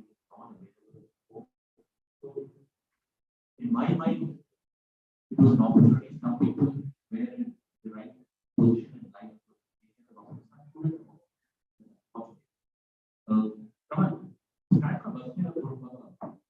I feel that this disparity post-COVID has only expanded. And that's a very obvious thing. Even simple things, we probably learn this 10, 15 years from now. You will find children who had access to schools. Probably did really well during COVID, but most children around the world, not just in our country, around the world, they have good access to schools. So you will find that 15 years from now, various skill gaps. I'm just student I saw you probably experience this in 8, 10, 12 years from now. So from the mindset of inclusivity, the mindset of embracing the world, are we doing enough to help disadvantaged communities bridge that gap? That's always been a question they make in my mind, but as I feel it's always one of those. And are we doing enough to children to bridge those gaps? Those loss of the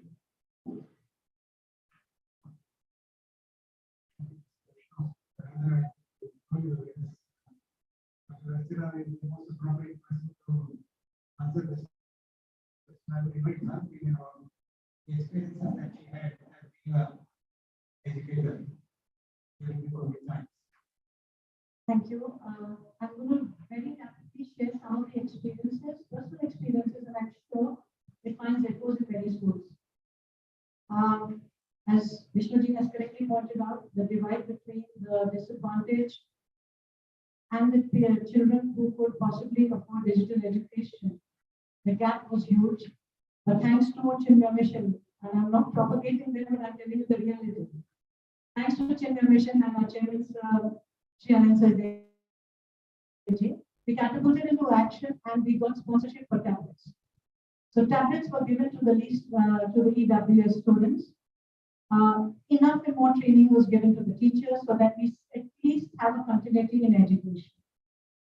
But Seva is a very, very important part, integral part of our school. If the school has a structured program where we talk about Vasudhaiva Kutumbakam, and if I interweave Vasudhaiva Kutumbakam with Seva, the children quickly made face masks. If you remember, during the first phase of the COVID pandemic, there was a shortage of masks.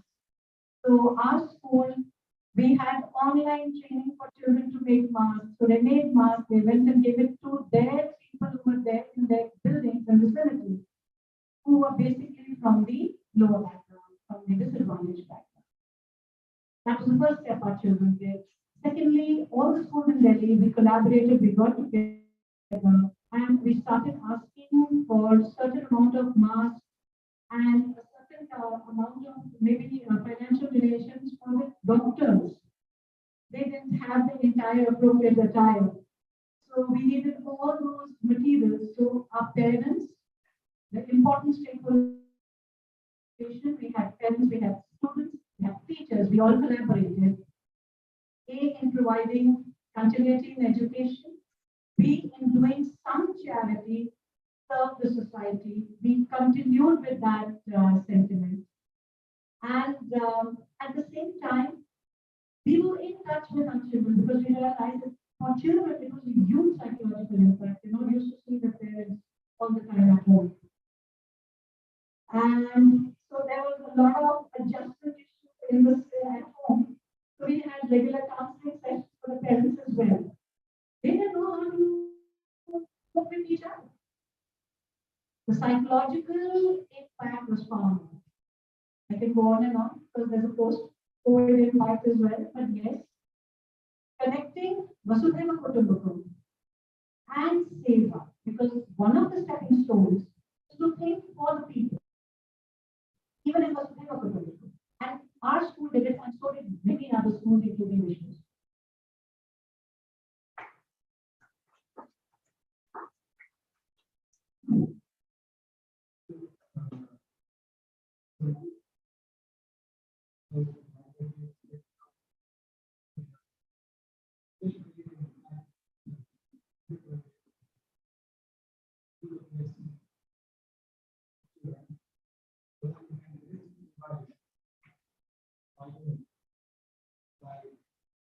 course. From the previous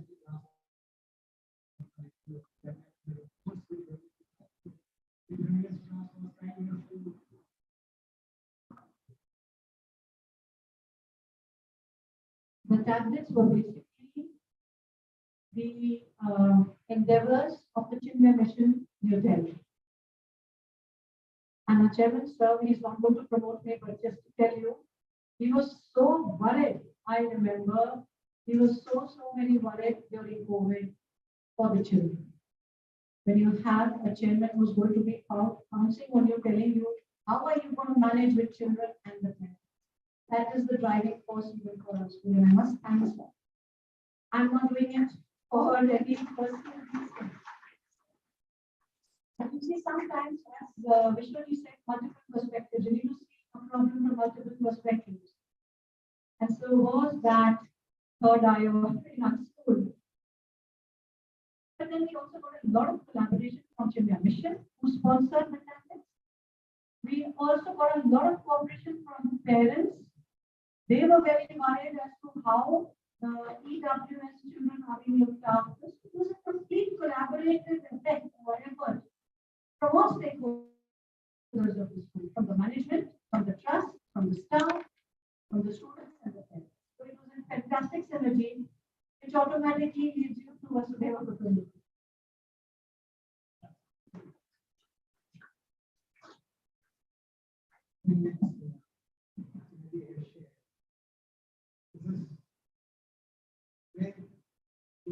Giving an example, giving back to the society. The program that we first founder of the category, and it was reading in while we were working on the fields. It was reading. The main motto of Tata's was to give back to the society multiple times and replicate from there.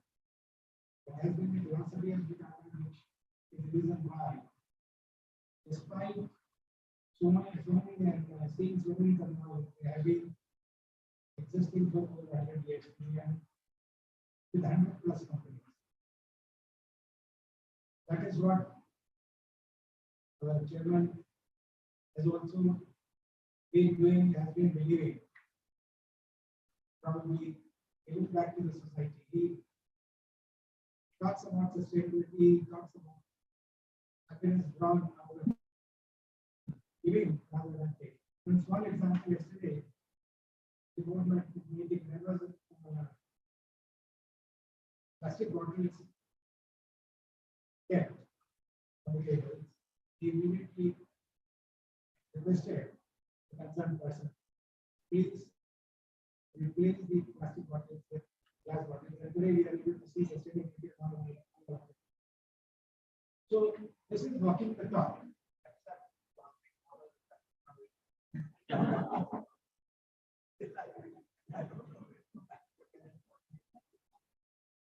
So he immediately saw something which is not aligning with this philosophy. Instructed that it should be, we should practice what we are reaching. So that is this is all part of the Vasudhaiva. Sustainability, we talk sustainability. But when it comes to action, small example which we do in our daily life, there are two limbs, two separate buttons. I would press both the buttons. I would not wait for one of the lists. Press the button and wait for that to come down and consume twice the energy which I would have otherwise saved. So these are small steps which in your own way we can contribute to the environmental sustainability. Let's say one of the steps I do against Elizabeth myself, he does. So he is the guiding example. Yeah, best for the students is to work as much as possible. These are the examples of sustainability. Now, when you invite Dr. Vidya, that would then we'll go the floor open for question answers and the discussions among the participants about the role of technology in education. You can throw some light as to how technology has you can relate both as well as how it has led to, especially connecting the rural sector, etc. in the field of education. How it has helped or hampered the education as such. Maybe I'll start my COVID. COVID was wicked, COVID was painful, probably not the best thing that happened to any of us. But if I kind of evaluate COVID and I went on a very typical education path, then I would say, yes, we lost 2 years of academic, we lost skills, these children lost their ability to learn, so on and so forth. But for a minute, if I could get off my education hat and put on a hat, which is typically that of a mother, typically that of a woman whose work is not responsibility. I work in the sector. I would think in the larger cosmic force, COVID was something which was kind of meant to kind of ask all of us to stop, to get these things and restart. COVID probably gave a lot of us resilience, something that we could not have done in our lives. COVID kind of allowed me to sit back and think, do I need all the money that I made? Do I need all the clothes that I have in my cupboard? Do I need all the luxuries that I asked for? COVID gave me an opportunity to see what it is to be in pain. COVID gave me an opportunity to understand the loss of the real and dear one. These are all what I'm talking in terms of emotion. It's not the best way to learn. But having gone through that experience, you and I had no choice. But maybe the God's forces, and that was the only way because we had to stop in and reflect. In that way, I think COVID did some way stop all of us from our fourth year, what is back to neutral and say, can you restart? So if we have come back after COVID, I think there is a different mindset.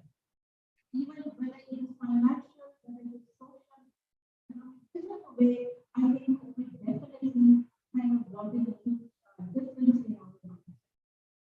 Now, talking about technology, technology to me is a double-edged sword. Technology, yes, has some advantages. Technology allowed us to continue with our development and higher over period. Technology also has had the limitations of, not focusing or probably giving me an option not to connect with my fellow beings. If today we know that the report saying that during COVID, the divorce rate went up. For the simple reason that the husband and wife did not know how to live under the same roof for how together. That was entirely against the philosophy of being married and was entirely against the law. Now, this is where I am trying to believe that technology is good, technology is important. As a society, we need to evolve, as a society, we need to grow. But then, if we are not responsible, if we do not understand how to use technology, to what extent we should use technology, that is probably a challenge, and that is where we are. And we're talking about technology. Scalability is also how we will dispose the electronic waste. And that's a huge challenge by itself. So technology is good, but more importantly, the technology is can be connect with each other, can work up with each other, rather than have a one.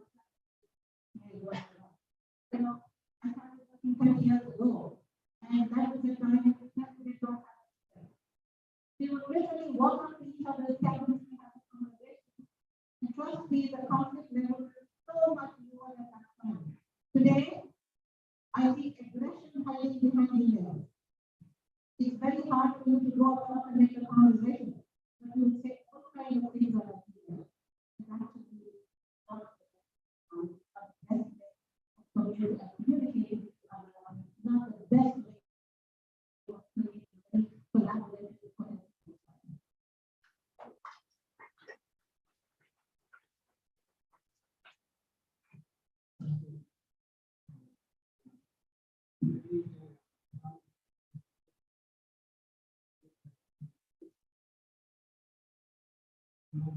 First one is very active on not being able to get out of the addiction.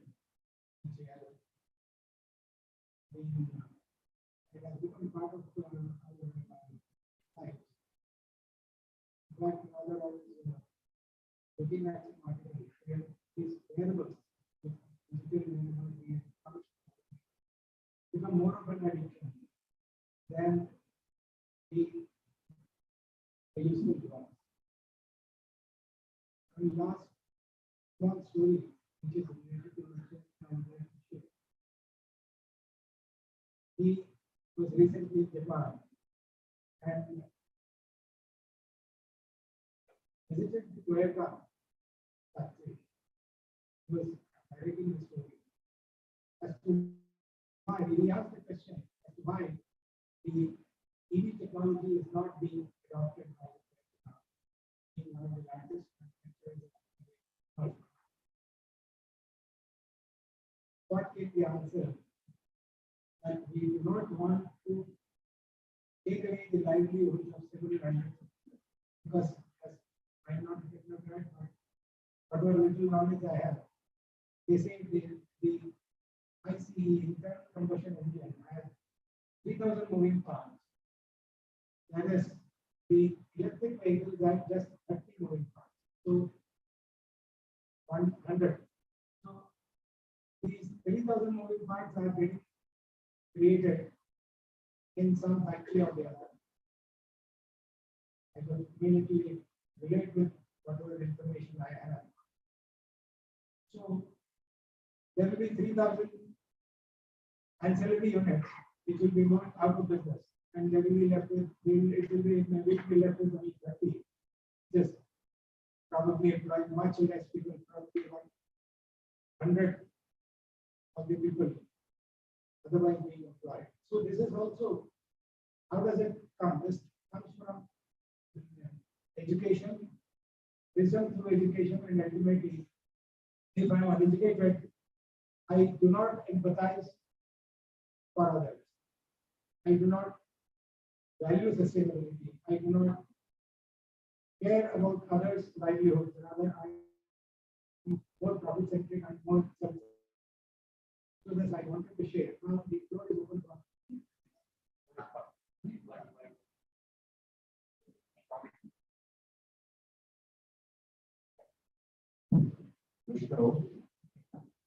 One of the objectives of this discussion is to create a policy plan. You brought a very important point that catch them young. Like the concept of a become has to reach the people who are at this stage. Can you give suggestions? I'm asking to every one of you. Can you give suggestions?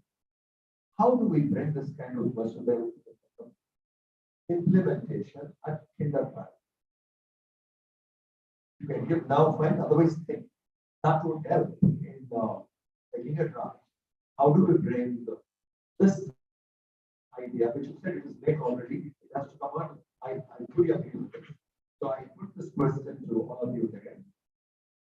If you can say how we can bring this, what kind of things we have to do in school, what kind of stories we need to bring into children, or what kind of curriculum we should create, so that they start looking across borders as one family. Start looking at humanity as one. Suggestions. I will offer this because I have some ideas I'd like to find. Thank you very much. I think that this we are coming to a closure of time. So I just respond 2 minutes, just one thought which I want you to. Any system responds to how we measure. Because we all know culturally, what gets measured gets done. So that's one of the reasons why in traditional schools, foreign schools and from my generation, model instruction doesn't work. We had a model class. Why it doesn't work effectively? Of course, some schools do really a good job, but most schools around the country cannot necessarily do it because the assessment is wrong. Because people always respond to how we're getting measured, and every cultural behavior is to serve that. One immediate thing I think schools in our country has to do is to take away traditional exams, at least in them. Around the world, it is happening. In fact, ours is a remnant of the British structure, but we are more British than the British themselves. You go to British schools, you really don't have the kind of examination we go make a KG, grade 1, grade 2 kids go through, which is the final exam. Because if you have an exam, you are forced to assess only math and English, or social, not ideas that was there. So have assessments. Assessments are not the same as exams. Remove exam, but have assessments around important things like sustainability, self-awareness. Have feedback around that, have conversations around it. And take away exams. There is no correlation between exams till grade 8 and doing well as an adult.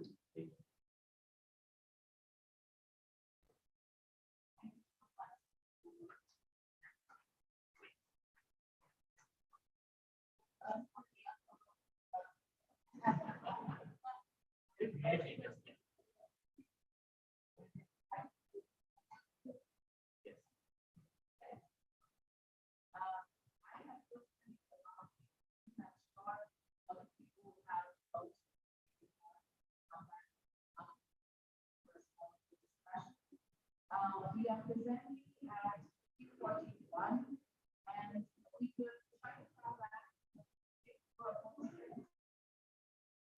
our discussions around the debate. We also have our discussions. So we can come back to Q45.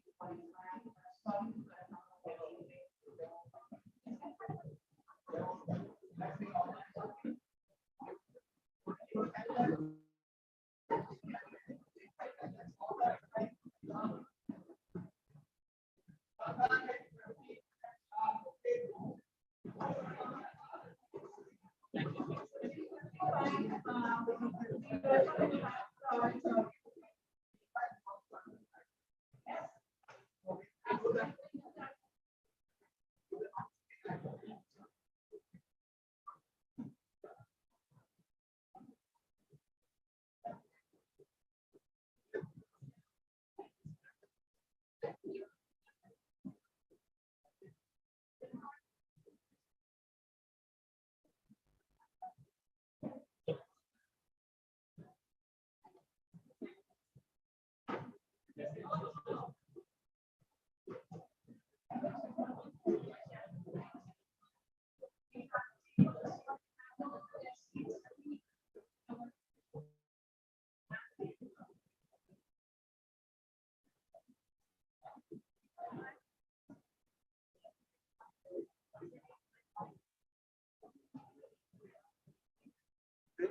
Those guys are like this.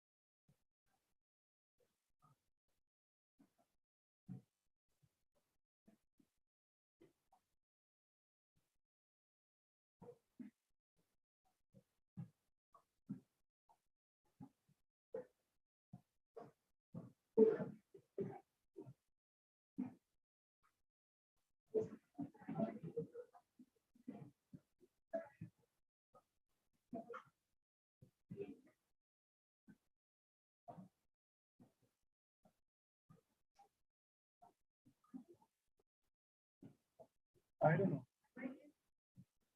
When?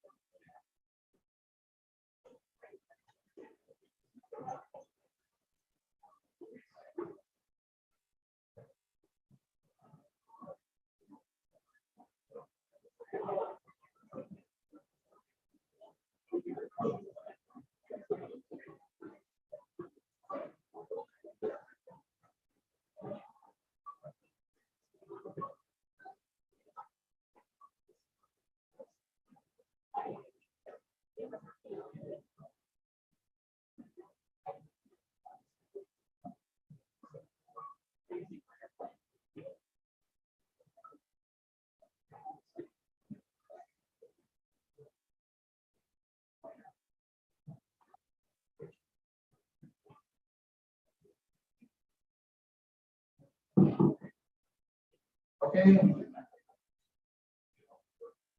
Let's come back to our respective seats.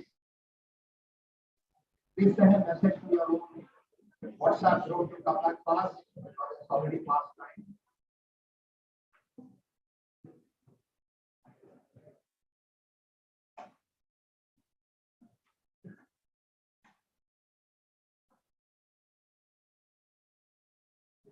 And we also need our main valedictory address speaker. Does anyone know where Anjali Raina is? Where is Anjali? We need to track. Arya ji ko पूछिए कि मेरे can you call Arya to find out where our chief guest for the last function?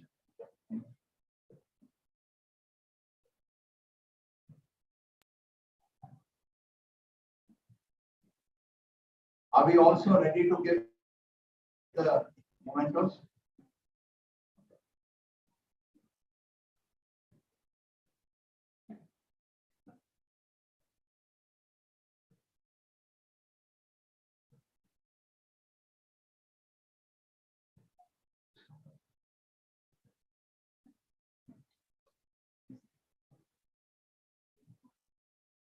We have had 3 aspects of this conversation about Vasudhaiva Kutumbakam. If the world of business is to create livelihoods as well as improve the quality of life of people, the theme they chose to work extensively on was the health of the planet. And Venkatesh made it very specific by invoking the urgency of the matter.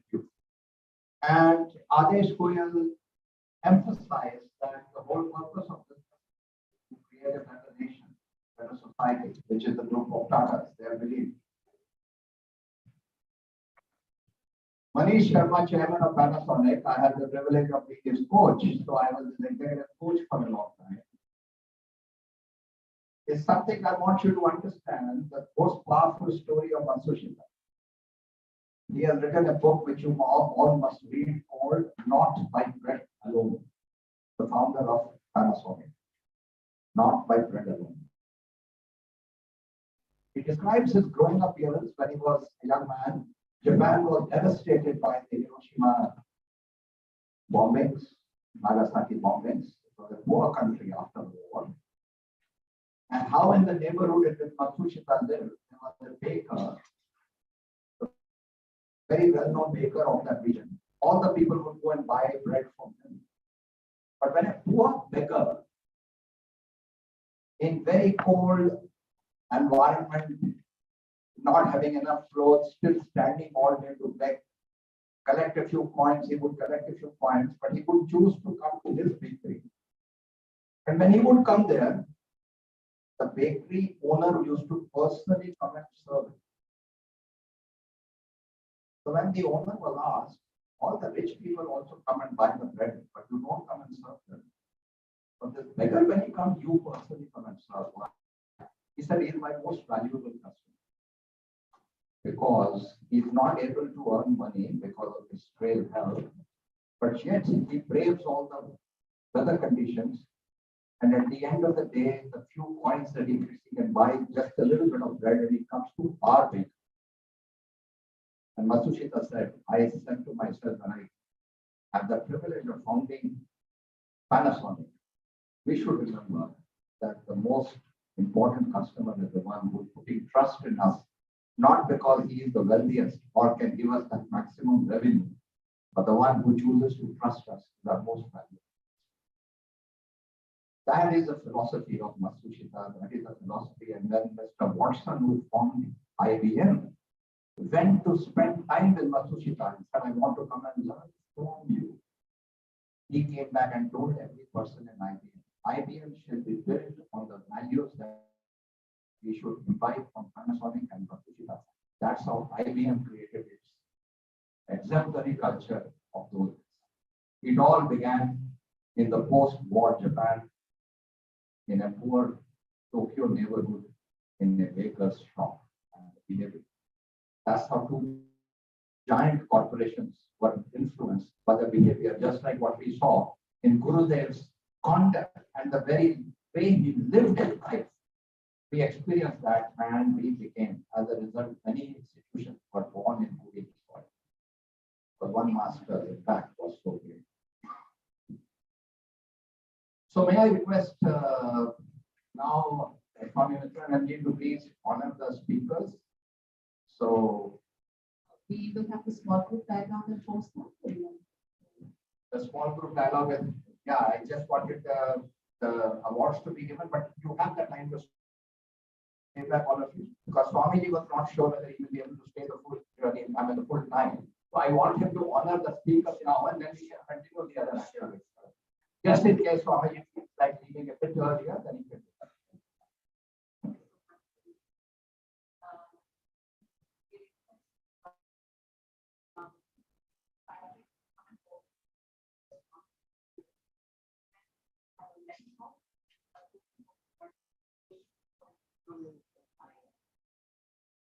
Yeah.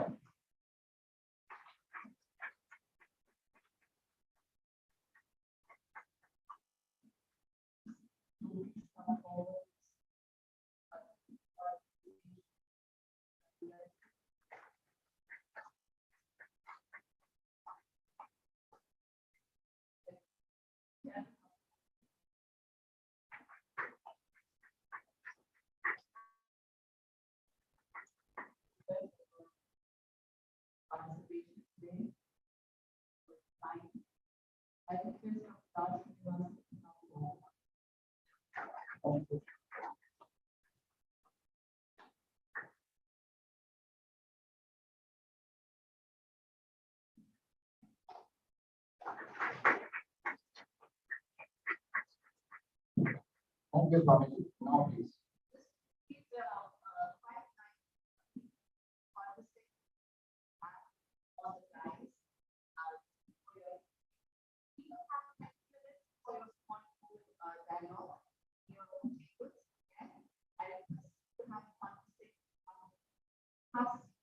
Is it something that you would like to have?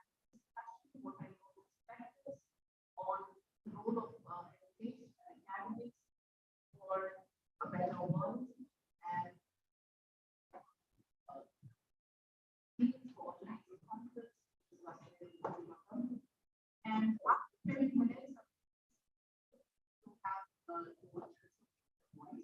I know that when we have platform India some people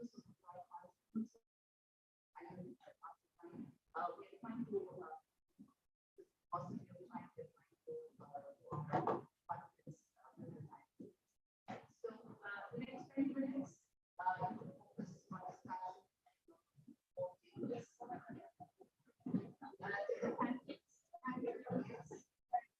focus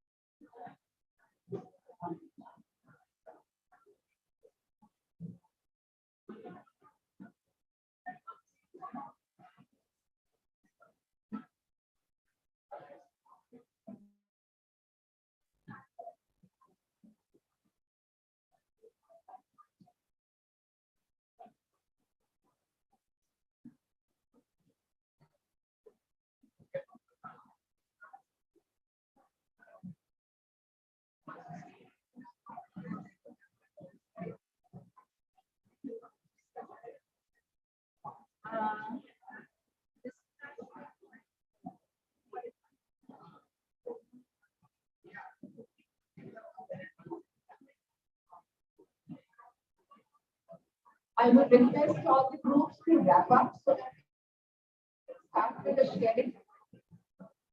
Wrap up in the next 1 or 2 minutes. We'll start with the sharing.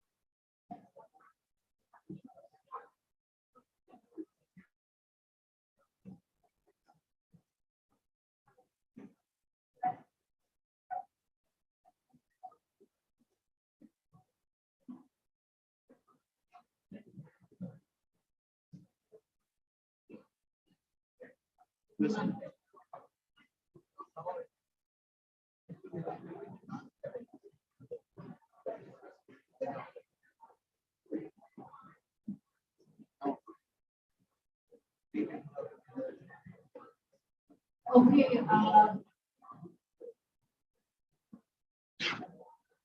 can I have your attention? Can I have your attention?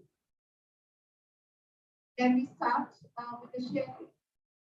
Okay, yeah. So, just give us your table number, tell us quickly about what you have discussed. Finish. Yeah.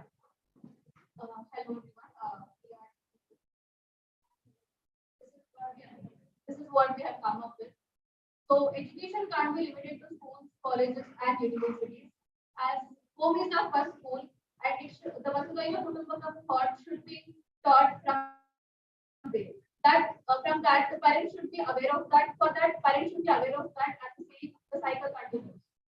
And school education is incomplete without the students acquiring IQ, EQ, and SQ, which is possible by Vasudhaiva Kutumbakam. Thank you. Table check. Hello, this is Freddy. Table number 12. Here we discussed about how Bring the mic. how an entrepreneurial kids can get their education. So we know that even most of us are very forward thinking. Still, there are parents who still not sending their kids to education, even their right to education is being delayed because they are sending their kids to work to make their ends meet. We feel that education is the one very vital for to change their life. By education, they can go up the ladder from lower poverty so they can reach the high poverty. And we discussed about education is not about getting a degree. It is about teaching values, teaching principles, teaching one to how to behave in the society and how to maintain. This is the true education. It's not about getting a degree or no. We can get 80% in UG and we can still be backward thinking and we can think of progress to mankind. The power of technology we can educate every local corner. I conclude with this one point, which is we can have millions and billions of dollars, which can be stolen. We can have generation and generation software, which can be stolen with generation. But education is in mind, this can never be stolen. So education is must.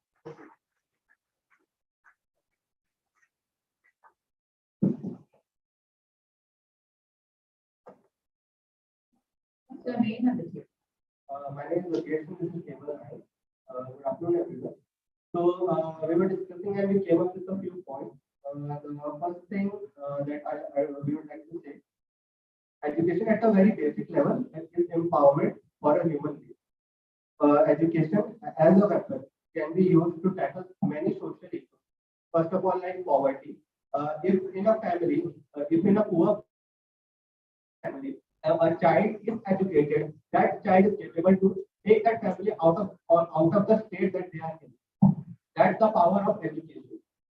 Imagine what could happen if all the poor families, the children are educated today. We can tackle poverty with a snap of a finger. As Vishnu sir mentioned Krishna and how people perceive him differently, we would like to add something more to that.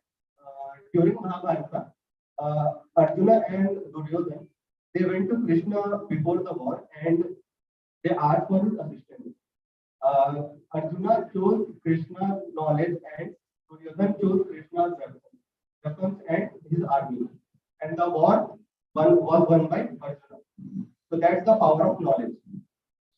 Third thing, one point was raised regarding Vasudeva Kutukam in kindergarten.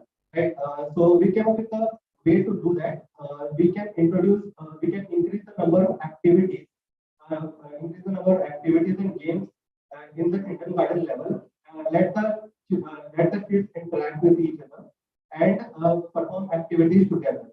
That can harmonize, that can increase the level of social well-being amongst the children.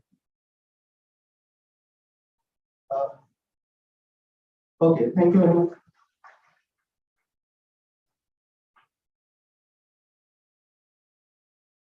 Good evening, good evening, everyone. So, yeah, education, no doubtedly plays a crucial role in shaping everyone as an individual in developing a personality. So, what we have taken from this discussion is learning should be made more enjoyable and more experience-based so that it can be more impactful to everyone. So value-based learning like Vasudeva Kutumbakam can be inculcated within younger students through plays, puppet shows, animated movies, or other practical-based activities so that their creative and cognitive skills can be more enhanced. So in schools, if the children are encouraged to participate in events such as charity drives and fundraisers, they will develop empathy, compassion, and would understand the value of giving back and would be more inclined to be more kind and generous towards the society. Thank you.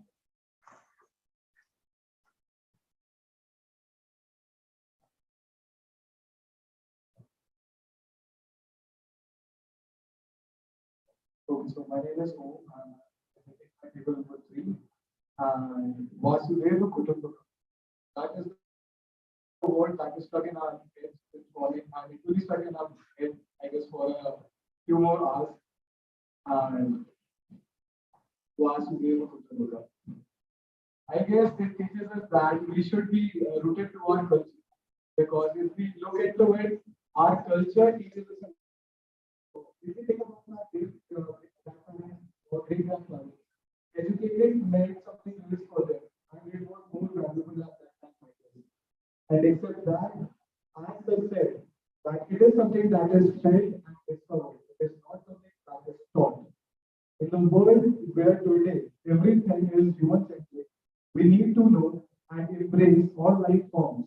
We need to serve.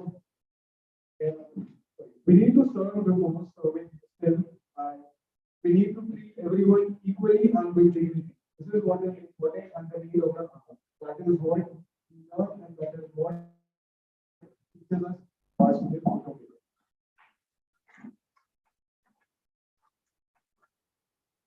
Hello.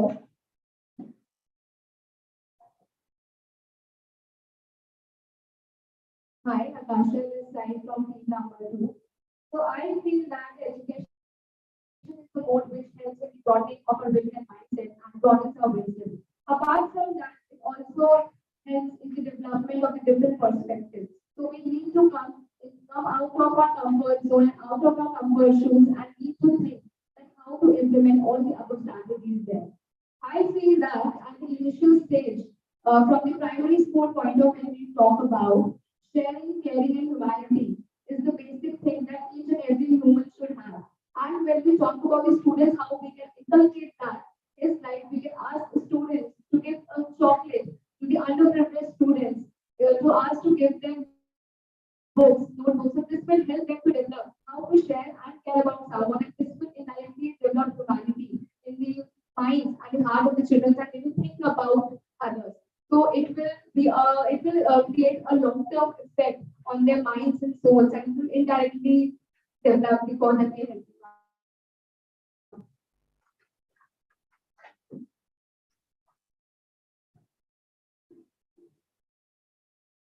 Hi, good evening, everyone. So as everybody of us has already been speaking about Vasudeva Kutumbakam, so I just add one short thing to it.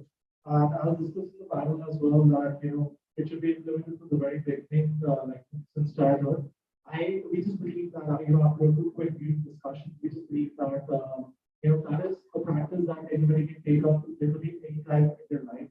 Because, even if you start in the beginning, like since your childhood, or if you adapt that in your higher education, it's always a good thing to learn, and one can always adapt to that. And another point that we came across was technology in education. So as Vijay also mentioned in her discussion that, people these days are very conveniently using ChatGPT and coming up with answers. But I believe that, and we all believe that, technology should be just be used for better reasons. For example, like we can use tablets or laptops instead of paper, just to, for the sake of the environment. And the human touch is actually still required, should always be required for better education. So that includes education. Good evening, everyone. I will be representing table number 8. I am Soumya. So, yes, all my colleagues discussed many points. I will discuss some points like what education take to our life in terms of Vasudhaiva Kutumbakam. So, I have written some points, but then already we have discussed about the business, media, technical things, and technology. That's as of things that comes under education. If we will be well educated, then these things can implemented successfully, and everything can be great in a great manner. And one more thing I want to add: the education from the school level, it should be in a culture so that everyone should learn about Vasudhaiva Kutumbakam, not only about himself also. They should learn about the whole world, so that that's the thing I want to add. Everyone is nowadays everyone is becoming a teacher rather than becoming a good student. So that's, I think that's the point. We have to think about good student, not a teacher. In respect to learn something from nowadays and from experience. Thank you.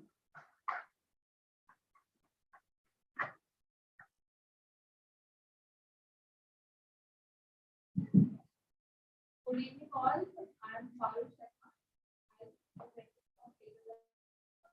So I'll keep it short and quick. So we came up with some points.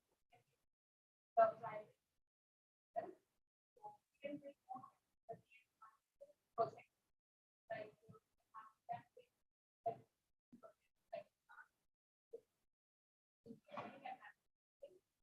next, kids to explore more.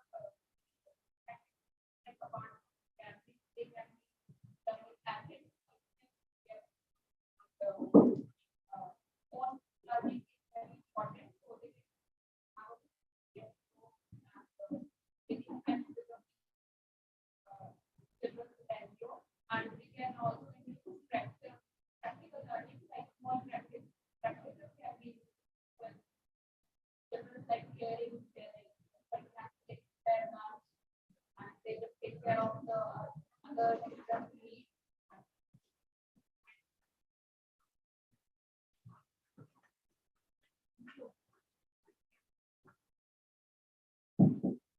Hello, good afternoon, everyone.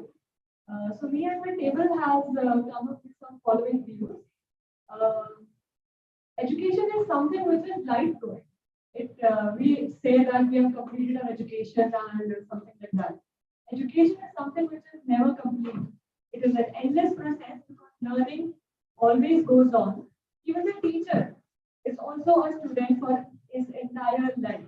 Because teacher also learns every day, every time, every day. Education and growth are two things which go hand in hand. Education also keeps going and growth also keeps going. So the following three views we have noted down.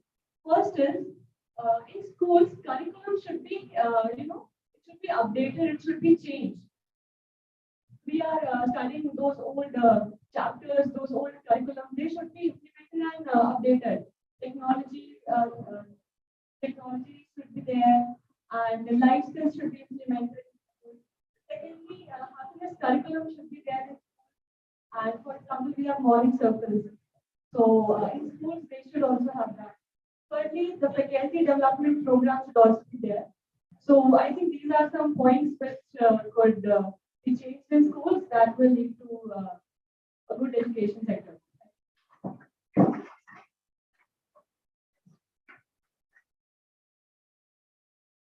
Hello everyone, my name is Abdullah and I just see all the points that we have discussed in a very precise manner. According to us, that education is all about experiential learning and assessment also should be done according to that. Because if we give information and we cannot practically do it, there is no point of educating anyone. And also, rather than focusing on only IQ level of the students from the younger age only, we must focus on EQ and SQ as well.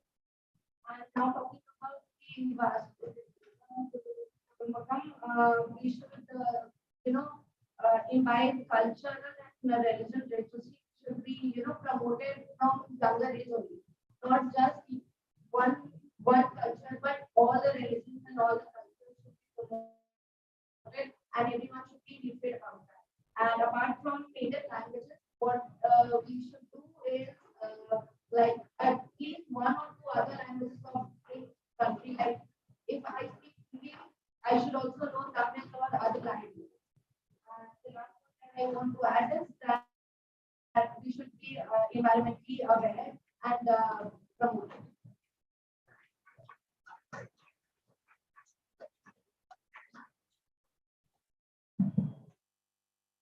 My name is Saurabh from table number 4. So we as a team have noted down some of the important points. That is improving enrollment of children in primary schools, minimizing the gaps between education system and global level market needs, promoting internationally accepted quality assurance standards. Also, the most important, introducing at very basic level, that is Vidya, Sadvidya, and Brahmvidya. Vidya stands for education, Sadvidya stands for cultural education, and Brahmvidya stands for spiritual education. We feel when a student understands the importance and connection of above three, these could be always a possibility to connect. Thank you.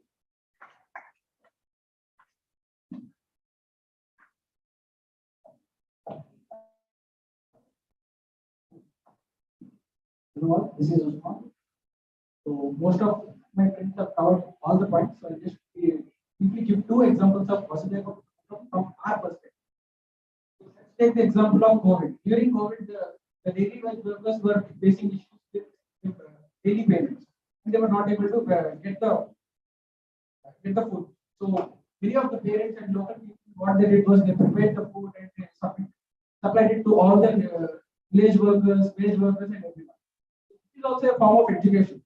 Education is not just related to books or something. It can also be gathered to parents, to friends, or anything. So this is just a small example.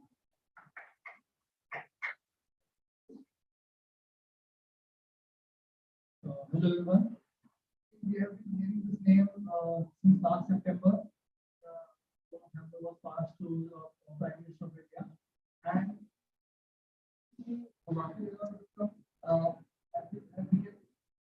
has become the notion of India's diplomatic orthodoxy to be deployed.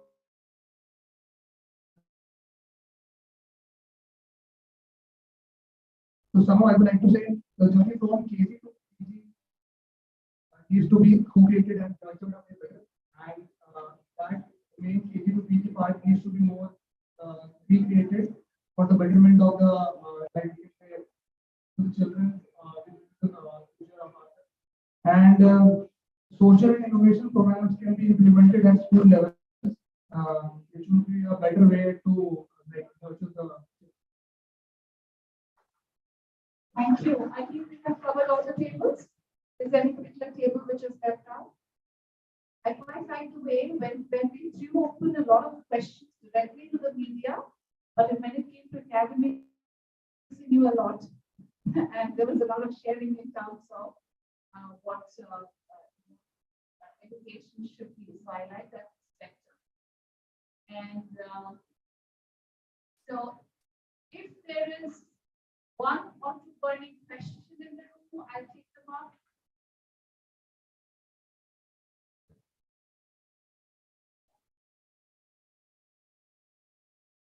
Okay.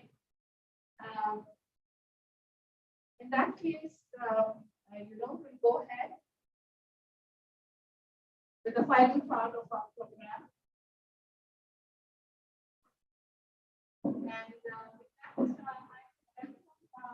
Miss Anjali, the podium, Director of Harvard Business School, India, and we have a present with here for to come here around.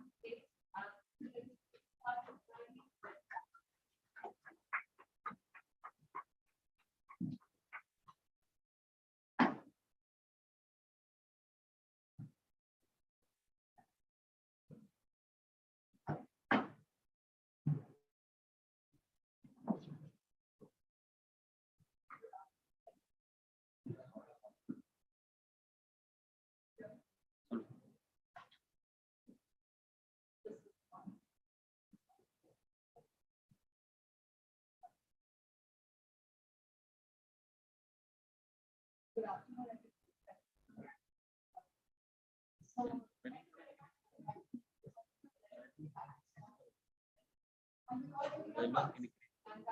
the whole idea was never very and why my internet in my mind can appreciate this concept. But perhaps coming first of all, how do we open our hearts to embrace this idea? How do we align our body, mind, and soul to actually believe in this? Only then can we translate this to our actions in the future. Bring about a change in our behavior, deal with practical problems, find solutions, and make the world around us a better place. For people like my husband and me, it's not about making the world a better place, but leaving the world a better place. We have a passion of that. But all you young ones, if you make the world a better place, you will live many more years, many more happy. As you can see, I've fractured my soul. I'm trying to reach up with this hand. It's very difficult. Then I do my physiotherapy. And every day I reach a little higher. I don't know stretching. It's tough at first. But the more I try, the easier it becomes. Similarly, for muscle memory to look up, a difficult concept, I started with something easy, a familiar concept. But if we go up, you all know that. Yes, it is like God. Many of us practice at home. Our parents teach us. And we've seen it implemented in most tragic and amazing ways. In the Taj Mahal attack in 2008, it represented this idea of a medieval stretched to an unimaginable degree, where many employees of the Taj laid down their lives for guests during the terrorist attack. Would any of us be able to lay down our lives for the ultimate sacrifice? And Amit knows that many of these employees were not old, life-livable employees. Some of them were newbies. What made them stretch that concept from a different to be a and if we can stretch that concept, that extent, can we think of us in the business? How do we build that compassionate muscle that enables us to embrace the world as our family? This morning I was struck by the story that Anil told us about the cashless system and the way it resembles a great, but also the fact that those cities have lost connection. So how do we actually make ourselves compassionate, troubled by the lack of connection, troubled at others' troubles? How do we make ourselves our own places and our city and the world of compassion? One way is to change our behavior to be compassionate. I'm going back to something that my husband said.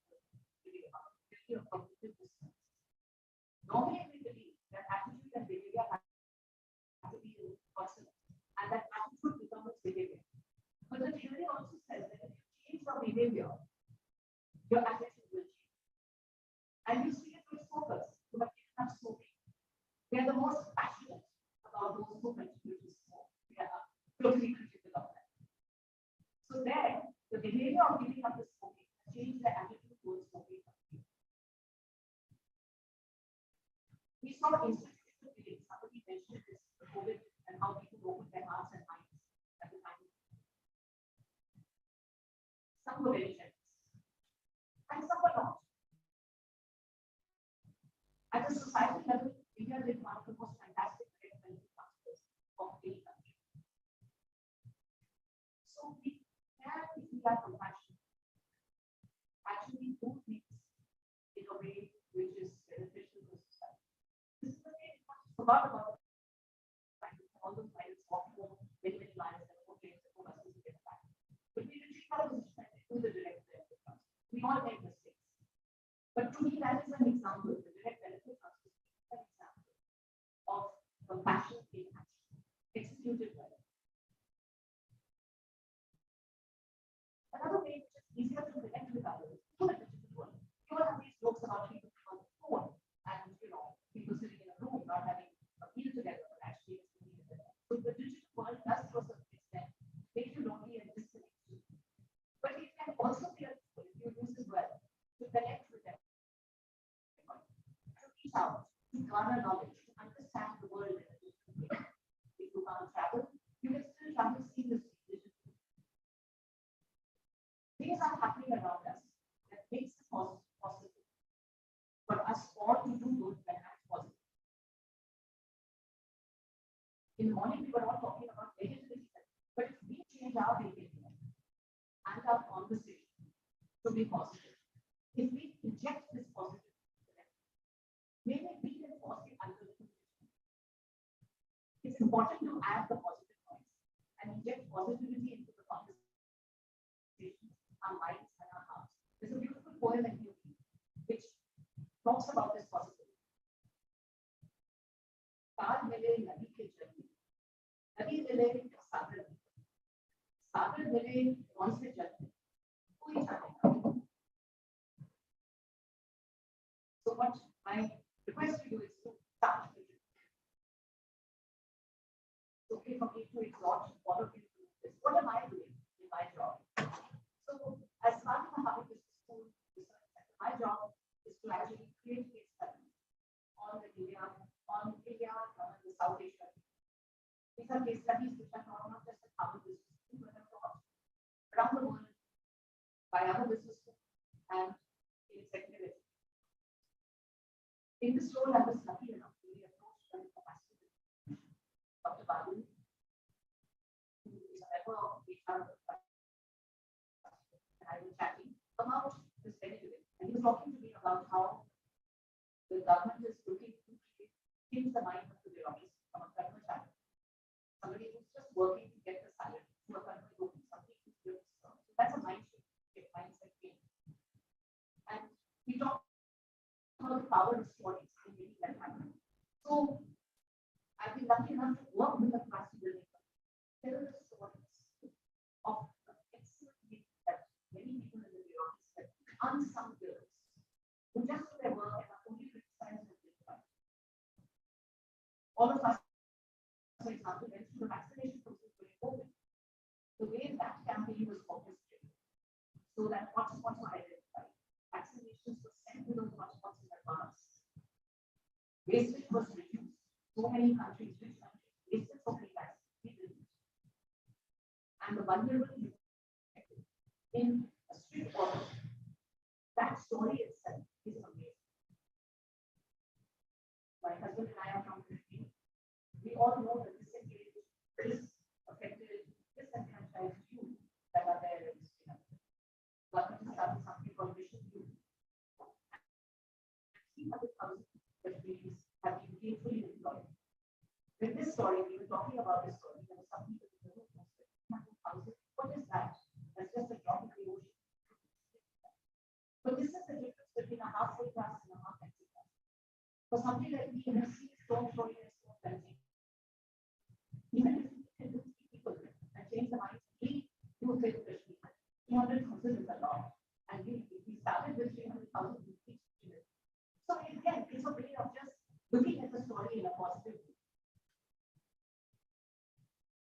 one professor whom I know by said that the stories we tell about the past can play crucial functions in how we understand identity, who we identify with, and who we identify against. And that storytelling is in the hands of each one of us. And that mindset, look at something, the half full glass, the positive aspect rather than the negative. When somebody comes to us with a negative story, question is in our hands. I'm an English honor student. I love it. So I will end with a poem. This is a poem by Olivia Nutmore. I grew up in Calcutta, like I do. So this poem, many of you are familiar with this one that I put. But I thought that this came of us, I don't know from everything, I think more so many years ago, he wrote that where the mind is without fear and the head is held high, where knowledge is free, where the world has not been broken up into fragments, domestic words, where words come out from the depth of sea, where tireless striving stretches its arms towards perfection, where the clear stream of reason has not lost its way, into that dreary desert sand of dead habit, where the mind is led forward by you, into ever wiping thought and action, to that level of freedom, my father, let my country away. So today, I request all of you, I exhort all of you, I implore all of you, we need to change our conversation. When we change our conversations, the conversation in the world, in society, in life, in our families. So stretch your mind a bit, change your behavior, and believe with God. Thank you.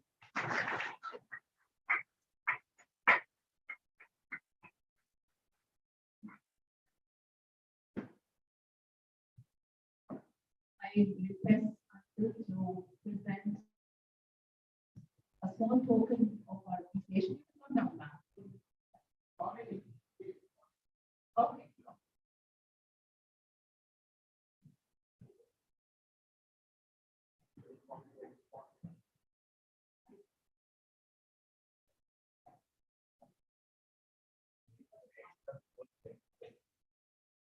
This is a small token from Soil and Cement.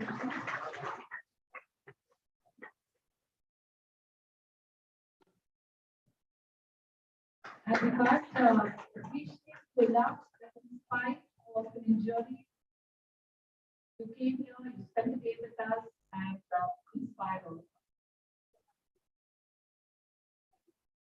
Of course, of course. Of course.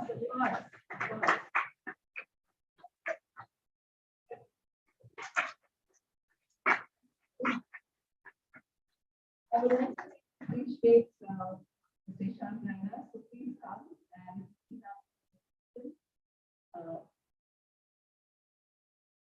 because we didn't present the other families.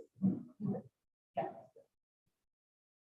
Thank you so much for being so generous even before the conference.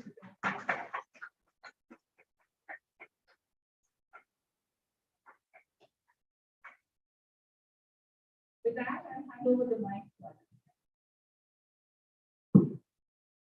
Probably our words of blessing us from the table.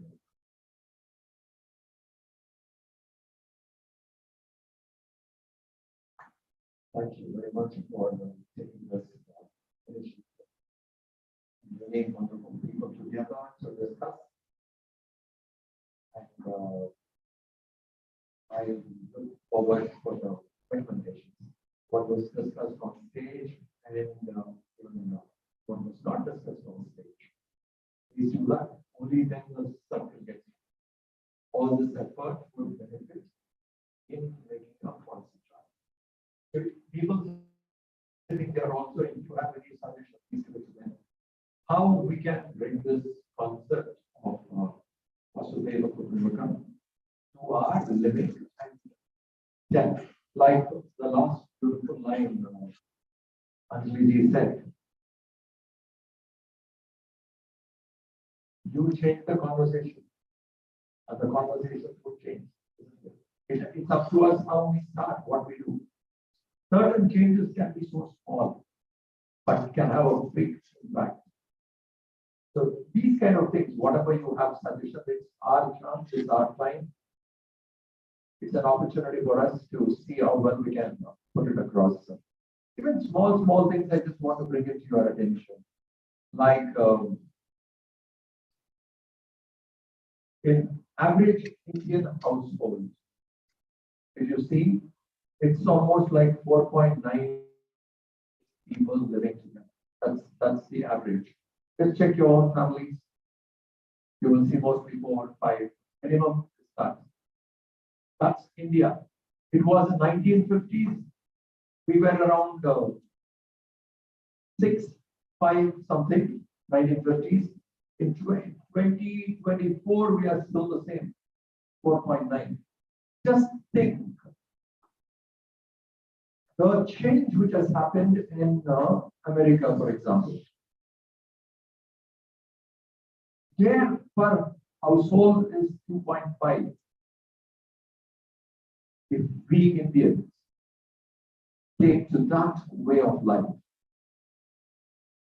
2 people per family, if we take to that way of life, from 4.9 to 2, we need double the houses what we have. Double the houses are required for what we have. What is the left of forest now? Already the forest is so scarce now. If we adopt this way, what will be the electricity? What will be the land? Agricultural land, it goes on. So in India, our value systems taught us to focus more on our duties than on our rights. For Vasudhaiva Kutumbakam, this is one of those important things which we have already practiced.